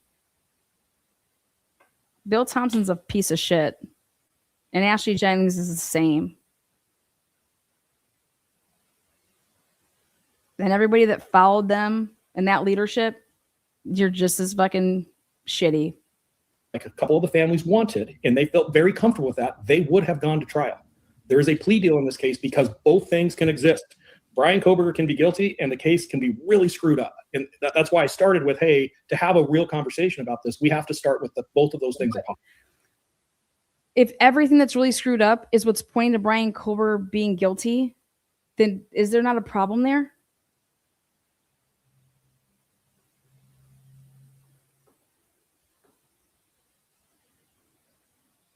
And do you think that the death penalty should be gambling or a bartering? Like, I mean, let's be honest. If this is a death penalty case, right? Ann Taylor's going to trial, no doubt, right? Because you have nothing to lose. Why wouldn't you? If the worst thing that's going to happen to you is life in prison, right? Whether you have a trial, whether you don't, right? The only reason there was not a trial is because of the death penalty. That's fucking crazy. And this should be the case that shows you that you shouldn't be able to do this. You should not be able to do this at the last minute of a case for these reasons. Because there's no way that Ann Taylor says, "Hey, take the deal, Brian. Just say that you're guilty. You don't need to go to trial." And you know, this isn't a death penalty case, but you're still going to get life in prison for the rest of no, you would go to trial, right? Interesting. Totally. But it's also possible that he's innocent and took a plea deal, right? All of those things would be possible because there may be a number of reasons why a defense team would determine based on, for example, an extreme amount of data that they cannot process in a short amount of time, repeated rulings that are against them, and just somebody's decision to potentially take a plea deal because they think that that's the best option for them in their life because they're concerned that they're going to be convicted, that they may also accept a plea deal. 100%, and especially on a death penalty case, right? I get that there's motivations there. But I think it's important to say if some of this evidence was so glaringly off as some of the things that I've heard over the last couple of years, you would think a defense team could have a field day with this in court. And, that's a case I would very much like to watch happen in court. Okay, and when you say defense team, when they took the plea deal and Brian accepted the plea, we obviously know that Dr. Turvey was not privy that those negotiations were going on, and I'm not saying that that was mandatory for him to be part of that. That is outside the scope. However, defense team, when they decided to accept that plea deal, who was that? Was that Ann Taylor? Was it Picca Barlow? Did Brian's mom have anything to say? Like, who made that decision? Do you know? Yeah, so a couple things. Let's back up to what you started with when you opened there. And you three are attorneys. The idea that a defense attorney would huddle all of their defense experts together to decide by jury if their client should take a plea deal is the dumbest thing I've ever heard. I agree with Cy 1000% about that. That never happened. 1000%. That is not what happened ever once. I agree. The idea that Dr. Turvey believes he has to be consulted in order for the defense to encourage or accept a plea deal is the most ludicrous thing I've ever heard an expert say. There was regular meetings between the defense team and the defense experts. And Dr. Turvey himself said, no, I left there Thursday. We had a whole game plan. The idea that... Is that true? People that I've talked to that are experts are saying, we've never had meetings, defense attorneys with experts having big meetings. This is news to them. The people that I've talked to that are experts one-on-one with the lawyer, like that's like, yeah, like a meeting with them, like one-on-one. What do you mean? Like these 16 experts are all sitting around a round table. No one has ever done that I've talked to. Ann Taylor didn't know some mystery piece of evidence because Turvey hadn't told her and she needed to consult, at least in his memory, the way that he's framed himself said, no, I left there Thursday. We had a whole game plan. The idea that Ann Taylor didn't know some mystery piece of evidence because Turvey hadn't told her and she needed to consult, at least in his memory, the way that he's framing this is ridiculous. And I would expect you as three attorneys to see the truth in that, right? No, I think what happened here, the way that I see it now, is what happened here is that Brent Turvey thought that somebody started from the beginning and did everything, right? And that the people, whoever Ann Taylor was entrusting to do certain things. So because you can see that Brent Turvey comes in, like I said, 2024, right before 2025, like at the end. All right. And what Brent Turvey says that his role was promoted to just not just doing the sheet thing, but it was like, hey, we need to go look at this and this and this and this and this. So why is Turvey saying this to Ann Taylor? And then is this the reason that Ann Taylor's over here asking for a continuance? Not to mention that obviously the Dateline thing you're going to be asking for regardless, right? But I want to know more about this data dump. What about this data dump right before? Like, what the fuck is that all about? What was in it? What material was in it? Was it just like ridiculous shit? Just like, dude, here, you asked for all this stuff. This is like fucking all these cameras that you wanted that are, from October, November, something like that. All right. What are we talking about? But if Turvey found stuff and because he went back and he started from the beginning with it and was bringing to Ann Taylor's attention a bunch of things. And Ann Taylor's like, wait, where'd you find that? Where'd you find this? Where'd you find that? You know, hey, look at this and look at this. Because this is a difference here. Turvey's over here saying this is a textbook revenge killing case, multiple perpetrators, crime scene looks like it's been cleaned, you know, all the things that he's said, okay? Multiple weapons, that this didn't happen in X amount of time, that there, you know, the blood transfer, there's not blood transfer between the two rooms. Then he wants to talk about the hair that wasn't tested. And then so I look at Ruth Ballard's report and she's claiming that there's hair that was not tested. And there's obviously like that jacket, you know, and they're questioning the time of the crime. Like they're saying, we don't even know where Xana was located when she made the DoorDash order. And I'm like, wait, what? So that tells me that, well, Xana didn't pop on the Wi-Fi? Like because she got home, her phone isn't registering and you're not able to look at that because that's a big thing. And I'm just like, and I'm scratching in my head and I'm like, what do you mean you don't know this? Is it just that you don't know this, but other people do? And Ann Taylor did, and she didn't tell you that. So when she's letting you say, yeah, whatever. The chain of custody issues. I mean, these are detailed things that I'm a detailed person that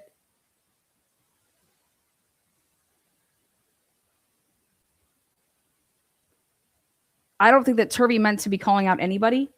And I don't think that he realized that maybe by what he is saying, that the people that were in charge of that or that already went through it and said, there's nothing to see here. Like Sy has said in this interview, if Sy is over here telling us what he's saying, this is what he was telling Ann Taylor. You guys understand that? What he's telling us is what he would have been telling Ann Taylor. Think about that. Don't you think so? I mean, or is he just telling us not what he would? I mean, he's trying to be like real with her, right? He's trying to be real with us. And so if I'm over here, if I'm Ann Taylor, but other people are saying other things and they just don't feel the same way. But hey, but think about it. If I'm Ann Taylor, I was like, listen. And he's over here like, listen, your best route is procedural. This is a procedural nightmare. All this shit should be tossed. If Brian Kohlberger is going up against all of this evidence that would have been tossed, like you go to trial, blah, blah, blah. And I'm over here thinking, yeah, but even if you still do it because you're going to have the appeal and you're going to show that it should have been tossed. So he'll get another chance to do it all over again. But why wouldn't you still go to trial to preserve all of these appeal, you know, these issues? And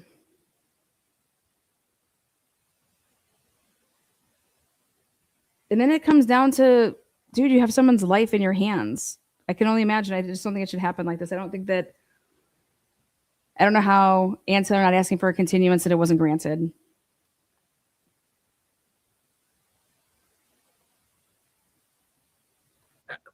Because she's like, I'm not going to be able to be effective. And then we're over here saying, Ann, why didn't you say this earlier, right? And it's like, well, let's go back and take a look. Ann was always claiming issues that they were dragging their feet. Yeah. Attorneys don't consult with their defense expert teams to necessarily look at a plea deal. Now, a question could come up, and maybe some questions did come up, but maybe not for Dr. Turvey. There's no reason for Ann to huddle together there. So number one, I would completely dismiss everything Dr. Turvey said about him being misled and the defense. That is just, Dr. Turvey has an axe to grind with Ann Taylor because of what Ann Taylor put into a statement. And that's all we're seeing there, right? That's all that's there. So yeah, but Ann Taylor put that into a statement because Ann Taylor had no idea that Chris Holland looked at work because she never fucking hired Chris Holland. And so if you're doing an interview and you're over here saying, hey, meet Chris Holland here, he peer reviewed my work, and Ann Taylor's over here like, what the fuck? What are you talking about? I don't even know Ann Taylor's like, I don't even know who Chris Holland is. I never talked to him in my life. while there's a criminal investigation going on? And then maybe Dr. Turvey's like, no, remember I asked you, you said just, yeah, he can look at your work, but I'm not giving you but not the discovery, but he can look at what your opinion. I mean, I have no idea. I'm trying to understand that the reason, because this is the $1 million question right now, is everybody wants to say, why did Ann Taylor, write something up after Brent Turvey talked, but after SyRay talked, Ann Taylor didn't say anything? And I said, well, number one, SyRay did not say that there's a criminal investigation in the office of Ann Taylor. Number one, that never came out of his mouth. Number two, SyRay never said that he talked to somebody that wrote a book, and could potentially have given information to somebody that wrote a book, even though Chris Whitcomb's over here like, nope, that's not, I mean, I don't know. But then you get the whole Chris Holland thing. And so read Ann Taylor's shit. Read what she's saying. She cannot believe that you're in an NDA and you're not supposed to be saying anything anyways. Okay. Number one. Number two, there's an investigation going on. That's a criminal leak investigation, whatever, and you got a guy talking about that that they're investigating Ann Taylor. Ann Taylor's office is being investigated. That's how he worded it. What? Ann Taylor, I call Ann Taylor. I email her. I ask her if hey, the cops are, want to talk to me. What do you want me to do? She doesn't get back to you right away. Then she hits me up and she's like, yeah, you can talk to them. And then he's over here saying, why is she saying that? She should be saying, no, don't talk to them. But Ann Taylor's like, no, you can do whatever the fuck you want. What do you mean? More like, I have nothing to hide. You have nothing to hide. Talk to them if you want. Don't talk to them if you want. And then Dr. Turvey's like, well, I'm not going to talk to the police. So then why the fuck did you ask Ann Taylor what you should do if you were never going to talk to the police? I would never talk to the police. The police can go fucking pound salt. Go make your case. Go ask the fucking Gonsalveses where the leak's at. They know. They've been screaming from the rooftops that they know who the leak is. And nobody comes to them. But then Moscow Police Department writes up reports that say, yeah, we actually go to Shannon Gray and he doesn't return our phone calls. We can't go to the Gonsalveses because they're lawyered up. So everybody's just one big circle about all of this stupid shit. But the leak is 1000% the prosecution, because the leak started way before the defense team ever even, there was a defense team. Before there was a fucking defendant. Bill Thompson is the motherfucking leak. Bill Thompson did a whore tour on November 27th, 28th, and 29th. Brian Enton and those other motherfuckers, they went into his office. He's over here saying, I would send my kids back to school and I would send my kids to school here if they knew what I knew. What the fuck did you know, Bill? What did you fucking know on November 27th, 28th, and 29th? Specifically the 29th.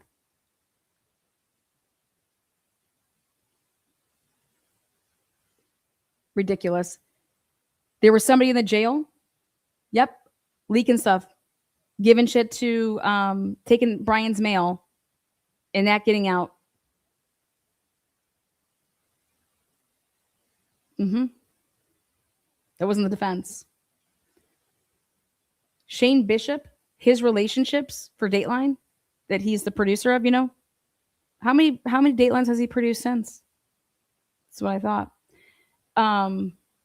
Shane Bishop, he started and has his little relationships, those CDA people, the task force with what's his dick, Ed Jacobson. Ed Jacobson's the one that was involved with, hey, let's take this picture on November 23rd in the emails. This is the Ridge Road shit. That's Ed Jacobson. Ed Jacobson, FBI task force. He tried to just run recently for Rathdrum, something fucking sheriff or chief or some shit. He lost. He was involved in the Brian Dre case. He fucking sucks. Right in front of his face, he doesn't realize that you have 3 witnesses that are telling you that the gun shot went off way before 7:26, and you have surveillance cameras that corroborate that those eyewitnesses were there and they were walking, and when they would have collided and talked, you have the starting bookend and the end bookend, and it's laughable. That's who Ed Jacobson is, but that's Jill Bolton was in that episode. Jill Bolton was Dan Moore's criminal defense attorney, then turned civil attorney. She spoke on the behalf of like saying like, hey, the reason they did IGG that way is because they knew they didn't have probable cause. They would have never been able to get those they would have never gotten search warrants. So yeah, they knew that, and it should be tossed. Like, kudos to Jill. But the reason that Shane Bishop has that relationship is because they were going to be doing a special with the Brian Drake, Dan Moore case. And then that came to a nice little halt after this Dateline fucking shit show. How about James Patterson's book? Who the fuck talked to James Patterson? All those fucking cops, or at least what? Somebody that had access to all those fucking MPD reports. Go look at all those reports. Go look at James Patterson's book. You know, the fucking gall of the Moscow Police Department and city's audacity to go into a courtroom, okay, and talk about people's privacy rights and that they're doing this, that, and the other. All of these people are on fucking documentaries. Privacy for what? Stop. Thank God the Netflix drops on July 29th. I can't wait to use it in court. Thank you, Netflix. Best thing you fucking gave me all summer. Chef's kiss. Love you fuckers. Mwah. For one, I would expect a competent defense attorney to weigh their options and to discuss those options with their client, and their client makes that decision. Who Brian talked to, who he consulted with, who he relied on, and why he made that decision, only Brian Koberger can answer. So I can't answer that. It did not surprise me. Oh, also, I texted SyRay and said, hey, do you know about this plea deal? Brian Koberger took a plea deal. He said, no, what are you talking about? I said, oh, you might want to call some people. The news just broke. Brian Koberger is taking a plea deal. That's how that happened. That Brian Koberger took a plea. It did not surprise me that the state offered a plea. I said from day one, I believe this thing. Now, could SyRay have been acting like he didn't know anything? I don't think so, because then I talked to him after. I said, hey, what is, I remember exactly where I was. I was at the House of Japan doing sushi and sake and hibachi, and I was like, hey, is it true, or is fucking Brian Etten, you know? And he's like, it's true. He's like, yeah, I think it's gonna, like, I was like, what the fuck? Is very likely to happen through a plea deal. So that doesn't surprise me at all. What the fuck? I guess I'm struggling to understand why everybody's so worked up or confused on why Brian Koberger would accept a plea, or the lack of communication between defense team and defense attorneys. That isn't the case. I've been involved on a ton of cases, and very rarely have I had a prosecutor call me and say, "Hey, should we take this plea deal or not?" Like that's not something that happens. It's not as common unless we had, we're preparing for trial and we had a question we want to ask. Well, I think that's kind of loaded their side. He's saying that we're over here understanding that we're going to trial. It was never even a thought. That's what he's explaining. That's what. So you have to put it in context with how he's saying this. It was never even a fucking option. It wasn't even on. I mean, we're talking about people scheduling and da-da-da. This wasn't even an option. And so, yeah, I think people would be like, wait, what? What the fuck? Especially if you're having the type of conversations that you guys were, according to Turvey here, that y'all were having, whatever, or just like whatever he's having with Ann Taylor. And if you weren't in that conversation, I would be saying things like, I don't know what Ann Taylor and fucking Dr. Turvey have ever talked about. I wasn't there. I don't know. I can't speak to that. But if it was something that, hey, no, I was there at these couple meetings and he was definitely there, but the entire nation and world was stunned. So to sit here and act like I have no idea why fucking Brent Turvey's over here just doesn't get it. Okay, well, I agree with Cy that, yeah, you don't ask your, hey, let me get my experts all on a round table. Hey, Brian wants me to ask you guys what the, hey, why don't you go ask them what they think? I mean, I guess if your client said that to you, like, hey, well, what did this person think and what did that person think, and then you'd have to go and like ask them, I just don't know why we're talking about hypotheticals. Were you in a meeting on Thursday like Dr. Turvey was, and under some did he left clothes there or some shit? I don't fucking know. I just don't know why we're talking about hypotheticals. Did it happen or did it not happen? I think when you were saying the defense team weighed the evidence when they decided to accept the plea, I was just, defense team, you would think, were they all weighing? Did they have this discussion before they even went into a meeting deciding whether or not to take the plea? And I think the reason people are confused is because Brian has expressed that he was going to be exonerated from day one, and Ann has been very, very vocal about his innocence. And Thompson, on the flip side, was very vocal that we don't know everything they have, and they have so much evidence that this is not even going to be a question if there's reasonable doubt. So I think, on the eve of 3 years getting it ready to go into trial, a plea deal was surprising. Yeah, I think part of the issue, as I understand it from Dr. Turvey, is that number one, Ann Taylor had been going to the judge over and over and over saying, they're not giving me the documents, or I'm not getting everything I need. I need more time to analyze this. And apparently there was a big document dump in the week prior to the plea. And I think it was also at that time that they were looking at the chain of custody for a number of items of evidence, including the sheath. That was something that was so recent that had come up. I think that's kind of the context of what Dr. Turvey was saying. But you're right on point there, Ron. But there was also something that was really critical when that document dump happened. And it's an open court. Anybody can go back and look at these transcripts. Ann requested a continuance, and she made a very good argument that, hey, I don't know what I have. And I think the judges, and to me, this was a really interesting statement. You can't ask for the world and then complain when you get it, right? So it's almost like, how dare you as a defense attorney ask for evidence, and when you're provided it, complain that you don't have time to review it on the night before trial? And I'm obviously using a statement. I would be furious at a judge who made that comment to me as an attorney if I had been trying to get this, and all of a sudden, well, here you go on the eve of trial. 100%. I just think Ann Taylor made poor I don't think she oral argued well. She changed the way that she was. How she acted in Latah was not how she acted in Ada County. She would be on that. And more importantly, what she said next. Your Honor, I cannot effectively represent my client without this continuance. We have the lead defense attorney saying in open court on the record, I cannot provide adequate assistance. What does that mean? The door for appeal is wide open. And there you go. And my question is would Ann Taylor still be able to represent Brian Kohlberger? Right? Because you appeal this, whatever, and now he wants to go to trial, and Brian Kohlberger wants to go to trial with Ann Taylor.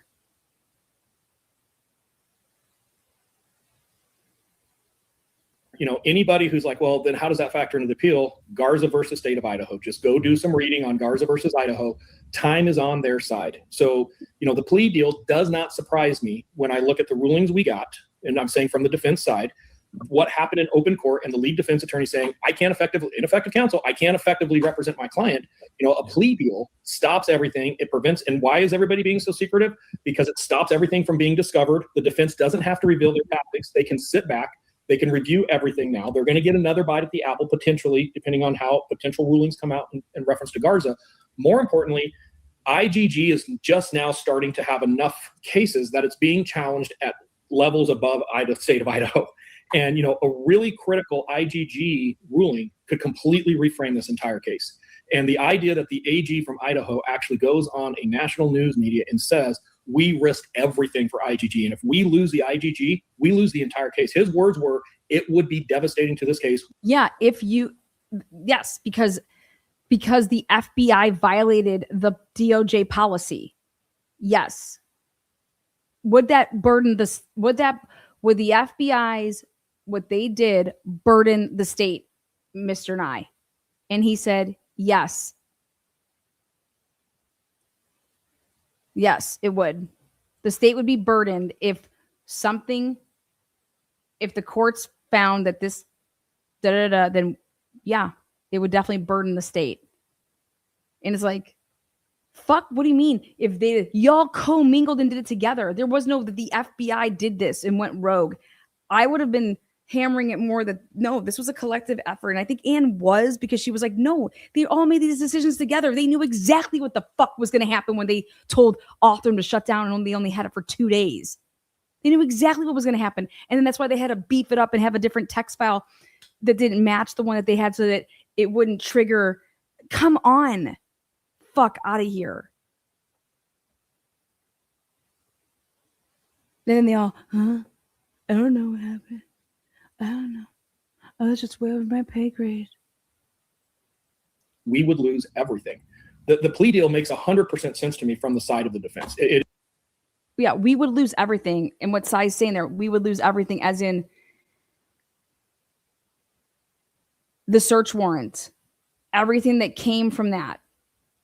But what I don't understand is it's even worse than that, though. It's why aren't we saying how they lied in a probable cause affidavit? There was no probable cause because Sai thinks that they truly had Brian Kohlberger's name and it was in some report and all this shit on November 29th. And that's just not the case. That's not true. I don't know where he's getting this from. And that's why I said, my finale question, ask him what report and did he see it? And he says, I've never seen it. I'm with Lana. Yep. That's, And I'm like, well, then why are you saying this shit? Why are you believing something like this? This is crazy to me. Just because they wrote it in a probable cause statement doesn't make it fucking true. In fact, everything that they wrote in their probable cause statement isn't true. It's all fucking lies. And that's what Ann Taylor won. And basically Hitler just fucking, what are you doing? Payne got on the stand and said, we did not know Brian Kohlberger's name prior to December 19th when they said the FBI gave us it. Oh, you didn't? No. So then why the fuck did you leave? Why did you let the magistrate believe all of that shit that you wrote in about November 29th? And I just don't think Ann Taylor had to go that route because once he says that, it's like,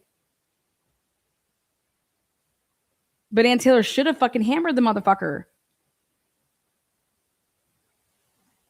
It's because they didn't use IgG in the search in the probable cause statement. They left it out. And then Hippler's over here having an order coming back saying that you can't say that in part they did get to Brian Kohlberger this other way. And I'm like, oh my God, what the fuck? Because that statement was allowed to stay born in there. So it is ineffective. Like, this is ridiculous. He got it wrong. It is a smart move. And anybody who's like, I don't know what Ann Taylor's thinking is playing checkers while Ann Taylor's playing chess. Like, let her do her job in the way that she's representing her client the best way. And this is my outside opinion. I was not. Yes, let her do her job. Exactly. Ann Taylor has a plan, and she told Brian, we need more time. I cannot effectively represent you. So my advice to you right now is to take this plea deal because it'll at least save your life. I can't. Ann Taylor's doing something. And I believe that what she is mustering up it's just awful for the families, man. Because Ann Taylor should be doing this on our behalf too, because this is our rights. Like, these people can't fucking do this. And then everyone's like, Lana, they got the right guy. And it's like, how do you say that? How do you say that? And you're the same person that's saying Karen motherfucking Reed is innocent. Like, you're fucking high, dude. You just can't say, you cannot just shut up. This entire 19 fucking page probable cause affidavit is all lies. That's disgusting. And then to sit here and say, but he's the guy, he did it. What? What? Yeah, Lana, his DNA was on that sheath. And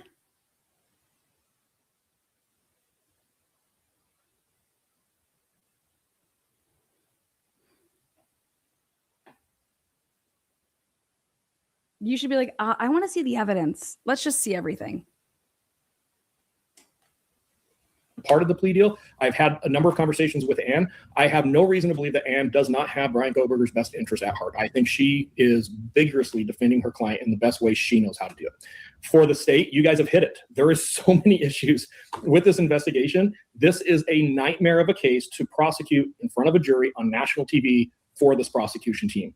And some members of this prosecution team do not have the experience to roll with the flow of how some of this testimony was going to go down. It was going to be pretty traumatic. Yeah. So the idea that the state would lean into a plea deal makes total sense. Yes, I agree with everything Sai said right there. Absolutely. Like, these motherfuckers cannot go to trial. They don't understand. This is career ending, as it should be. All of these people were going to go up there and commit perjury. They've been committing perjury. And then you know what the funniest part about perjury is? The state is the only people that can bring perjury charges on. Who's gonna fucking perjury charges themselves? Come on, man. Something needs to change with that. I think we, the people, should be able to, be able to put a complaint in. If there's like a public trial, and something has to change with that. It's fucking crazy. Sense. Yeah. Do you know who is making the decisions? Is it Hippler on when these documents are being dropped and what's being dropped and what's being redacted? Oh, wait, we gave you something through a FOIA that was muted. Let me get it back. Like, do you know who's making all these decisions, and why the hell are we waiting so long? I don't want to say anything about Hitler because I think he hates me. And if he ever gets the opportunity, he'll put me in jail. So I don't know. And I'm going to shut up on anything having anything to do with the judge. I think there are issues that speak for themselves on a handful of the rulings. And I think some of his rulings do not survive appeal. And I'll leave it at that. You just answered my next 3 questions. So Awesome. all right. Fair. So You guys heard that? None of his decisions would never survive an appeal, which is huge. Now, SyRay decided to take out a little chapter, though, of Hitler in the book, which is my second favorite chapter. And it's called like the motion or something. Let me see. It's good. I'm just curious. You guys think Hitler saw it yet?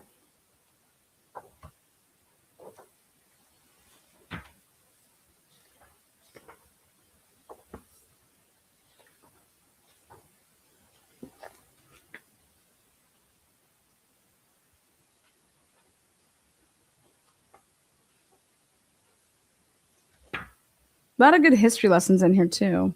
I will say that.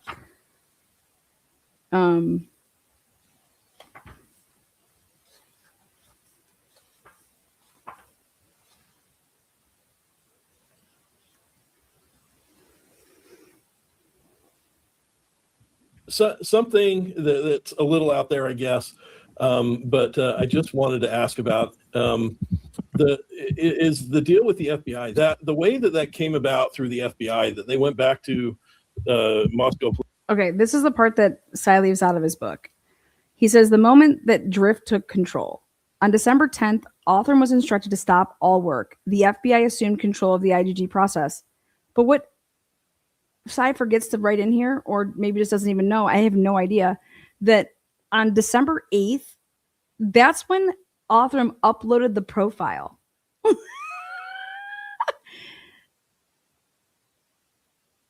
December 8th. They already had talks way before this, okay, about shutting it down. But Othram did not get, you have to get all this paperwork in and put your kit in, and it's a law enforcement kit, and you have to wait for blah, blah, blah. And it takes time. You have to deal with the agency that you're working with. You have to fill out all this fucking shit. They have to pay for the law enforcement fee and all this crazy shit, right? You have to have a letter from Bill Thompson. And so I think the part that needs to be put in here is when he says on December 10th, Othram was instructed to stop all work. No, December 8th, Othram uploaded the kit. Then they're told to stop all work on December 10th. What? There was no... Who the fuck could do anything in fucking 24 to 48 hours? Get out, okay? Get out. Didn't even give him a chance. Othram was operating within the DOJ policy. The FBI, it took possession of the S&P profile and conducted searches in databases. No, from my understanding on Leah Larkin's actual report, Leah Larkin says that no, there's another issue here because David Milliman's emails back and forth, he's telling the FBI to go and get it in the upload. And that's when Leah Larkin's like, yeah, because they've already uploaded it.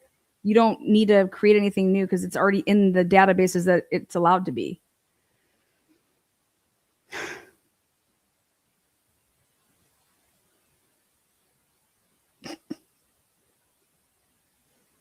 The murders occurred on November 13, 2022. The crime scene was completely processed. A K-bar knife sheath was recovered, preserved, and submitted to the Idaho State Police Forensic Lab Services on November 16th. Nothing about the early forensic handling raises concern.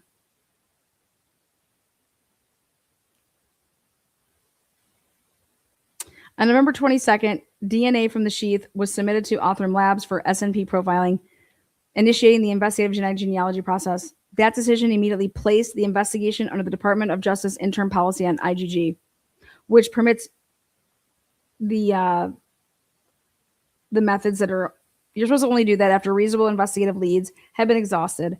The case was days old. No reasonable definition of exhausted applied. By November 24th, Othram had generated an S&P profile and identified a distant familial match. That's not true. That didn't happen on November 24th.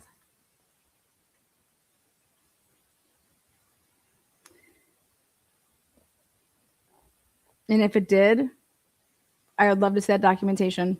What it had on November 24th, and it was actually, I think, like November 25th, they had the profile. They created the profile. Then they had to wait. Like, that's why Leah Larkin shit is the shit. Leah Larkin is saying it took them 15 days from the time that Othram got here, like Blaker flew it to them.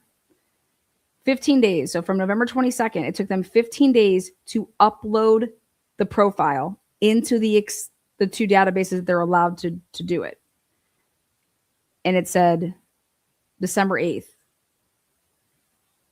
And then they were told not to do anything on, like, shut it down December 10th. What they could have done before December 7th or 8th when it was uploaded, they could have done one-to-one matching.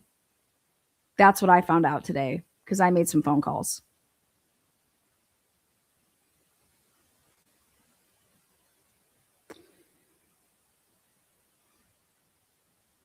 By November 24th, Othram had generated an S&P profile and identified a distant family match. This was expected. IGG rarely begins with close relatives. The process is slow by design, methodical by necessity, and legitimate only because it is constrained. Then, on November 29th, something critical happened. Washington State University Police produced a formal report. That's in his book. That's not true. There is no formal report identifying Brian Kober as a possible suspect. A formal report. This was not rumor or speculation. It was a law enforcement report generated in response to a direct request from Moscow Police Department. Grounded in vehicle information investigators were actively seeking. This is not true. I'm sorry. At that moment, it was the most credible investigative lead in the case. Well, that credible investigative lead in the case does not exist. And he says it on this show at the end of the show when I got my question in. Have you ever seen it? No. Wow. So then it is rumor. The fuck out, man. And then it vanished, he said. And then it vanished. Nothing in the record explains how that report was evaluated, why it was not acted upon, or where it went. Because there's a big fucking problem with it, and Lana found it. And I'm so fucking right. Because they put in Brian Koberger's old license plate when they typed up looking for shit when they're supposed to be driving around looking for cars that have license plates. You're supposed to be doing and looking up and seeing if the car has, if there's any warrants, shit like that. That's what they were doing. Okay. And then you're not supposed to get on the radio and you're supposed to fucking make notes of this and put it in a fucking spreadsheet and all this shit, blah, blah, blah. That's what you're supposed to do. That's what Payne wanted done.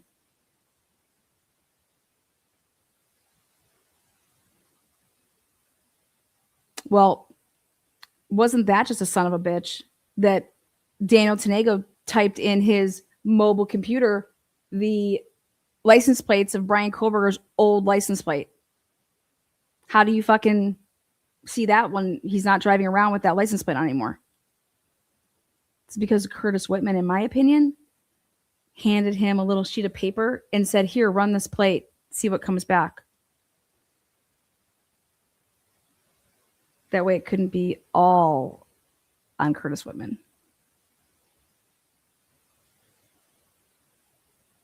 I was able to figure this out because I asked for a public request. And this, I don't need to know policies or procedures. I don't need to know shit. I asked for, and it took them a year almost to get this information to me because they kept on keeping it from me, pushing it back, pushing it back, pushing it back. I asked for this in July of 2025. I just got the request in May of 2026. May. At the end of May, right? Yeah. Right before I went to Houston for the World Cup. You guys can go back and check that out, whatever date that was. I put it out there. I have all the documents right here. And I'm like, oh my God. There's no report. I asked for every single incident report, every single assisting agency report, everything, all of it. I got a lot of documents. What is Curtis Whitman doing? What is Daniel Tanego doing? When they're assisting Moscow, they write up reports. Where's this motherfucking report? This was not rumor or speculation. It was a law enforcement report generated in response to a direct request from Moscow Police Department. None of that's true. Grounded in vehicle information, investigators were actively seeking. At that moment, it was the most credible investigative lead in the case. And then it vanished. Nothing in the record explains how that report was evaluated, why it was not acted upon, or where it went. This was the correct lead, delivered early by another law enforcement agency and allowed to die quietly. It was never fucking delivered from WSU to anyone. The only place that it existed, this is what ended up happening. When they got the name Brian Kohlberger and they looked it up and they realized that, oh, his name had already been run or some shit like that. And it wasn't that his name had been run. His license plate was looked up. But they realized that it was in the wrong order and it looked like it was problematic.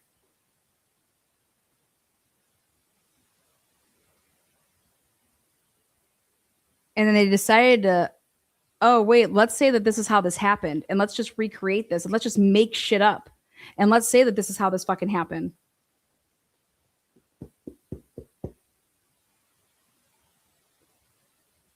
Unfucking believable. There was no lead. The only lead that there could have been is that Curtis Whitman needs to answer to a lot of questions. And remember that Gary Jenkins, the day after the murders on Monday morning, he gets a new cell phone. Gary Jenkins gets a new cell phone the day after the murders? Yeah. But I don't even know if it's a new one or if it's just an old one that he fired up. Why would Gary Jenkins get rid of his cell phone the day after the murders? I gave that to Steve Gonsalves. I said, here, I think you need to look into a lot of this shit, what was going on at WSU.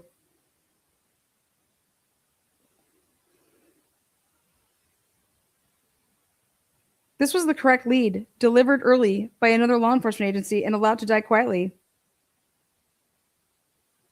That silence is a drift marker. A high-quality lead enters the system and timeline gravity redirects attention elsewhere without a documented structure test. The moment Drift took control. The fuck out of here. This is goddamn lies right here. There is no report. He's never seen one, and he said it in this fucking video. And all I want Cy to do is, dude, let's objectively look at everything that I've uncovered in this case, and let's take your methodologies and apply it. How about that? But I can't do that with somebody that has biases. Like, give me a case, Cy, and where you think that I already feel some type of way. But you know what I'm trying to say? Like, if I was hired to do a job, I start from the beginning, and I question if this job started from the beginning with everybody, because Cy didn't get involved in this case until almost a whole year later, and it was just about doing the drive test, because all we want you to do is to prove that these motherfuckers totally fucking lied and manipulated evidence for a probable cause to arrest a motherfucker. But even before that, to get someone's phones, it's so fucking obvious, and it's all right there. And so how could Ann Taylor not articulate this in her oral arguments for the Franks? How did Ann Taylor not get a Franks? Are you kidding me? As much as Brian Kober, if he did this, I don't want him to walk. That's how much passion I have, that I don't want these people ever to be in charge of another person's, like, the power that is going on with these people. They need to not have these jobs. And we don't, by protecting them like this and saying, it's just errors, or it's this, or it's that, that doesn't help. It hurts. It's going to happen again. And then maybe next time that person is actually innocent, right? Please, here's, Brian Kober, but this is a tip. You can't, use it. It's nothing more than a tip. Is there something potentially involving a misuse of FISA that could have been involved in this? No. No comment or no? No, FISA has nothing to do with it. I mean, it's all out there. It's in the court hearing is very clear on what was done. And, let's talk about expectation of privacy really quick. You all three have to do a DNA test. You're required for family genetic genealogy, and you have to upload your DNA into a database. And when you create your profile, so Sam goes in there, she creates her name, and she goes to upload this DNA sample that she just did. And in creating her profile, she gets to a screen, and the screen gives her two options.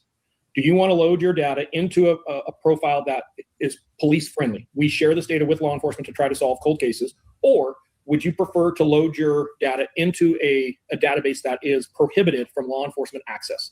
What database would the three of you choose? The one that law enforcement doesn't get it. As well as about 92% of Americans today, right? So which database is the bigger database?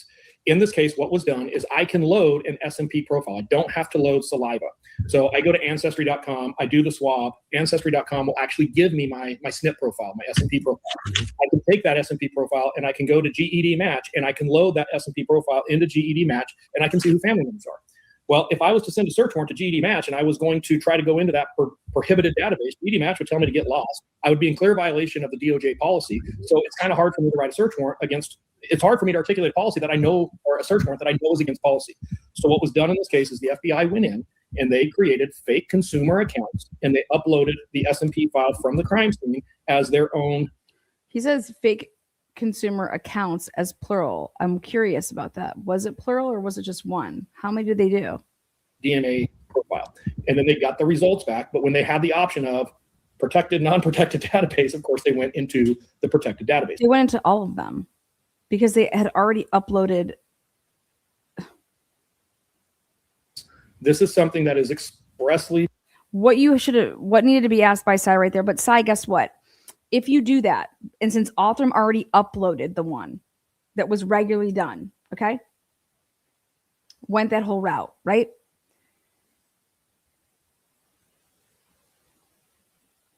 Though, if you're using the same exact one, it's going to trigger a match. It's going to trigger like it's like a fucking twin. Where was that? Was that in the match?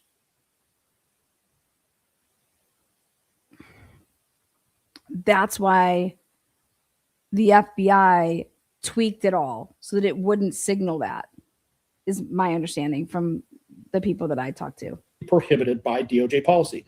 The reason Othram won't do that is because Othram doesn't get paid if they violate DOJ policy. So Othram ran to it to a point to where the FBI made the conscious decision of, hey, we're going to violate our own policy because we feel it's in the best interest of the case because of the nature of this crime. Yeah, well, explain that a little bit better. The reason that Othram won't do it because they won't get paid. It's because Othram has to show their work because of the contract that they have.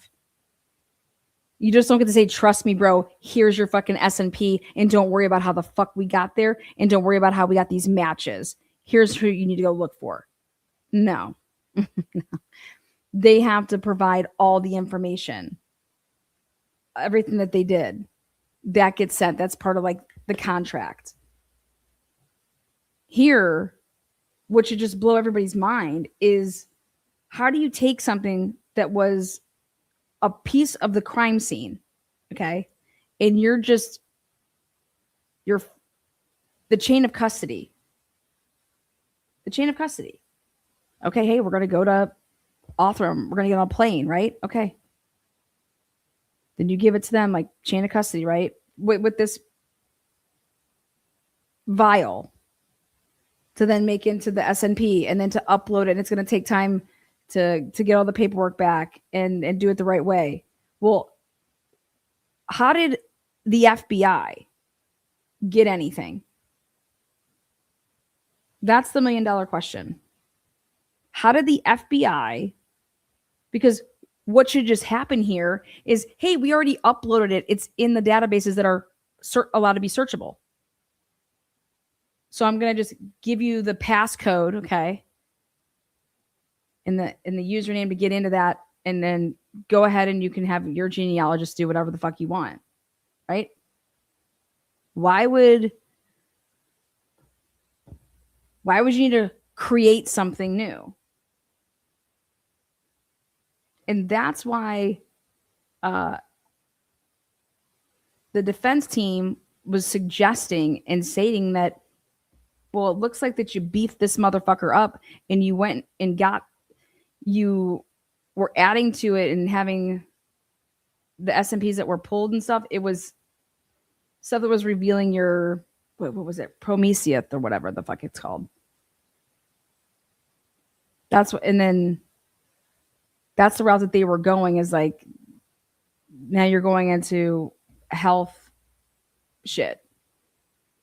And they're like, no, we didn't do anything like that. But how you double that is you're going for the bioinformatics and shit. And then I thought it was really interesting about the way to go after health information on the human, that it is like, did they have this? Did they have that? Shit like that. Like, what diseases? I mean, fuck. Nowadays, you could probably do so much other shit. Who the fuck knows? Right. And they took the path that they did. I do not believe that that is a reasonable thing for law enforcement to do in this case. We agree. In this case, how about in any case? But I think he means that. Like, you would never violate your own policy, right? Why do you have a policy in place? But a policy is different than it's like, this is a suggestion. Brian Koberg was already known. His name was already in a police report. He was a great investigative lead. Maybe when this is all I want to know, do you think when he realizes that it's just not the case, that this all changes? Brian Koberg was not an investigative lead. Brian Koberg's name was not in a report. They took the path that they did. I do not believe that that is a reasonable thing for law enforcement to do in this case. Brian Koberg was already known. His name was already in a police report. He was a great investigative lead that matched almost every single thing that they had pushed out of the be on the lookout for. So the idea that we relied on investigative genetic genealogy is exactly what I was saying in the beginning. He did not come from the be out on the lookout. It's law enforcement relying on technology. He was not in a report. Opposed to just good investigation. And so when we talk about good investigation and then having this lead with Brian, do you have any other concerns with the way that some of these interviews went with everyone else? I know there was a large investigation, but it seems like just from the interviews that I've looked at that have been made public, there's a lot of questions that aren't asked and a lot of. What are you talking about? Why don't I do believe Cy. Why don't I believe him? Because at the what time stamp are we at? 2:38. Remember that. 2:38. Here you go. Fast forward. I got the last question in. Here you go. Right. Right. And if it is ever required to show the exact time log showing all of that. And I suspect it's going to align with everything that we talked about. Right. Right. Well, Cy, thank you very, very, very much. We've been looking forward to this, and I know you've been doing some stuff with your book, but we really appreciate it. And any insight that we can get is always good because we haven't seen the reports, and some of the reports that we have seen are not consistent with some of the things being discussed. And I think we can all agree that the FBI did a really shitty job on this case. I would say a couple of people within the FBI did a really shitty job. There is some work from the FBI in the case that was actually really well done. That's fair. All right. Well, we wish you the best with your book and with your work on. Kind of got into its own. Some of them. And maybe right off the bat, I have a problem with. I mean, can we get back to Alice? And I'm hoping, come on, homeboy. Okay, here it is. Well, I will say I've now been 3.5 hours talking. Thank you very, very, very, very much. And I know we have questions we didn't get to. I'm going to ask this one really quick because it was for Lana. Lana wants to know what report had Brian's name in it because from WSU, because we don't have anything released with his name in it. I would say there's a lot about that hasn't been released. Obviously, I think the lawsuit with WSU has some things to go with it, but there are some emails out there that actually talk about the report. So, the report exists. There's been testimony that the report was transmitted, that the report was seen. As far as turning it over, I've listened. There's been testimony. This is when I was just losing it. I was like, what? with Lana on that one. The report was transmitted, that the report was seen. As far as turning it over, I'm with Lana on that one. I would to see it today as well. As far as it being turned over, I'm with Lana on that one. I would love to see it. He's never seen it. It does not exist. There is no report. There's no formal report. He's never seen it. So there you go. That's to answer your question. He's never seen it. So it's rumor.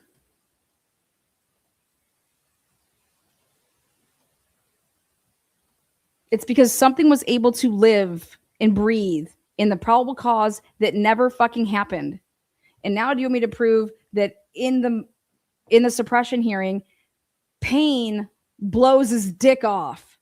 And Ann Taylor is like, oh my God, we're getting a Franks. I cannot believe what the fuck he is saying in here. So why did he say it before? Ask fucking Cy. I have no fucking clue. I'm just simply here to tell you that I could never be telling you guys that I've seen something that I didn't see. But that's why I said you have to ask specifically, have you seen that report? No, I haven't.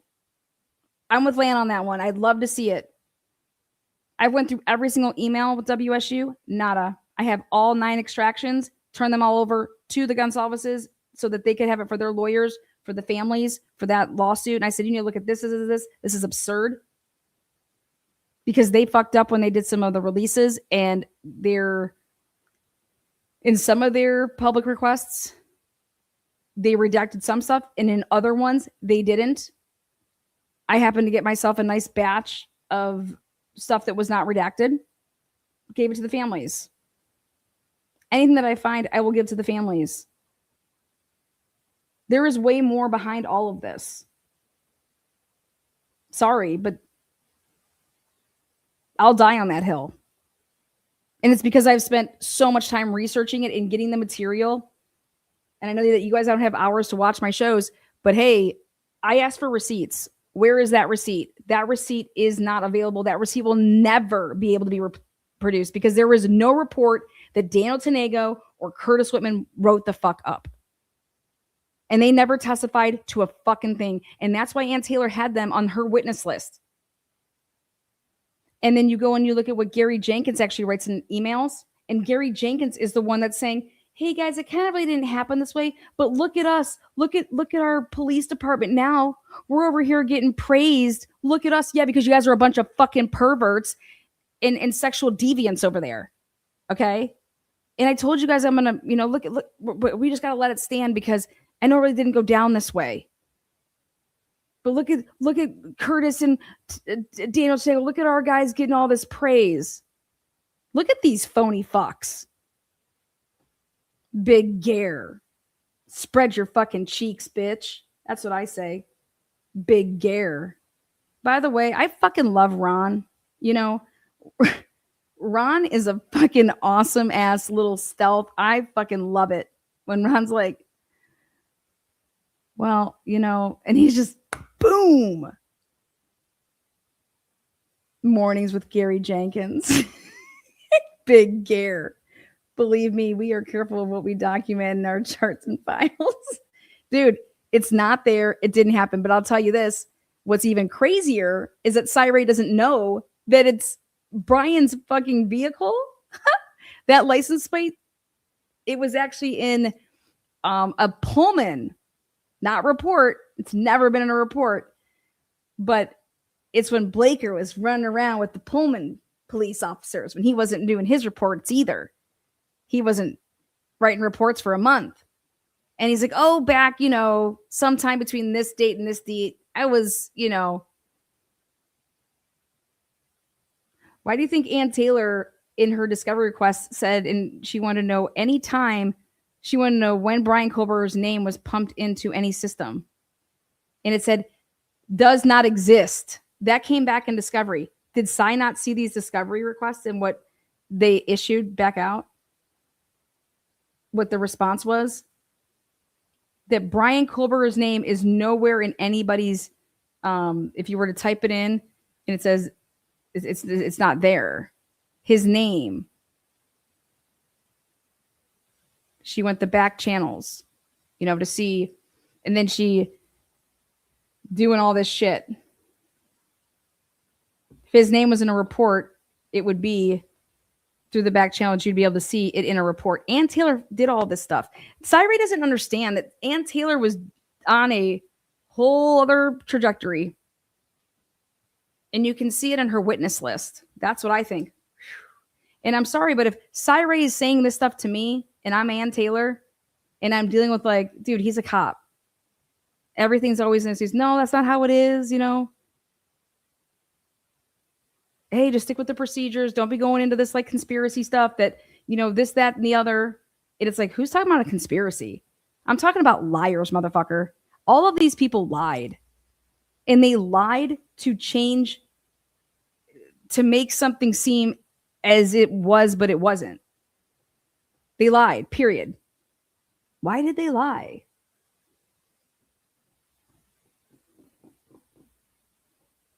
So I can just see Ann Taylor, because I know if I was Ann Taylor, I'd be like, I'm not going to listen to any more of this shit, because Ann Taylor believes in his innocence. And so then you have Turvey coming over here and believes that he's factually innocent. So where the fuck do you think Ann Taylor's like? And then Turvey saying things like, why do you think the time of the crime happened at that time? Because Dylan said so? Because because they're texting? That could be part of the stage. Or what would make more sense to me is that they could be just totally confused, right? And that, they wake up or whatever. But you cannot change who called who first. Bethany alerted Dylan. And then when you look and you see that Dylan saved a contact at 3:51, she's not sleeping.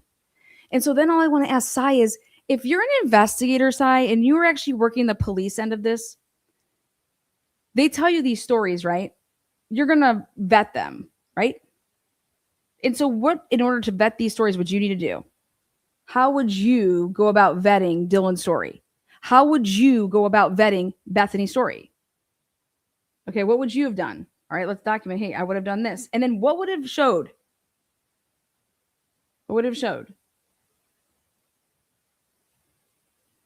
And then I would say, if I'm with Sy, hey, Sy, just because a DoorDash was dropped off at 3:59, that DoorDash wasn't ordered, though. That was ordered at 2:15. What took that DoorDash so long to get there? Who's this DoorDash? Oh, wait. We didn't even know that there was a DoorDash. How did it truly come up? Molly McMichael didn't come waltzing over and calling them and be like, oh my God, I was there last night. Oh my God. No. We had to find her in the geofence. And then we find out that she did a DoorDash. She didn't come forward. Then we find out that she changed her cell phone.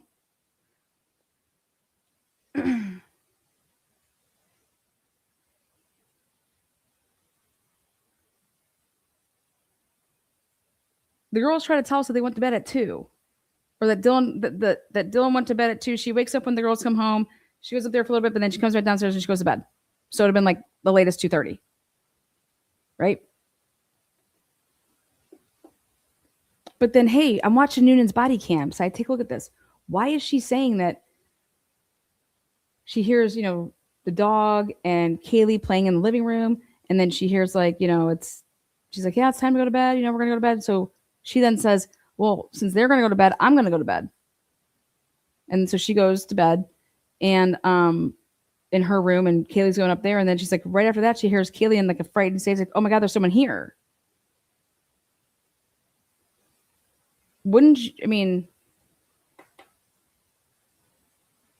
do we think that happened at 4, or do we think that happened at like 2:53?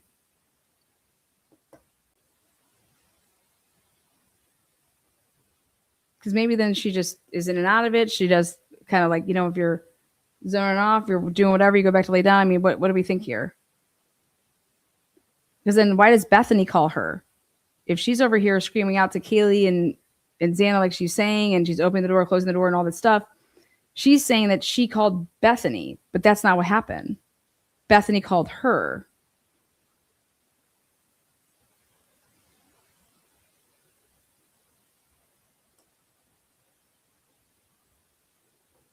And then when she's talking to Mallory, she's like, I don't know, I didn't see him go out because I ran straight downstairs. But yet to Noonan, she said that she ran back in the room and shut the door and locked the door. You think she's just... And then all this is going on, and she said she's so scared, and you think that she's so scared, these guys are so frightened. Why didn't they call 911? Why didn't they call even this other friends to like come over, like the guys like they did in the morning? Oh,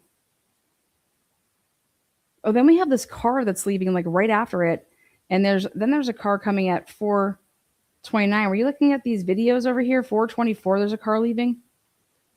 And why do we have some kid over there running around saying that the 4:24 car leaving is some girl that was at work from 10 to 6? And that she came home to like check on her cats. That's one of the girls that was neighborhood canvassed. And she didn't say anything like that. Where's that coming from? Who's reporting on that? I want to take a look at that interview. Why would this vehicle doesn't arrive before 4:24? Like if she's coming to check on a cat or something, you have to arrive to get out of your car, go in the house, go in the apartment, maybe be there for 10, 15 minutes, 5 minutes, and then leave. That's not what this vehicle does. This vehicle, off of the cameras that we're looking at, this vehicle is there stationary at midnight, and then it doesn't leave until 4:24. Which is right after that car speeds away. And so why are one of our guys trying to falsely assign this car to somebody? You think we should look into that? And then what's this 429 car, that SUV looking thing that comes, Dylan was talking about that she went down to Bethany's room, and you know where the bed is, right? How is she able to see, if she's laying down, how is she able to see out the window behind where the television is? And she's just standing up over there watching for cars passing by her. And she said that she saw one, and okay, well, I was looking at that again. It seems like that vehicle turns actually into 1122. Where's those Explorer logs? Who assigned that Ethan was driving this Explorer all over? That's how I envisioned myself and Cy having some conversations. Let's start from the beginning. Let's do what his book says to do. That no artifact will represent anything on its, everything has to stand on its own by being validated multiple ways. So let's just do that. And let's see what happens. Let's let the evidence speak for itself, wherever it lies. Let's see what all the pieces of evidence speak.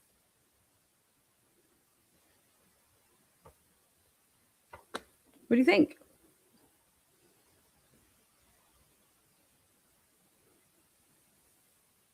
How about the Wi-Fi?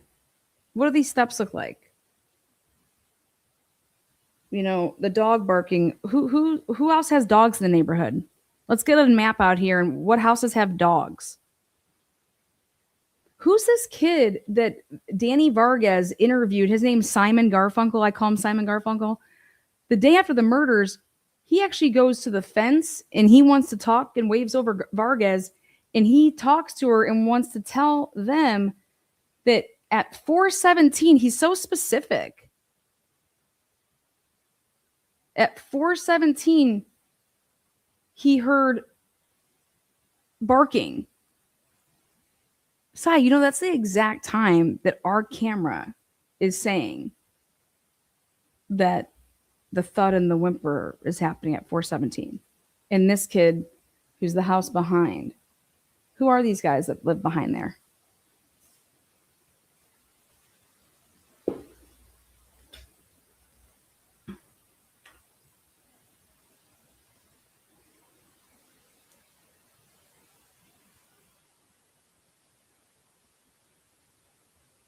Hey, I found Molly's car coming in. The one that she says that it is. It arrives at like 3:46 and she doesn't leave until 4. She's there for 15 minutes. What's she doing? And actually, after she passes and it looks like she stops or whatever, you can start hearing voices and stuff. And it's not just one. Who's Molly talking to?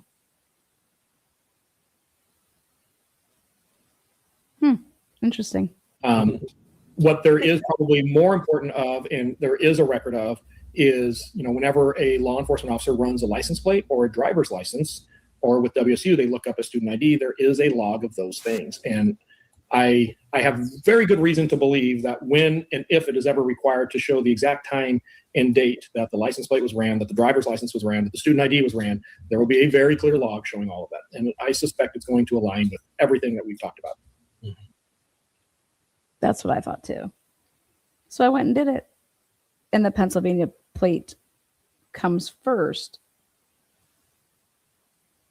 And that was the first plate that was run by Daniel Tanego on 11/29. And the only one that had nothing to do, like the other ones were incidences that had to do, there was a number involved with it. I thought he was sitting at a desk, like, looking stuff. No, this was in his mobile cruiser. And he just somehow gets Brian Culver's old license plate number. The only person that can answer that is Daniel Tanego. And I cannot believe that he was not brought in for the IGG Franks thing that they had. That's who should have been called. And same with Jacob Tisdall. Right. Right. Well, Sai, thank you very, very, very much. We've been looking Sai, thank you very, very much. Where we say we were at like 2:30. everything they have, and they have so much evidence that this is not even going to be a question if there's reasonable doubt. So I think, on Dump in the week prior to the plea. And I think it was the context. Reasonable thing for law enforcement to do in this case. Brian Koberg was already known. His name was already in a police report. He was a great investigative lead that matched almost every single thing that they had pushed out of the be on the lookout for. So the idea that we relied on investigative genetic genealogy is exactly what I was saying in the beginning. It's law enforcement relying on technology opposed to just good investigation. And so when we talk about good investigation and then you guys know as well as anybody, yeah, it's called the privilege. And there is a reason that there's certain things that I can't get into how I know or why I know. So yes, I am familiar with statements made. There's limitations on how far down that I can go because of how I know about it. certainly. If there's an appellate attorney working on this case, that's a great read. I'll leave it there. Yeah, and well, certainly I agree with you that there's obviously privileged information, confidential information, and as attorneys, we certainly hold that valuable. Something I appreciated from your report was sort of, it seemed like an ongoing concern with the lack of source data and the lack of work product where you could actually view how some of these reports came to be. And so I think what happens sometimes for the public and for us in general is, although we understand this confidentiality portion, if we're asked to believe a conclusion, but we can't see the work, even if there's a legitimate reason we can't see the work, it's hard for us to accept that conclusion. Yeah, the problem there is that I have created work product for the defense team that has never been publicly released. And no, I'm with you. To be clear, I'm with you that you can't repeat it. I'm just saying that's why I think for us, and I didn't mean to cut you off, but for us, that's where it's hard to follow that. I assume that that exists and respect that, and certainly don't want you to put yourself in any sort of position, nor would I assume you would, that would require you to disclose any of that. But I think that's kind of the point I was making. Yeah, 100%. And, you know, that's why I think the lack of trial is really what we're talking about here, is it just left so many things unanswered. I have a couple questions about the sheath and the DNA from that. I saw a report, and it may have been in Chris Whitcomb's book, that the Othram, they took the DNA, they took the swab, and they analyzed it, and they come up with the computer file of all the data. That was given to the FBI. That at some point, what the FBI gave to another lab supposedly was twice as big of a file, meaning there was other data. Did that strike you as, I think you have a lot more experience with that sort of thing than I do. That kind of struck me as, where did that extra data come from? Yeah, and there is testimony that was in the public eye that covered down on part of this. So I feel comfortable getting into a little bit of this. I'm not going to expand on it. There is a tool, and we all use it, so we can't necessarily say, oh, that's terrible, because we're using it every day. There is a tool where I can take an S&P profile. So I develop an S&P profile, and let's say that, I don't know, when we get into S&P profiles, we're talking about biomarkers. So, you know, a really, really good S&P profile would be, let's just say 1 million biomarkers, just to throw a number at it. So I'm working with this evidence, and I have an S&P profile that has 500,000 biomarkers down from the Supreme Court. And Garrity could not be a better case for Brian Koberger, because it says very clearly that when consent is involved with people loading stuff into databases that law enforcement has access to, it requires a search warrant. You know, I think that IgG is a very powerful tool, and who doesn't want to solve the 1976 murder or rape case? Of course, we should be using tools like this. But with a powerful tool, there should absolutely be guardrails that we require our law enforcement and prosecution teams to follow to the T. Because when we don't, it jeopardizes the integrity of the entire investigation. Was there not other DNA found on the sheath? I saw that in a later report or something that was released a few months ago. The blood samples from both victims in that room were also found on that sheath, which would be expected. Okay. Wasn't there also another male DNA found? I'm not aware of any other DNA profiles that were developed off of that sheath. Okay. What about under Maddie's fingernails? I'm not aware of that. There's an unknown male that is in a mixture.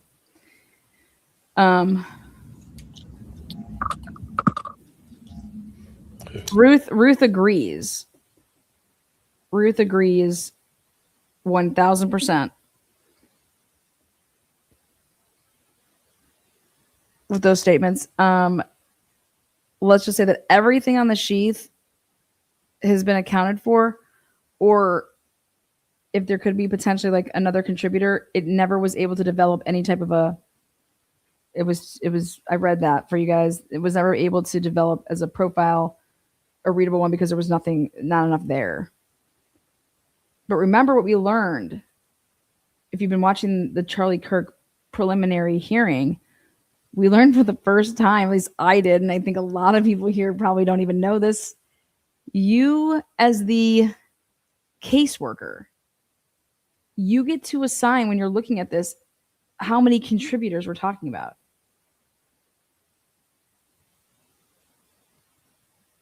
All right, I'm gonna go with 2. All right, I'm gonna go with 3. And then, like, when you're doing like the cybergenetics and the true allele, I didn't know that. But that's a fact. That came out in the Charlie Kirk preliminary hearing.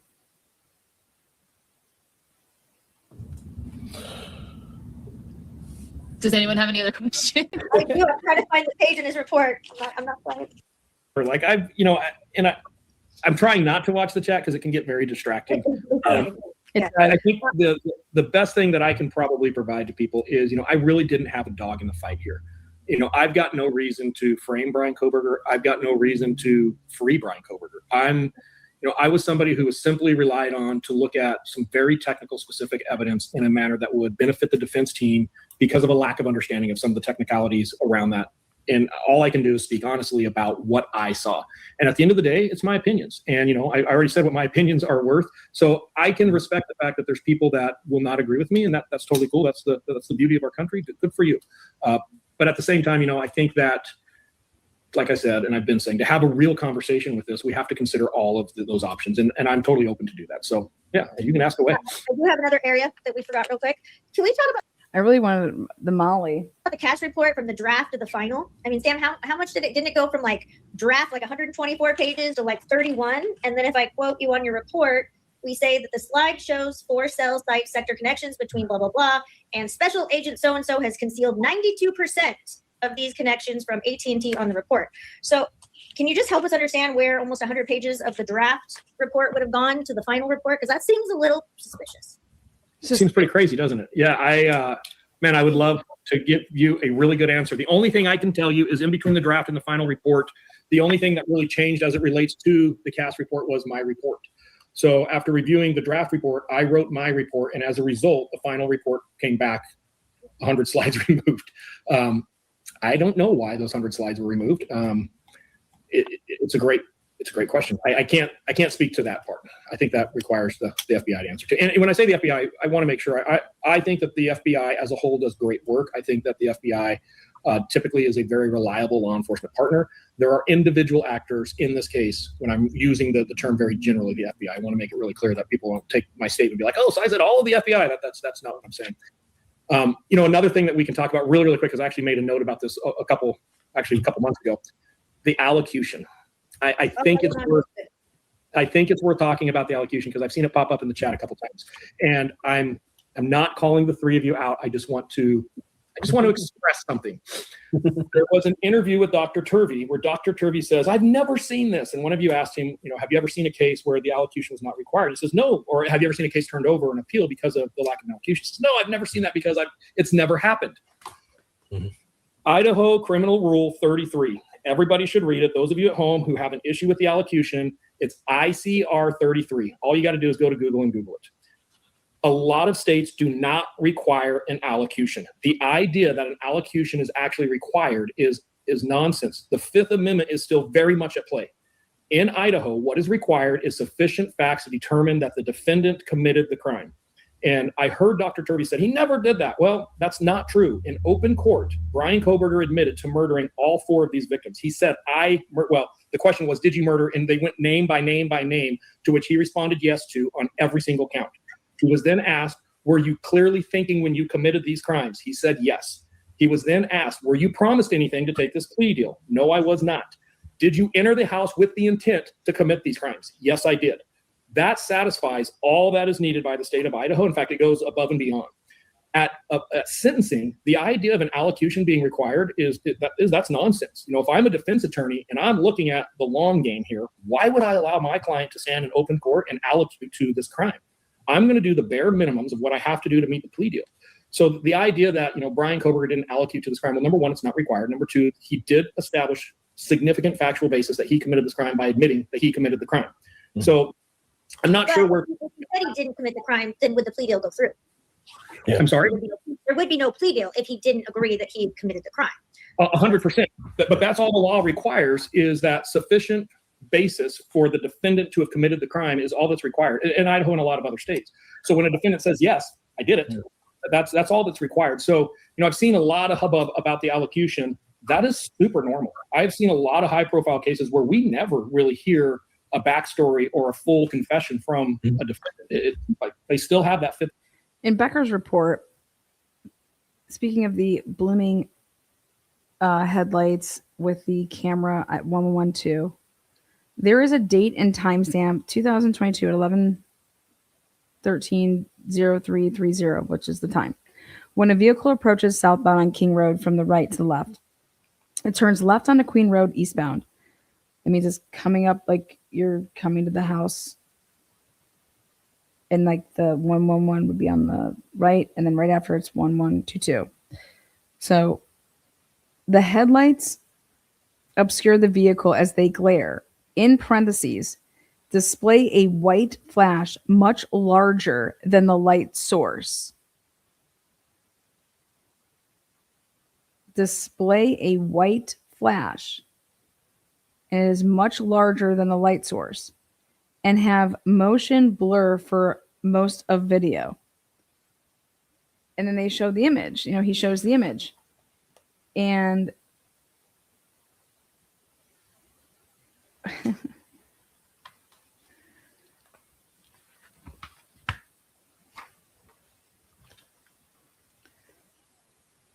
this is just crazy.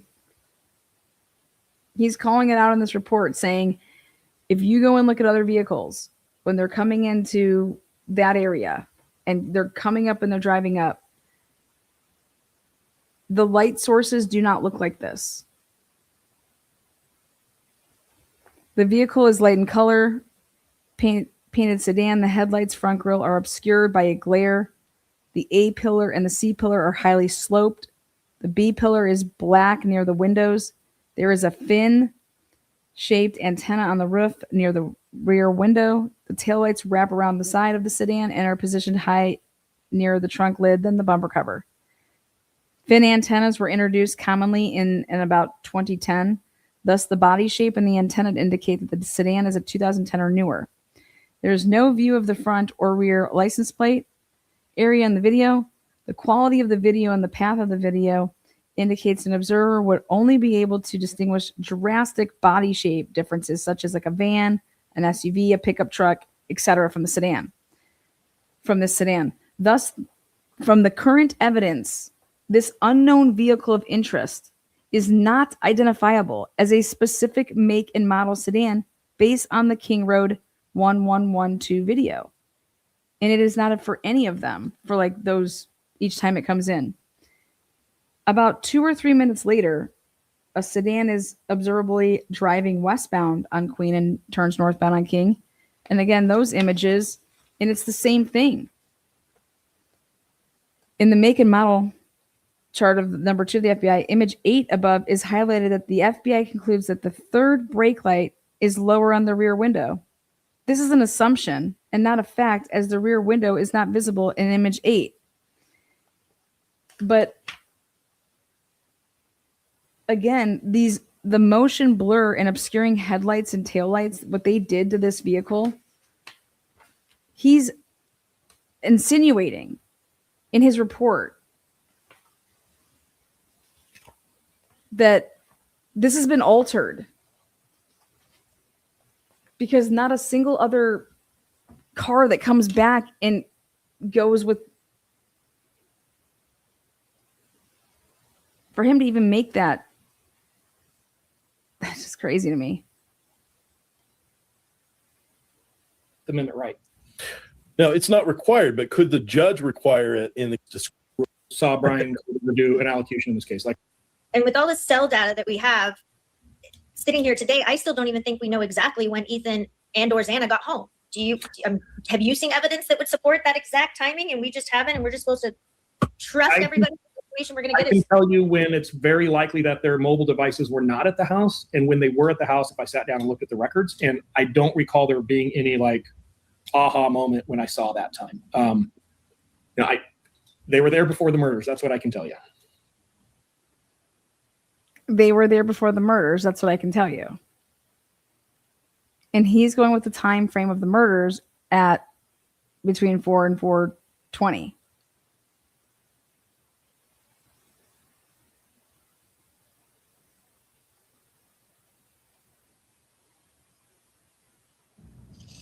All right. What is your Devices were not at the house, and when they were at the house, if I sat down and looked at the records, and I don't recall there being any like aha moment when I saw that time. They were there before the murders. That's what I can tell you. all right? What is your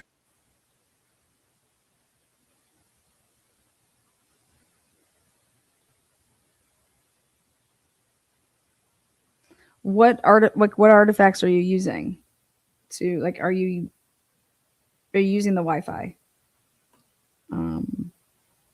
Were all of these phones accessible with did they have at least some type of an app running that you had GPS? Then the steps. If Xana supposedly went and picked a DoorDash up at the bottom level of the house, right? One could expect, if she had her phone with her, right, because she's on TikTok or whatever, that has to go down and get the food that you're saying that she got. So is her phone taking steps at 4, like, 3? Remember Molly supposedly saying that someone's popping up and down and walking all around. Is Xana walking all around between 3:54 and 4:01? And does her phone register a flight of stairs at 4:01? If you were doing a peer review on Agent Nick Balance, what would it say? I did a peer review on Agent Nick Balance, and you have the full report.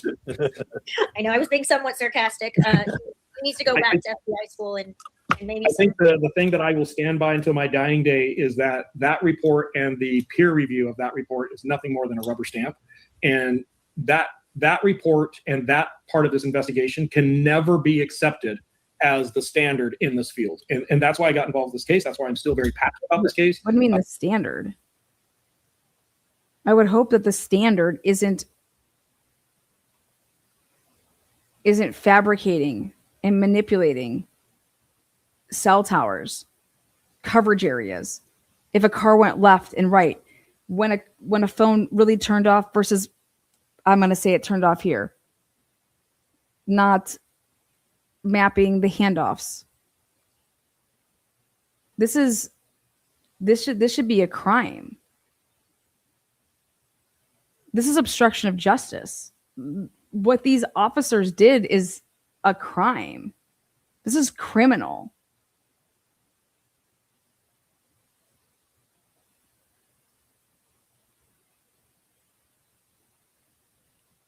They should lose their job. Fuck a standard. What do you mean this can't be the standard? This can't ever happen. But it can continue when there's no consequences, because people think that because this didn't go to trial that it should change the fact that that person shouldn't be. This is the work that they still did. It doesn't matter that this didn't go to trial. So can anything happen to Nick Balance, who thought that he could fucking do this? Can anything happen to Kennedy, who thought that they could do this?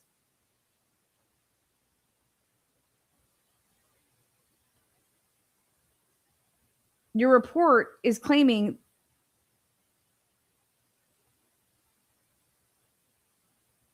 that they attempted to frame somebody.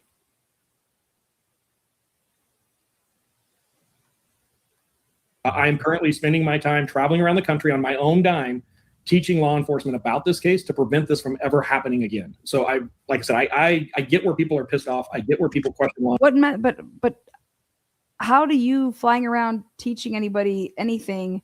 Because you think that because they weren't properly doing, no, this is, I hope that your methodology is used in every single law enforcement agency.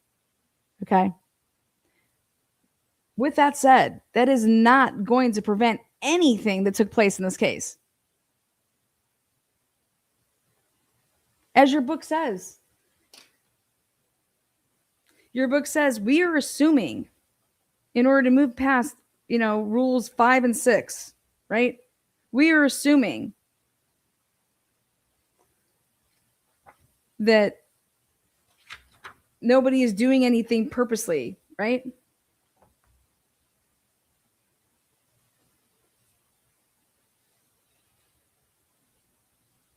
By itself, no artifact matters.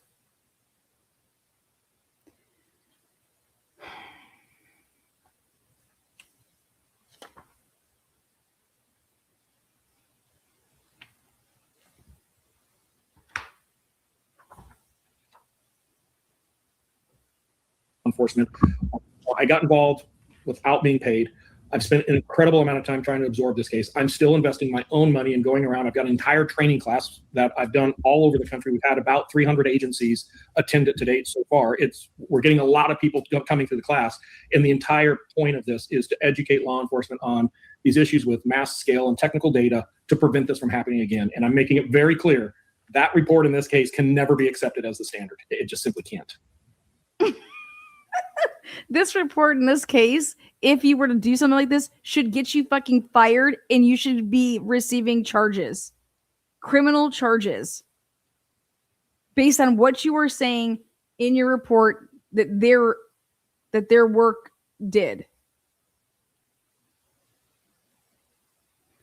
They knew there was handoffs. They knew the phone didn't shut off or stopped working to the network. They knew all of this stuff. They knew, then they looked at a video and saw that the car went, what the fuck? This is fuck a standard. This is criminal, in my opinion. Yeah, it's bad. If there was ever a case to go to trial, Think about if I did this as a citizen to another citizen. What would I be? You think nothing would happen to me? If I tried to frame another citizen for fucking, I don't know, even stealing a bike, the fuck do you think would happen to me? it was this one. Do we know? This is a conspiracy. These two people, Kennedy and fucking, they should be charged with just conspiracy charges alone because they worked together. They didn't even have to have a contract or anything, right? They conspired together to say, hey, back me up on this, right? And this is it. They conspired to what? I just can't. I just can't. I fucking can't. Fucking can't. Do you know exactly where BK was? You know what, Kristen, let me come back just for 1 second. Sure. I really, really hope for your sake and the people that are listening right now that are on the fence. There is things in this case, and I'm gonna walk a line, but I'm gonna be very careful with how I say this. There are things in this case that have not been released publicly to this day that the prosecution team knows about and the defense team knows about. And the average person who has the ability to logically process, they've got common sense, are going to change their opinions when they see some of this. And I want that. That's what the families want. The families want this to all stop. But you coming out here and doing this and I can't speak on that and I can't speak on this, that doesn't help. Brent Turvey, everybody doing this doesn't help.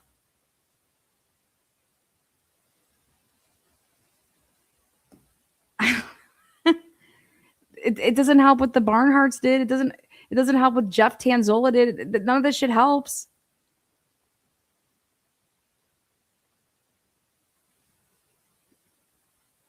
But no offense, but nothing that the defense or the prosecution has, you guys. Side, my question is, but does it change anything that we're talking about right here and right now? Because it's like the Karen Reed case, okay? There's taillight all the fuck over the yard. But because Michael Proctor lied about what time the car was towed, making it seem like that they didn't have that much time with the vehicle, right? When, you know, you start listing off all these things, right? That they didn't take the clothing and they didn't do all the shit. They didn't even fucking turn over the clothes. I mean, it's just insanity, right? There's no fucking pictures. There's no, you know, solo cups and yeah, you name it, right? And then you find out he's a big fucking bigot, sexist piece of shit, and Sean Good, and he's writing and texting and calling Carrie to all these, just because of calling her at the time, we didn't even know about what a racist he was and all that shit. But just because he was writing his family and saying that she was a cunt, whack job, blah, blah, blah, right? They acquitted Karen Reed.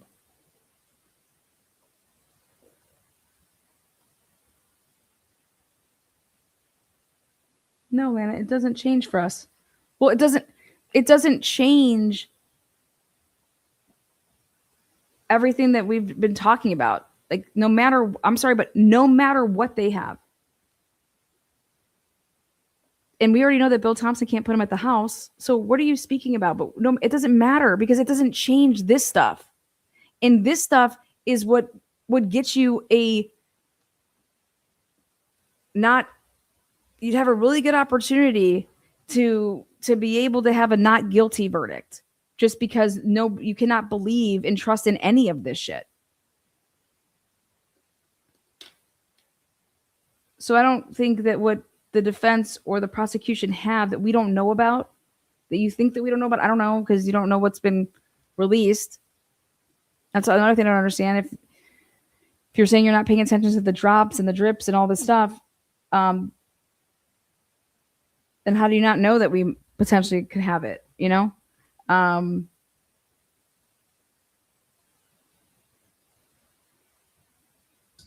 This case for a defense team is incredibly difficult to take to trial. You are going to get beat up in trial in ways that you guys don't know about. It's not your fault. You just haven't seen it because it hasn't been released. And I don't expect it's ever going to be released unless we get appeals and trials going on the backside. But I promise you, Wait, right there, I have to stop you. Why would you think that? Because everything has been filed with the courts. You guys were going to trial. There was nothing that could be held back. And it was all put in with all the exhibits. Like Hitler made all of that happen.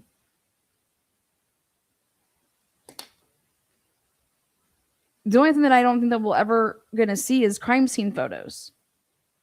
The evidence against Brian Culver, you don't think is coming out from the states? What the state had against Brian Culver? The reason that it's going in this order is because they're working backwards. So the next stuff that's coming up is all the stuff that the state had. That's what we're waiting for. We're waiting for the big Franks to be released, and all the states' expert reports, if they even fucking have any.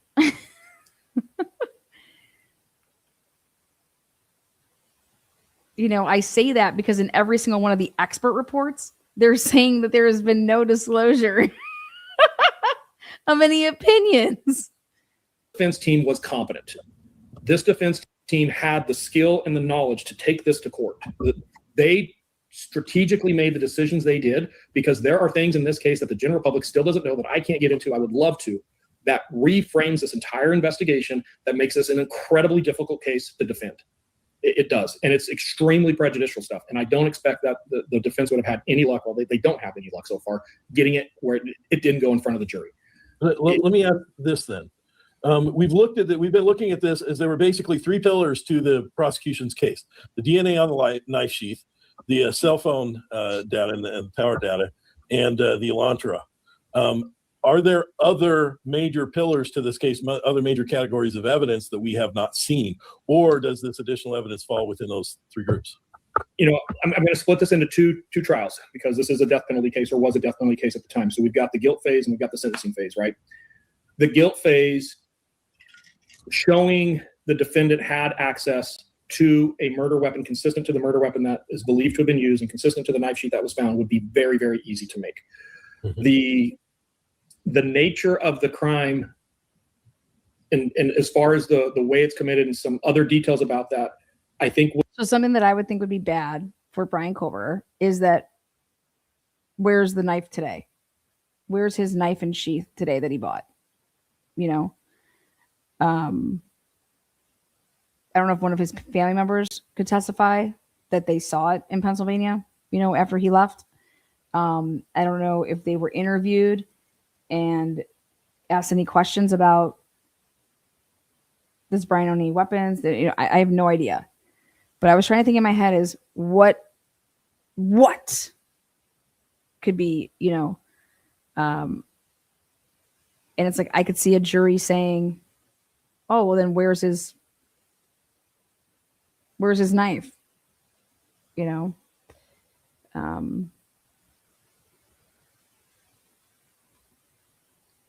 Would have been challenging on some of the defendant's interactions, social behaviors, personal behaviors that would have come out at trial that I think would have been fairly significant to the average person.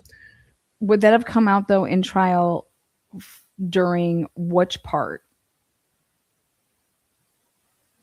So like, for example, who was on the witness list that the state was going to call from the university, from Washington State University? Who was on the list from WSU? His staff, right? his classmates, right?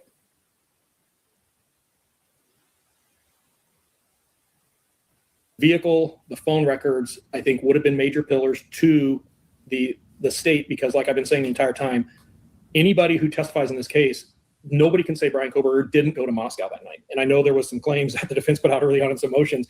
I never would have testified that Brian Koberger was not in Moscow that night. I couldn't, and neither can anybody else.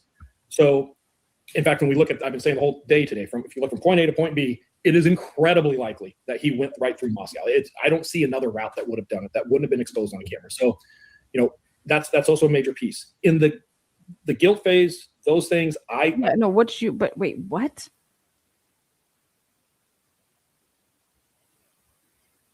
He's basically saying that because his phone pings at 4:48 where it's located, he's over here trying to say, like, I can't say that he didn't go through Moscow to get to that point. But you also can't say that he did, right? And we don't need you to do anything because they would have been searching and searching and all these cameras. And not one of them picked him up, right? If he was driving through Moscow to go to where? To like, if he just went to what?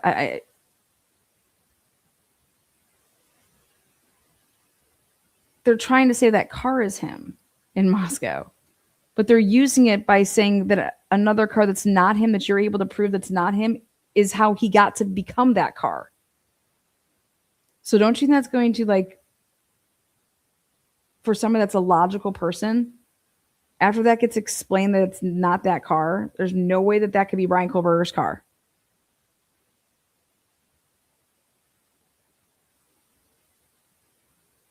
The best way for me to ask you questions, Sai, is if you were to cross-examine yourself, what would you ask yourself? That's the $1 million question, right? But at the same time, you can't answer that because that would give up client attorney privilege information, wouldn't it? I've said it already. If everything comes into trial and the defense is not successful in getting some of this suppressed, 10 out of 10 juries in the United States find Brian Koberger guilty. So now we move to the penalty phase. And those of you that are listening that aren't the three attorneys on, the penalty phase is almost its own trial. And how there was nothing. You see Ron's question? Like, hey, these are these three categories. Is there anything past that? Is there anything past the car? Is there anything past the sheath? And is there anything past, what was it? But I mean, what the fuck else is there? Oh yeah. What, phones? The ping at 448. I mean, whatever. Because you just destroyed all of that. So you have like the 448. What else is there? Like, what type of categories are we working with? And then basically he talks about behavioral stuff is more like his social interactions are going to come out.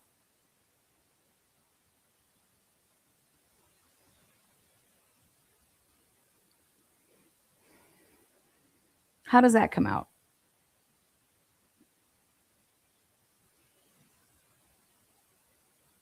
You're going to call WSU to the stand, you think? You think that they're going to call WSU to the stand and basically set WSU up to lose millions of dollars? I just don't see it.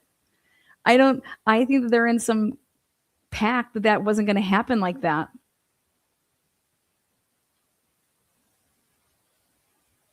And have all these people testify to what WSU missed. Why aren't we talking about? So when you looked at Brian Koberger's stuff, did you ever ask to get the server from WSU so that you could see, hey, if Brian supposedly deleted all this shit off of his phone, it would still be on the server though, right?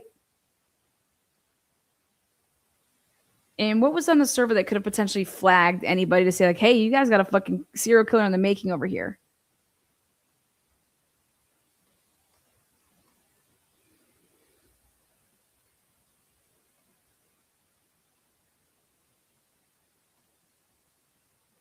which now it's determined, hey, he is guilty, but does that crime rise to a level that is so heinous in nature, it meets the death penalty? Of course it does. Anybody that I think would do this and we have the death penalty, this is the type of case for that. I am not for the death penalty, but I'm saying that if you, does it rise to it? Yeah, but I don't think they would have given him the death penalty because I think people in there would have been like, you guys we're finding him guilty on a bunch of circumstantial evidence.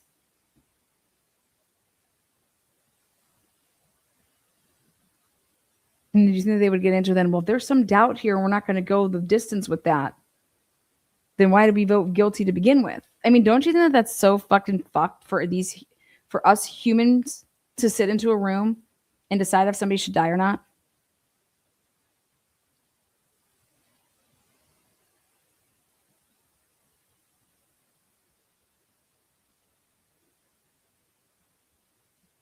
What happened to them, 1000%. But their case that they would be presenting, I don't think you could get it.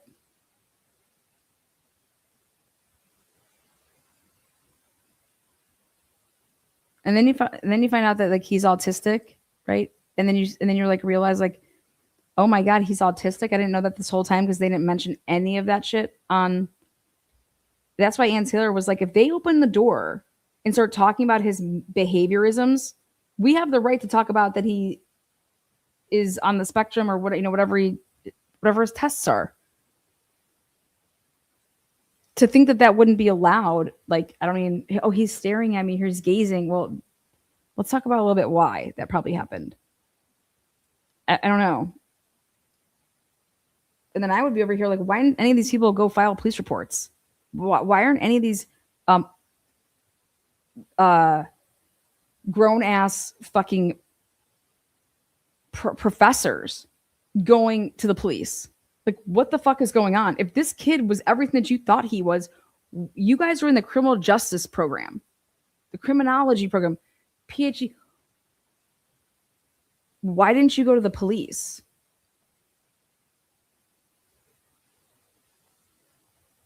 And why would we be hearing from a student that's going to say that she thought that retaliation would happen towards her? What the fuck is that? What retaliation would happen to her if she reported Brian Kohlberger for being a fucking creep in whatever he was doing? Why would this girl feel like she would be retaliated against? I think that's important. And I think that that's why potentially these families are going to fucking rake the WSU over the coals with this. Because that doesn't make any sense.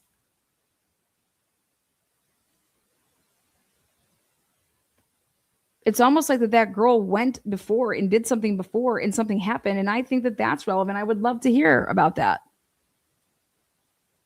But for any of these professors that can seriously get up on that witness stand and speak and say that I told them that Brian Kohlberger was going to be we're going to give this kid a PhD and he's going to be doing X, Y, and Z. That is fucking crazy to me. And that you didn't have anything down in any formal paperwork or nothing. That's nuts. That's just nuts to me. And I hope that the families I hope that they can rename the university whatever the fuck they want. That's insanity. But if the state was going to call people to the stand and do that, I think there'd be a big fucking problem that WSU would start having with Idaho and vice versa, because that's that code that you're not going to break. Like, we're going to have each other's backs. That's why I just don't see it happening that way.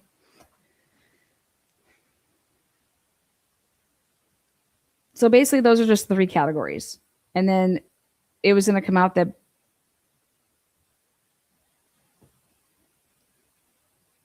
Brian is socially what? Same thing. He goes to a pool party. Nobody called the cops on him. That he's a creeper. I mean, people fucking on the internet now, you call them a bitch whore, they fucking call the police on you. But, you think somebody's following you around and doing things and getting into your panty drawer and sniffing them and putting them in the freezer and then doing weird shit like that. I mean, I think I would call the police if I came home and my fucking apartment is like not how I left it and there's shit in the fucking refrigerator. And I'm just like, oh, let me just call one of my friends to come over and Like, what? You need to call the police. And you need to make a police report because somebody broke into your apartment and did all this crazy shit. Right? And you're a female on campus and you don't know many people. And I don't have any words for this. I called Dawn Daniels and I specifically asked her. I could not record it because it's Washington. And I asked her about all this shit. And I said, is Brian Culver going to be charged for other crimes? Like, are you actively looking into these other crimes that Brian Culver allegedly committed? Like breaking and entering into that girl's apartment, harassment. I don't fucking know. Whatever it is that these people are alleging.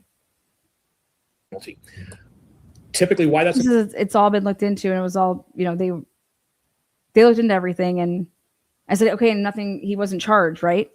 Are these still open and active investigations? important is judges will allow more evidence to come in about character witnesses, maybe in character of the defendant themselves. When that door gets opened, I believe this case would have changed dramatically. And I'll just leave it at that. And I hope someday that it comes out because I think it would be very, very powerful for everybody to see. And I also think it reframes this case. But, you know, they were talking about that though in the motion limine. So what character evidence was going to come in? I want to know when the dad booked the flight. I think something that would be pretty damning is, I don't know about you guys, but when was the flight booked to like drive back with Brian? What was the plan with that? How did that all happen? Brian said that he was off. They went the other way around and they stopped in Colorado and they were there for a little bit in Colorado. You know, his dad flies and then, you know, they drive.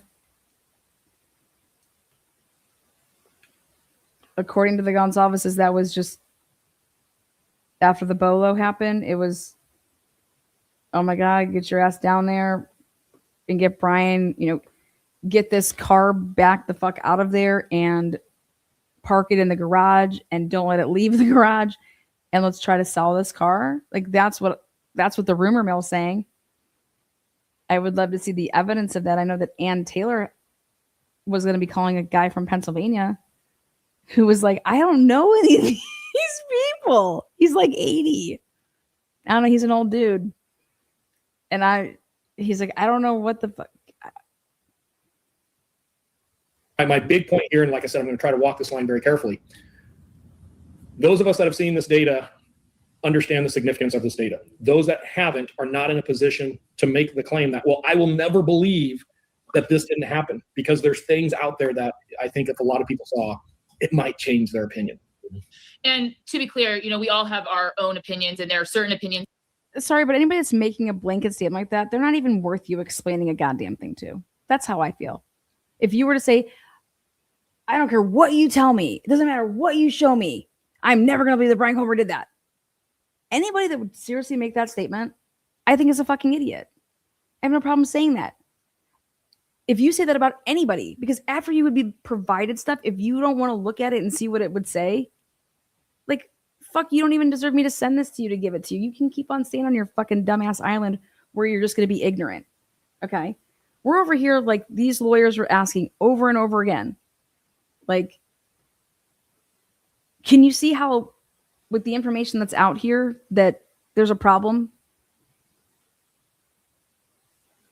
And all this overwhelming evidence that you speak of,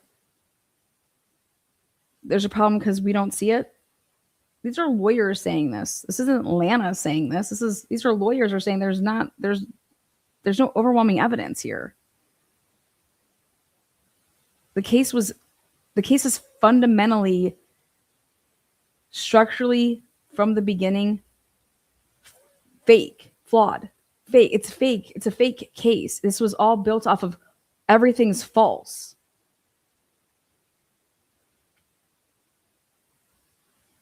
Everything that you believed about this case is false in those 19 pages.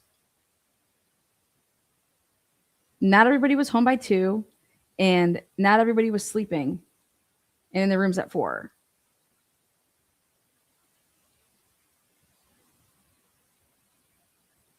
Brian Culver wasn't known to anybody on November 29th. They didn't have this and start to like, remember they didn't use IgG in the 18 or 19 pages. So then they start talking about a phone and a car and cell towers that never lined up, and they knew it. But that's what they had to show Meghan Markle so that she and her frumpy ass would sign a piece of paper so that they can go and get Brian Cover's 24 hours worth and then his historical phone records. And then we're going to lie about when the phone shut off, and we're going to do all this, and then we're going to make it seem like Jacob Tisdall didn't, talk about that vehicle and that it was his, and that we're not going to talk about any of the other blood evidence that's in the house, and it belongs to other males that are unknown, the blood, the glove, and the railing, and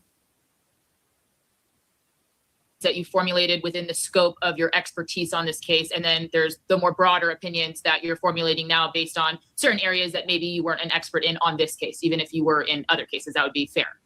Correct. When you are talking sort of again, though, about your expertise, one of the things that keeps coming to mind for me is the statement that you made that the theory that Mr. Kohlberger's device utilized a particular cell site, therefore he must be at the crime scene, is in your opinion a reckless assumption because that same cell site covers much of the population of Moscow. So if I'm looking at the area within your expertise, it seems like at least with some of the cell phone data and information that you've digested, there's not enough there in and of itself, short of, to your point, the totality of circumstances within your field to get to that conclusion. Yeah, I stand by, and Bill Thompson stood up in court and even said this. I don't believe the state would ever be able to show a clear and convincing pattern of stalking. And that's kind of what we're going to with those cell connections and being at or near the house. I just don't think you're going to be able to show stalking. Does that mean that he never had contact with the victims or hadn't driven by the house or hadn't even been to the house? We can't say that. There's times that we know he's in the general area, the southern part of Moscow, and he turns his phone off prior to the murder, where we know he's in that area and he's got his phone off. We can't say what he's doing or not. Moscow, and he turns his phone off. The house, we can't say that. There's times that we know he's in the general area, the southern part of Moscow, and he turns his phone off prior to the murder, where we know he's in that area and he's got his phone off. We can't say what he's doing or not doing. Yeah, and then just, sorry, Ron, I'll let you go, but then just so he normally was just shut off his phone. My last point sort of with this information that, of course, is not currently available to us. I think we all have to reserve on that because we haven't had the opportunity to really review that. And I think that a lot of us have differing opinions on the evidence that is out, whether it's the IgG evidence, the hair evidence. I know we haven't really gone into that, but the credibility of the witnesses, all of those things are reasonably, and that's what a jury would do, be looking at the facts and making those determinations if the case had gone to trial. Yeah, I would agree with you. And I think we have to, that's kind of what I was talking about in the very beginning. I think that the case of guilt to me is not where the focus should be. It's not where the effort and the exhaustion should be of, did he do it? Did he not do it? Yeah, we haven't seen anything, but I really feel this way or that way. I feel that as the general community looking at this case, the question should be the legal process. The question should be the way this investigation is done. Exactly. That's what we do here. That's what we've been saying about this entire case. The legal process, because that's our rights. They violated the fuck out of our rights.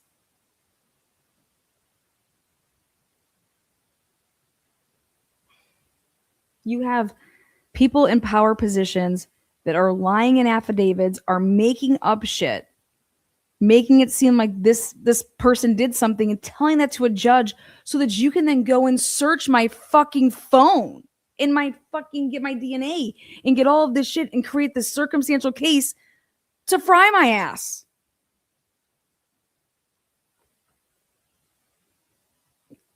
You don't get to do that. Not in the United States of America. Efforts right now should be looked at. What do we need to change, employ, educate, require to prevent a case from having so many investigative issues that we're having this conversation a couple years? This doesn't get fixed with policy. It gets fixed with personnel, people. You have to get rid of these fucking people that do this. And how you're going to make sure that they don't do it is if you are a cop and you do something like this, you go to jail, you go to prison. All of your fucking tenure, everything, you don't have a pension anymore, and you go to fucking prison. You can go to cop prison for all I care. Create a cop prison. That's when somebody wouldn't do something like this. Like, hey, no fucking way. I'm not fucking doing that. Again, a mistake is one thing. These aren't mistakes. Years later, with the potential that we're never going to get all the answers out in public. That's the conversation that needs to be had right now. That's the conversation that I think people really need to lean into is how do we effectively change what we saw in this case so that we're not talking about this again in a couple more years with another case that exact same issues. Okay, I have a few questions. You're going to have the same issues because it happens because of the people. And so since Nick Balance, you think this is the first time Nick Balance has ever done this? When all eyes were watching, Cy? You think this is the first time that Bill Thompson did something like this when all eyes are watching? And only because I think we are going to receive some flagellation from our viewers if we don't go into these. I've seen reports and seen actually photos of them of 3 clumps of hair found in the 2 rooms. This is not cast off hair that shed over time. There's a clump of hair that is said to have been in Ethan's hand, and then there are 2 clumps of hair, one of which appears to potentially have roots attached to it between in the bed of Maddie and Kaylee. Each of those. Do you know anything about those? Oh, and I think that a judge, what Hitler did when it was just like, this is right in front of your face, right?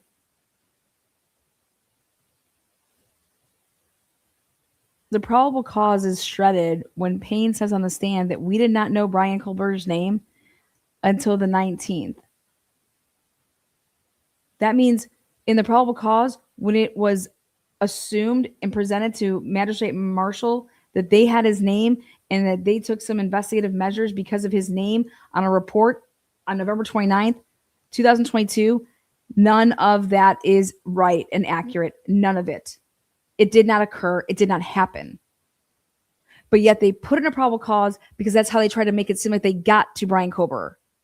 That those fucking wackadacks in WSU called up Moscow and said, hey, check this out. No, none of that fucking happened. But that's how they sold it. And that's why it's fucking perjury. And that's why he should go to fucking prison. Payne.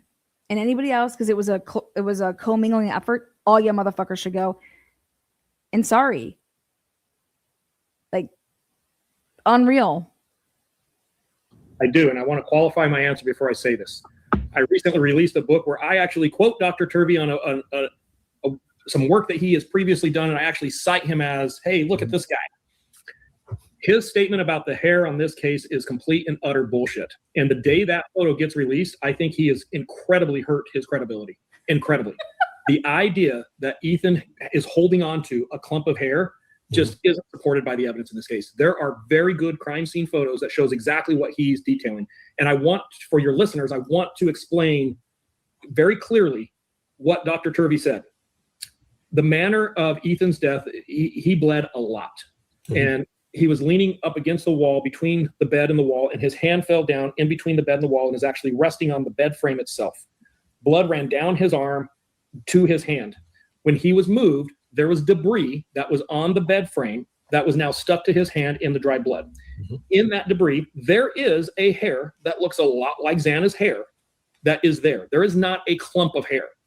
Now, I have 4 girls. I've raised 4 girls. I challenge anybody who's female, who has their bed pushed up against the wall, who hasn't cleaned out or under their bed in a while, pull the bed back and see what is between your wall and your bed or down by the bed rail itself. Are we really talking about the fact that Xana's hair may be in dry blood on Ethan's hand because it's sitting on her bed frame in between the wall and her bed where things get captured like debris, and really going to write a book and make a claim that Ethan has the suspect's clump of hair in his hand? Like, holy shit, what are we talking about? This is the nonsensical thing I think I've heard on this case, and it blew me away that Turvey went there. And like I said, the day that photo gets released, I think he has a real credibility issue. And there's a reason the defense team issued the statement that they did. And I'm not going to get into that background, but I think it was 100% justified. What about the clumps of hair? And there reportedly are clumps of hair that were on the bed with. Of course there is. Where was the focus of that attack with those 2 victims? Yeah. It's the head.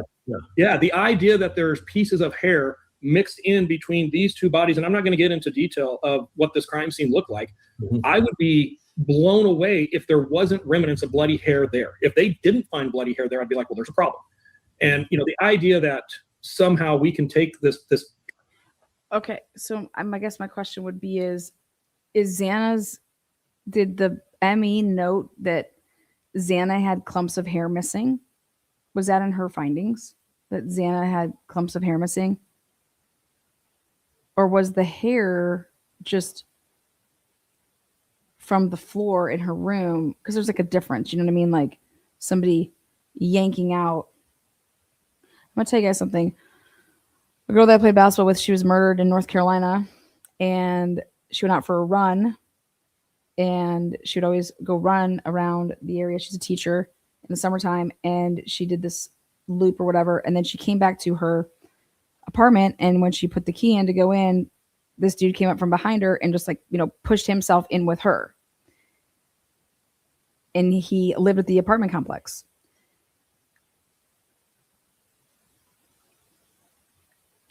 She was able to, during the struggle, was murdered, yank out, he had fat ass braids, and she was able to rip one of them completely out.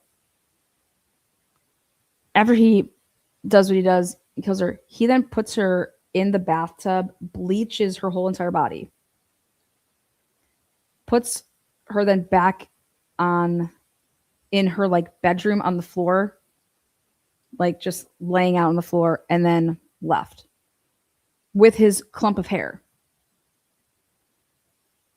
He then takes the clump of hair like it was a full-on braid, all intact, the big fat ones, and he put it in a shoebox in his in the apartment. In a couple days after they find her or whatever, they do their neighborhood canvassing, and he wasn't home the first time. And when they go by again, they end up talking to him, to ask you're doing anything, you're asking questions or whatnot. I'm sure they were running plates in the area. And he would have been flagged for having some shit. But when the cops talked to him, they noticed that he had a clump of that braid out missing. So not only was this guy a complete fucking dumbass who just didn't rock a hat, okay, to maybe cover up that shit or some shit, and she basically solved her own murder, because if she doesn't do that and then he doesn't get rid of it, he puts it in his fucking apartment. But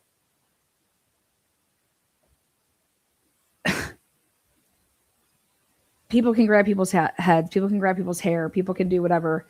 I just don't think that you should ever just, in this case, nothing was tested. I just read everything off. Better safe than sorry. You don't fucking know, right? The crime scene, it can be, you never know what type of break you could get. But they can get anything off of her because he had bleached her whole entire body. He's in fucking prison for life. He pled guilty. She was a rock star too. She's a great fucking human. And she's a fucking beautiful girl. Really pretty.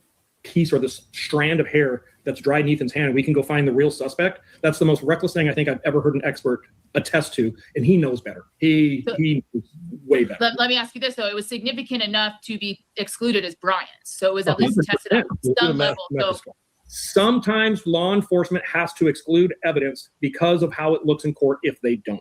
I could not agree with you more. 100%. We see a piece of hair, and he made an issue of it. Of course, at that point, they're going to say, well, we'll prove it's not Brian's.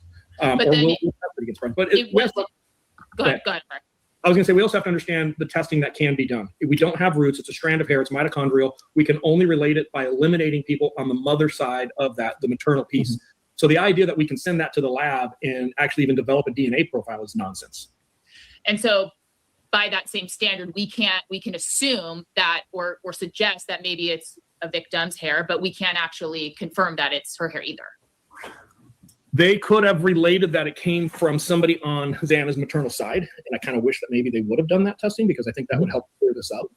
But, you know, the idea that he's grasping or holding hair and that this photo shows him holding a clump of hair, I watched that twice because I couldn't believe what he was saying. And then I went back to my crime scene photos and I actually looked at it and I thought, man, if these photos ever get fully released, he's done. They should be released so we can put this on the back. I'm telling you right now, that was just an incredibly reckless thing to hang your hat on. But the FBI does reference the hair in one of their reports. I know that at the beginning it's debris, it's debris, it's debris. There's hair. There's no doubt that there's hair there.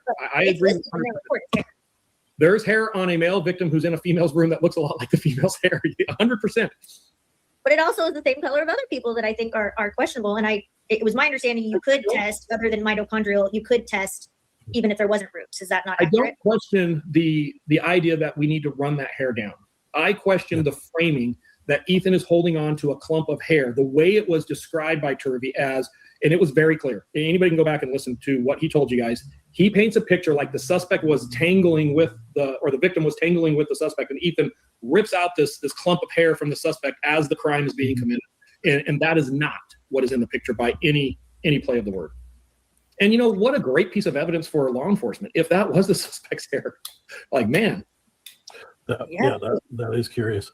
And I will say, there was a comment you made not too long ago before we got to the hair, and you said incredibly likely. And I will tell you, incredibly likely to me and probably the other two attorneys sitting here, that does not mean beyond a reasonable doubt.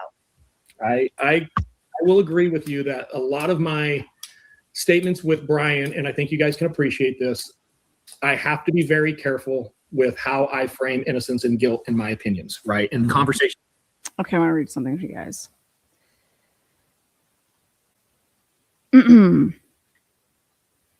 Maggie was a popular guidance counselor. June 28th, she was found murdered in her apartment.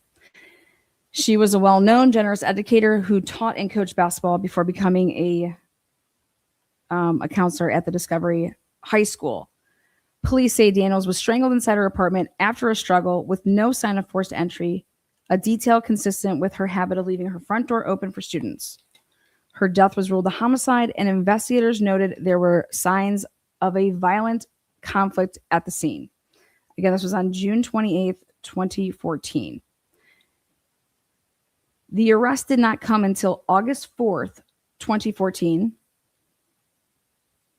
Sharman Odom, 34, was arrested and charged with her murder. Odom lived in the same apartment complex as Daniels. The arrest followed a search warrant that uncovered physical evidence, including a patch of missing hair near his scalp and later found in his closet. It was in a shoebox, as well as cell phones, plural, cell phones, with selfies showing scratches on his face. DNA results and other forensic evidence were part of the case.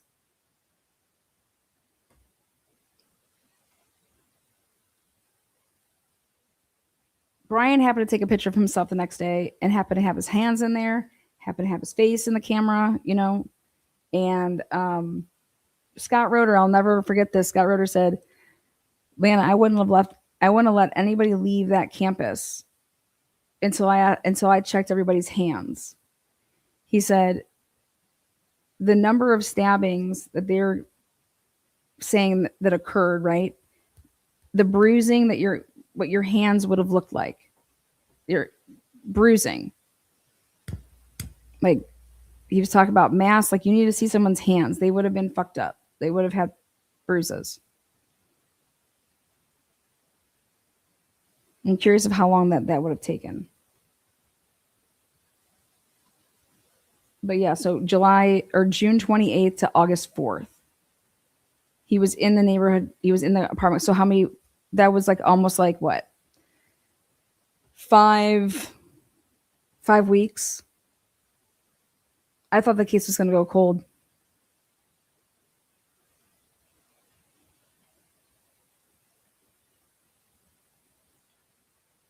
This dude took fucking pictures of himself. Scratches. Fucking clump of hair. Kept it. Didn't wear a hat. Kept the hair in his closet. Like, that I have. What I can tell you is, in looking at the evidence, it is incredibly likely that Brian Koberger is the correct suspect. He is by far the best. And I know your viewers having a field day with me using the word candidate. I think we're starting to split hairs, for lack of a better term, at this point. He is the best candidate. There is no alternative suspect who completely outshines us. And for people to run with the I just think that he becomes not even a candidate. Only reason why is because when you take everything in its totality and you have to do all of these things to make up to get to him, and you have to violate all of these things and do all of this stuff to make this all happen. Because let's just think of just like the IGG. Hey, we violated the policy. That's how we got his name. Okay. But then like, all right, once you get it, right? And then it just like lights up everything like a Christmas tree because everything just starts connecting. Oh my God, he has a white car. Oh my God, he left his apartment. He's traveling. Oh my God, we have a white car here. His phone's on. We don't have to act like it turned off or didn't yet and made a left instead of a right? And then when we get there, oh wait, now we're going to get a search warrant. You know, his car is going to have like something in it, right? Or his apartment or his device. Every fucking thing that you go down, they fucked with. They fucked with the evidence. If it would have just been, hey, this is Brian Colbert's name, this is how we got it put in a database that we should have gone into, but we didn't have to fuck with anything else, and we just didn't tell anybody that we went into a database that we shouldn't have. That's what Hitler makes it seem like. That's the only thing that they did, and everything else is all factual. And it couldn't be further from the truth. Everything that they did to include that and how they did the IGG is the same way that they handled everything. They lied about every aspect of it and created some mythical night. And then they were taking the statements of Dylan Mortensen and not looking at the phones and not comparing that, okay, Bethany called first. Then they're just like, okay, well, this is how we're going to go with it. Everybody was home by 2 and in their rooms by 4. And we're going to attribute that to the surviving roommates. Why would you ever do that to them? They never said that. That's not fair. That's not fair. Again, another huge lie.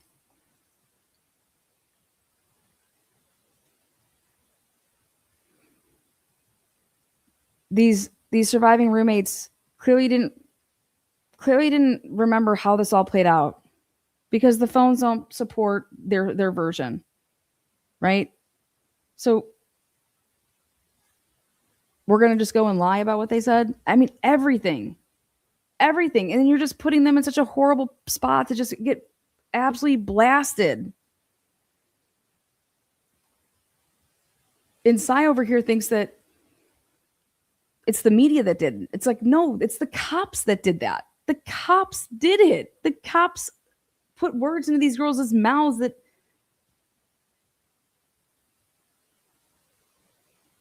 why did they, you would think that if you're going to, hey, we don't want to say that there was any surviving witnesses, right? Because we don't want to put them in harm's way that the guy could come back and try to like kill them because there's like a witness or whatever.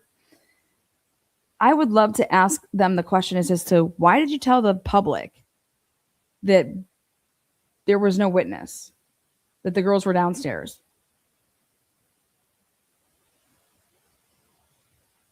That's what you told the public, right? But think about this. Every single person that they were in their like core group of friends, they all knew that that wasn't the case because Dylan's telling them that she saw a masked man, right? And that they weren't witnesses to anything and they were downstairs sleeping, right? I'm sure that these kids were reading these updates, right? How come when we're listening to these interviews, not a single person, not a one, says, hey, I saw the updates that you guys are putting out there, and it's saying something like the surviving roommates were downstairs. Well, that's not what was told to me from the person that was the surviving roommate. She said that she saw a masked man. Do you guys know this? I just want to make sure that you guys knew this, that she at least told me this and that she's told other people this. Have we heard that in one single fucking interview? Wow, no, Anna, we haven't. Wow. Wasn't that weird? Is it because like they didn't believe the girl? Or is it that they thought that, oh, well, maybe the police determined that didn't happen? I mean, that they were both just downstairs sleeping? I don't know. Fucking A, like I would be like, if I'm in college and I'm reading that, and I'm like, wait, you told me that you saw the masked man. Like, do I need to tell the cops that? Because I'd be thinking that the cops don't know that. Why would I be thinking that the cops think something different if this is what they're producing? And I'm just like so naive and conspiracy theory that I'm hearing out there, the hypocrisy of how much weight they're putting on evidence to support their conspiracy theories in spite of refusing to even accept the evidence that exists is pretty insane. What evidence exists? I accept the sheath. The state has to explain that. It's their burden. Everything else I believe that I can dismantle because it's never been explained.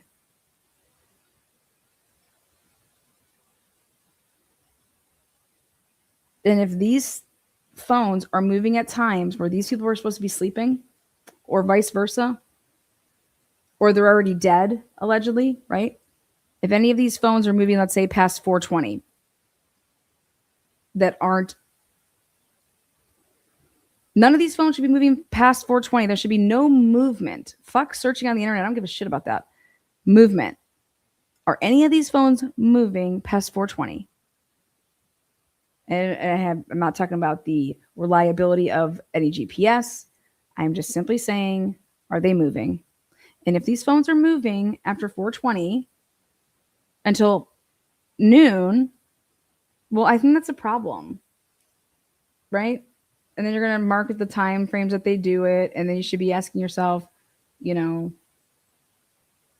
how many steps are we talking about? Do they go upstairs? Is there any, you know, all this shit?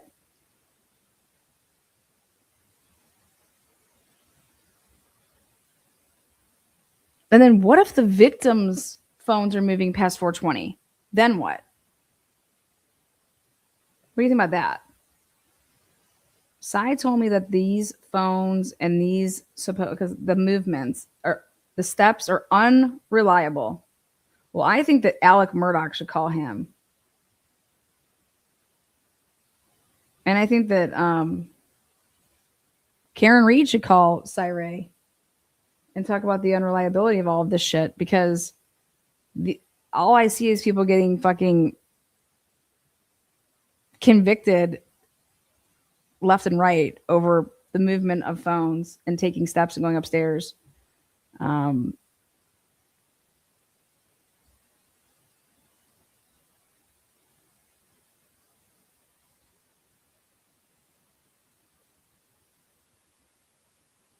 And then since the girls were saying that, it was only Kaylee that got in her pajamas, right?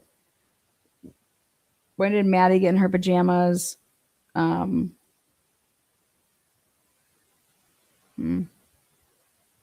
brought the dog back in? Oh, the door was just left open, so the dog just came back in.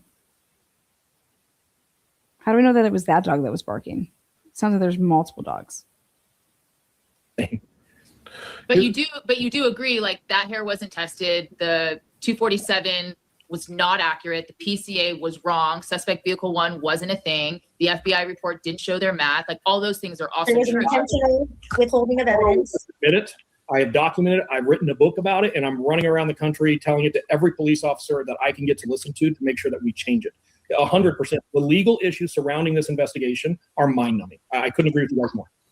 So in But the legal issues don't come until later. Why did these officers, to include the FBI, these local people, the prosecutor, how in the world did these people feel so comfortable with all eyes watching across the entire globe that they thought that they're going to be able to pull off all these fucking lies, and that nothing's going to happen to them, and that they're going to get their guy. Remember what Steve G said? We're not going to lose on technical. We're not going to. This is for the FBI. This a technicality. We're not going to lose on technicality. We're not going to not that whole the technicality. I was like, oh, that technicality thing. That's our fucking rights. And I'm not even talking about IGG. I'm talking about the FBI rating or having somebody write up a search warrant and do a probable your affidavit and you're swearing under the pains and penalty of perjury.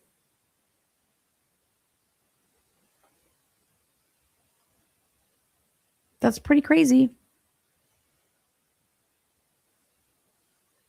There ain't no way that this is going to be my first rodeo when all eyes are on me. I think I'd have some practice rounds, right? I'm a sports person. I think I probably had some practice at this. Or maybe what they just didn't, and that's why it's so obvious because they fucked it up so bad. Multiple people on every level, local, state, and federal, all were doing stuff that they were just like. They also felt that nobody was going to turn anybody in. Like nobody's going to tell on me. It's pretty wild. So imagine what they do when no one is watching. And no policy is going to fix that unless you have to wear a body cam 24/7 and prosecutors have to and magistrates. I don't know. They just said everyone should just wear body cams 24/7 now. So we can make sure that you aren't colluding with each other to fuck us. All right, guys.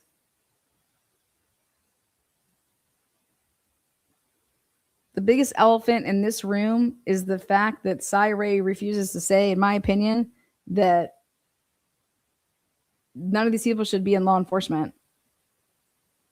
And this was a very comfortable situation for all of these people. And they felt that they could do all of this while, like everything I just said there. And me being ex-law enforcement, and still obviously working with them all the time, training them, teaching them, for people to think that they can come into the profession that I love and behave like this, and that this is the character that we are accepting into law enforcement. Well, that's not how it was when it's a hiring process. There's a problem here. Who are we hiring? Conclusion, this really was the worst investigation you've ever seen in 30 years of being a expert law enforcement. Let me frame that. This level of a crime with the authority and resources that were provided to solve it, yes, without a doubt. Have I seen some pretty crazy things with very small agencies on crimes that never really got investigated that were even worse because the investigation never happened? 100%, but that's different. Very high profile case where the amount, and let's be honest here, the cost of the resources that were thrown at this investigation, yes, I think everybody in the world can say we expect a better work product here, that we didn't get what we paid for. We'll just put it that way. Yeah, I still got a couple questions. If you guys Go for it, Ron. Okay, about Yeah, I love fucking Ron.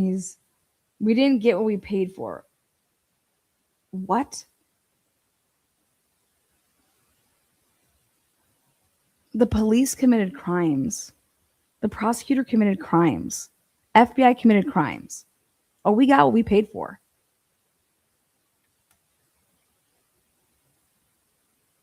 this relates to the weapon that was used. I think I've seen the autopsy reports. I've looked at the measurements. I agree that there's a lot of injuries that are consistent with a K-bar knife. Two things, though, stick out at me. There are some injuries that are not just not consistent, but inconsistent with a K-bar knife, meaning they are far too narrow.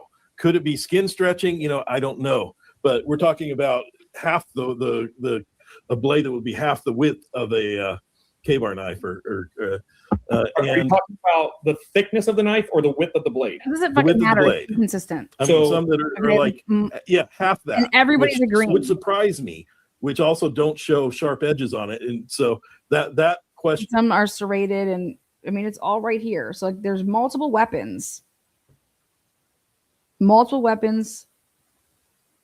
multiple victims, Yeah, but yet their bloods are never together. Like Kaylee and Maddie are never mixed with Ethan or Xana. Wild. Dude, you're changed my mind that this did not happen at two separate times. there's also some indication of possibly a serrated blade being used. But I also, what I didn't see, and I don't know if it just hasn't been released to us, is we don't see a lot of transfer of blood from one of the crime scene room to the other. Meaning, we don't see. I haven't seen, and maybe I've missed or it hasn't been released, any evidence of Kaylee and Maddie's blood in Xana's room, and on Xana and Ethan's body, or vice versa. Which, I mean, you would expect if the person used a single weapon, there would be some blood transfer, but you didn't see any of that. Yeah. So the first piece on the width of the knife, I think it's important that we all agree we have to understand the depth to put sense to the width. Mm-hmm. You know, a K-bar knife, you know, the first few millimeters is very thin when we're talking the width. So I know exactly the part you're talking about, and I think if you go back and look, you'll see that there's some discrepancies and some disagreements on depth, and that depth is critical. Without that depth, we can't say that. Yeah. Serrated is also consistent with tearing, and I think it's important we understand the mechanism of injury like that and the brutal nature of these murders. There's also some tearing, which can also be looked at as serrated, and it's because just the sheer force and volume. Same with the blunt force. The blunt force can be, you know, some of these blows not landing necessarily knife tip first. So all of the Okay. Her name's Barb Wolf, and she did it, and she said, we have an issue here. For example, she says, my opinion and the basis and the reasons thereof. Sharp force injuries. It is my opinion, to a reasonable degree of medical certainty and in agreement with the opinion of the autopsy pathologist, that the causes of death of Ethan, Kaylee, Xana, and Madison were multiple sharp injuries. In general, I agree that the majority of the wounds are consistent with the estimation of the width and thickness of the blade that has been opined by Dr. Singh in her reports of the postmortem examinations. However, it is further my opinion, to a reasonable degree of medical certainty, that not all of the sharp force injuries observed on the decedents could have been inflicted by the knife described by Dr. Singh. Madison Mogan had one sharp force injury, Kaylee Gonsalves one, and Xana Cornado at least three, with configurations that differ from Dr. Singh's estimation of the measurements of the inflicting knife. These wounds are also described above in the summations of the decedent's injuries. She obtained an exemplar knife of the K-bar, and then she wanted to show that, hey, take a look at this. And the big thing here is that, as seen on the exemplar knife, at a distance of 2 inches from the tip to the blade, the width of the knife is approximately 1 1/4 inches. Well, here on Madison's clavicle injury, it measured 3 3/4 inch by 3/16 inch on the skin surface, and had a path that extended to a depth of approximately 2 inches. And so that's a completely basically saying that a pencil, like it's like so skinny compared to like the width, like there's no way to get around that. Whatever went into her clavicle is not a K-bar. And then she breaks it all down. The wound depicted below is the stab wound on Xana's medalia left chest. It is labeled whatever it is. It measures 3/4 inch and 36. So she shows that. And then she's like, okay, now take a look at this. And then she says, wow, Xana had a wound on her. It was the opposite side, and it measured at 3/4 inch at 1 1/2 inch on the skin surface, and had a path that extended to a depth of approximately 4 inches. And if you take the K-bar and you go in 4 inches, your width of the knife is 1 in some ridiculous amount of inches, not 3/4 of an inch. Again, like it's like a pencil size. but it goes deep all the way. It penetrated 4 inches into her. And if it was the K-bar, it had to have stretched the entry wound and go all the way. It has to be way longer, and it's just not. And so she goes through this, and she does a great job, and it's awesome, and she's super well known, and she knows what the fuck I think she's talking about. The world does, agrees.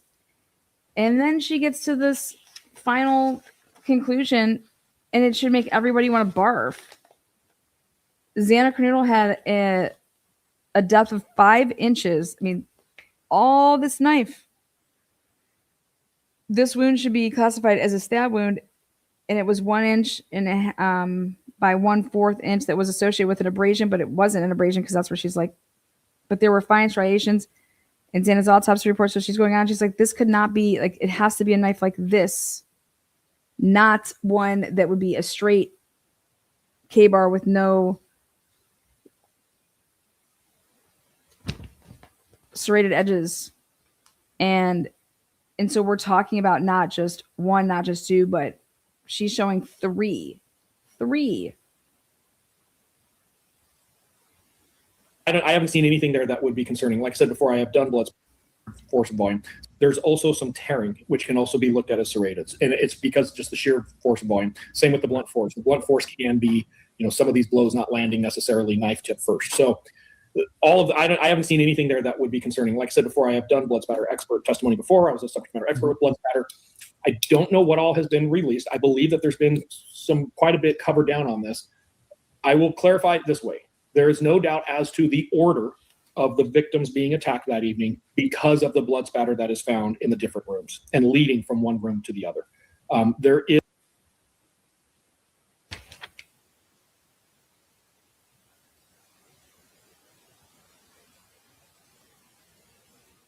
That is in that no report. blood from the first 2 victims found throughout the house going to the bedroom, second 2 victims. And what order was that? Can you tell us the order? Yeah, the upstairs first. That's been out there for a long time. Yeah, I wanted to hear you say it. Yeah. The other problem, Ron, with some of the blood in, right around Xana and Ethan is the sheer volume of blood. When you have this giant puddle of blood. Ethan's blood is outside of the room. How'd that happen? He also said that there's a mixture of the people upstairs and downstairs. That is not true. Did they have some rush? I mean, these are all these people's reports. And the state didn't put in any reports with any findings and any lab work. They're all here. Why does he think that? Why does he think that there's blood that's mixed, or even the blood of Kaylee or Matt? Kaylee or Matt is just blood in that room, period. Even if it wasn't mixed, it's just not there. Then there's no mixture. And again, if you're just having the same gloves on and the same murder weapon, like Ron just said, you would expect to see all this transfer. We don't collect the entire puddle and test all aspects. So there could very easily be blood They didn't test any of these puddles. transfer in that area. And the problem is it sounds terrible. It's just so voluminous at that point. You can't test it all. You would take swabs of their clothing, wouldn't you? Because like if I have a gloves on and I have a knife and I'm stabbing, right? And by like wound entries, no, we don't do that anymore. Or like around like the clothing, like I know when they did it with John O'Keefe, like all the tear marks from like they thought which the dog was biting and whatever, they swabbed all that stuff and it all came back negative for canine DNA. Okay. But wouldn't we be around the clothing of where all the stabbings were, right? And there was no mixture. In areas that I would expect to see it was seen. Like the blood is really straightforward on this case. That is his opinion right there goes against every single report authored in this entire case from the defense side. So please tell me what meetings he was in with Ann Taylor or anybody from this defense team where that he would possibly be getting that information from. That could be his opinion, but it is his standalone opinion. because I have all 16 reports. I printed off 1,045 pages. 16 experts in this case for Ann Taylor during the guilt phase.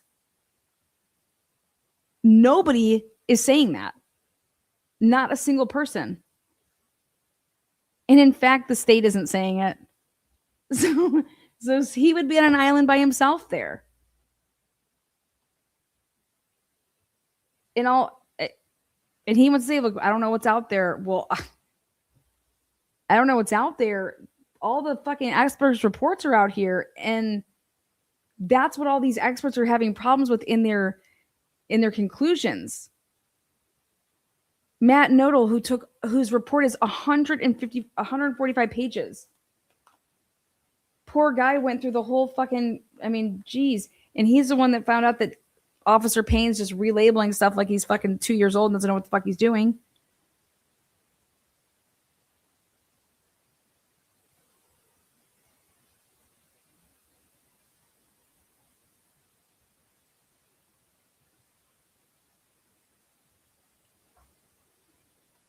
Okay.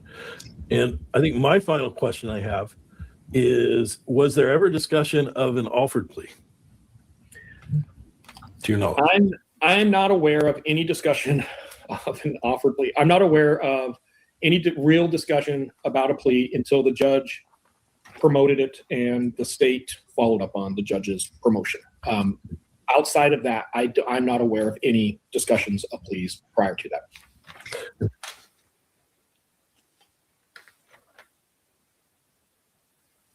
With regard to the unsigned document titled Behavioral Unit of FBI VICAP, RE Idaho Student Murders, in which it is opined that the victims had torture wounds and that there were symbolic meaning to many of the wounds.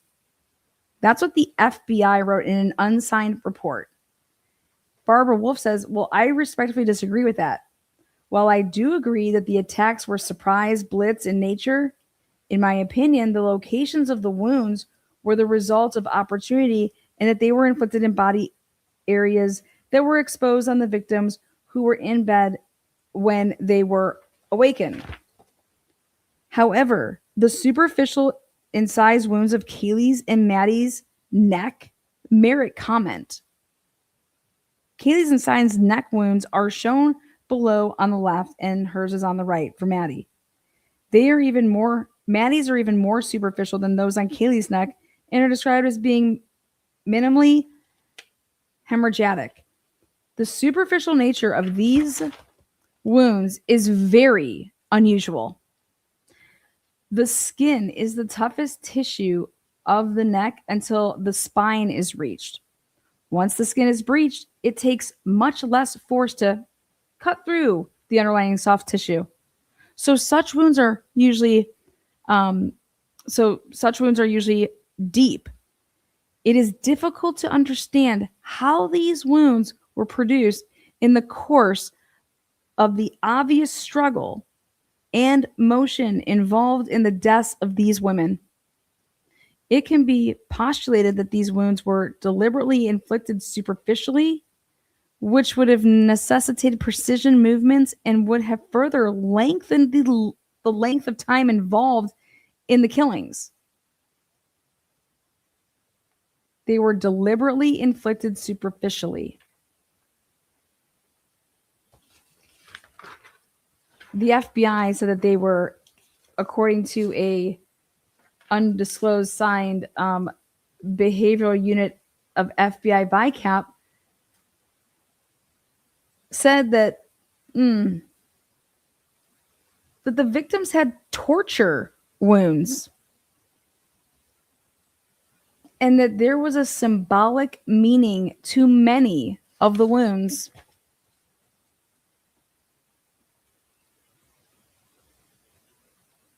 Can you imagine reading a report like that and that just not resonating in your brain to be like, oh, well, I'll tell you, the FBI fucking thought that, we found a report that said this, and it was, even our expert was like, I don't necessarily agree with that, but there are some interesting wounds here that do need to be mentioned and I have an opinion on. that this couldn't have happened in these struggles the way that, yeah, no. I don't get it. Just for people who are watching, an offered plea is one where the defendant pleads guilty but doesn't claim without saying I did it. It's essentially I accept this plea. I'm not saying I did it. That the prosecution had enough evidence to convict him. Did you know about the plea deal before the public did? I don't know when the public knew. We learned about it about the same time everybody else. Was a real clear release. For the plea deal did not surprise me. I think the opportunity for the state to offer it and the necessity for the defense to seriously consider it was very real on both sides. It was real enough that it happened. I mean, I think that's very clear at this point.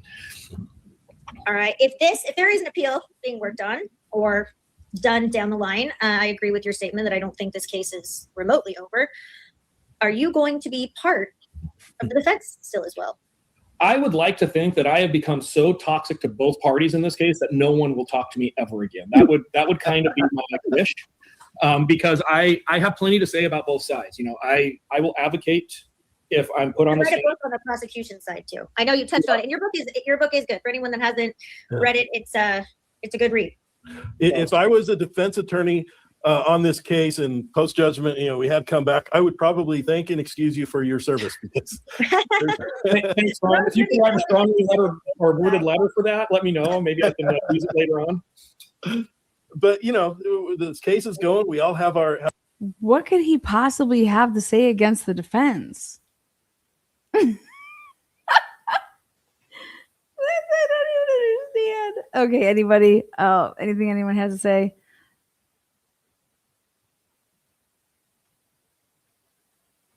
Last comments. That might be the most accurate thing. Trust me, I'm gonna get an earful. So, Lana, you don't know procedure. Lana, you don't know policy. I can read though. And so, I mean, unless Ann Taylor wrote up all these reports and made all these people sign them,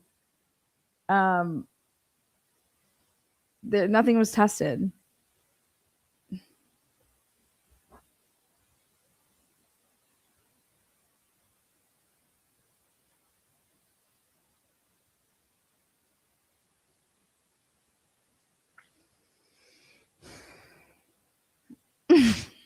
Anybody.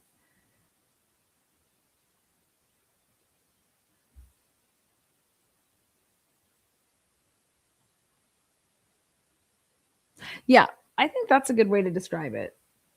I bet you if Kristen had another question asked, she would say, since you were subjected to pretrial publicity because you weren't on the case from the time, that the case was, obviously a nationwide manhunt, right? To then the arrest.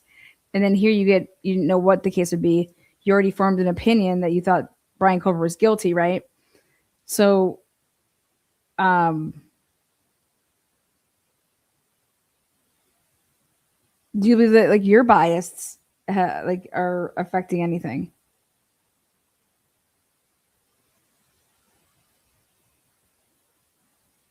So I bet you Kristen would ask that maybe that their client is guilty.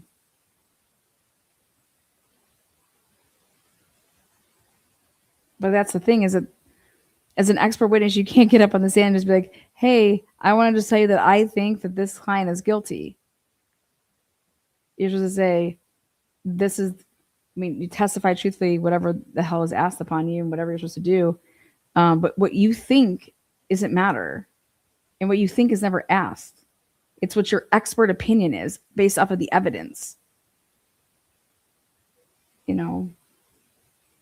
I could think Brian Culver did it, you guys, but there ain't no fucking way I can convict him. I could think, hey, maybe Karen did fucking reverse that fucking car, man. But there ain't no fucking way I could convict her. So it doesn't matter what I think. It matters if I'm a juror, this is the evidence that was placed in front of me. And if I'm doing my duty, my civic duty, and I'm holding the state to their burden, how do you say a 10 out of 10 juries convict this man? I don't know, man. Oh boy. This is why anybody that ever is doing jury fucking voir dire, you need to ask, are you a cop? Have you ever fucked a cop? What's your relationship with cops? Blah, blah, blah. Because I wouldn't want a cop near my fucking jury. Because I think it's just an automatic, like they would never lie. That there just had to be errors here or something.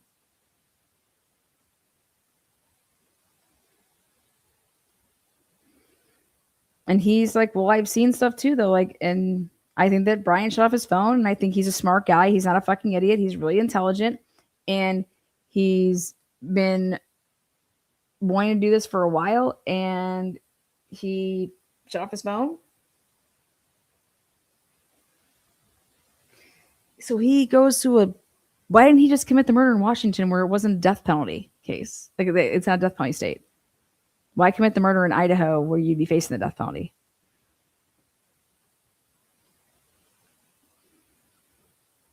Why leave Pennsylvania where the cameras can't be in the courtroom? It's very bizarre, choices.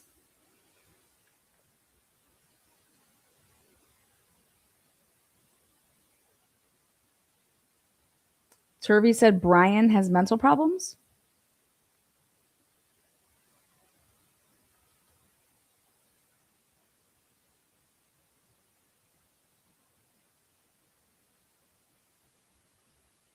Oh, I believe that you're saying on a cross-examination, if you ask him a question. Well, it depends what he was doing in this case. You're only supposed to do is the expert is only supposed to be doing whatever it is that the defense is asking them to do.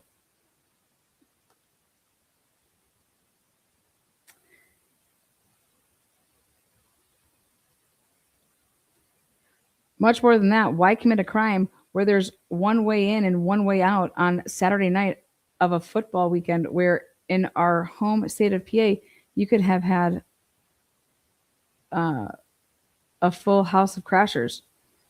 Yeah. And remember, there's different cars in the driveway. Like, he just had no idea what he was walking into. You know what I mean? Like, let me just walk in. And if he's been looping, like, he knows that, like, people have just been coming and going, right? Supposedly it's him. Me and a friend, when we first did this before the arrest of Brian Kober, it was like we said, you can't have it both ways. Do you think that this killer is an organized killer or not? And then when everything is clashing in that, it's almost like, well, since it's clashing, it's almost like there is an organized person and a disorganized person. Or then when you realize that the probable cause was just all lies, then that's what made it look like a disorganized and an organized person. I mean, we cannot even apply any of what we've learned in school to anything. And I just think that Turvey's over here talking about this is a textbook of this. I see textbook killing. I mean, this is an overkill, rage killing on Keeley.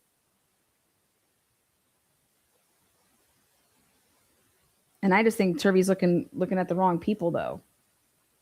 Because I can see that. And then you talk about these superficial stuff. Yeah, okay, sure. Doesn't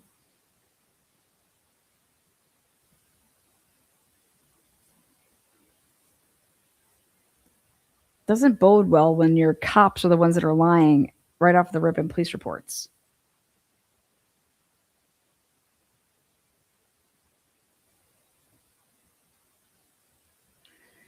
Exploratory wounds. Do you think this was,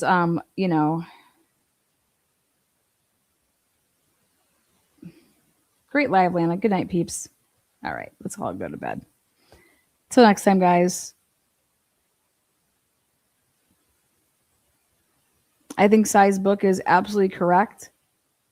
The guilt or the innocence belong in the courtroom for the jury.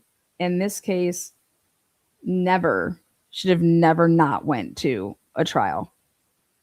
Like, no judge should have let a plea deal happen. And it looked like it was the judge that was pushing for a plea deal.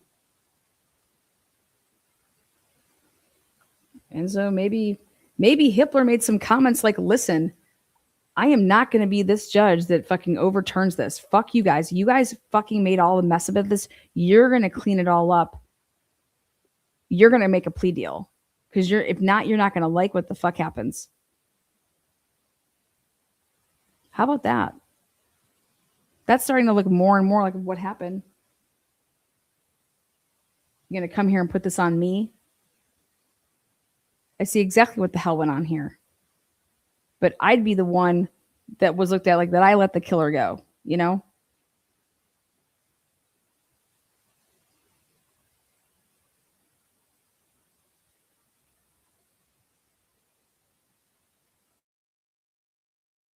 Good night.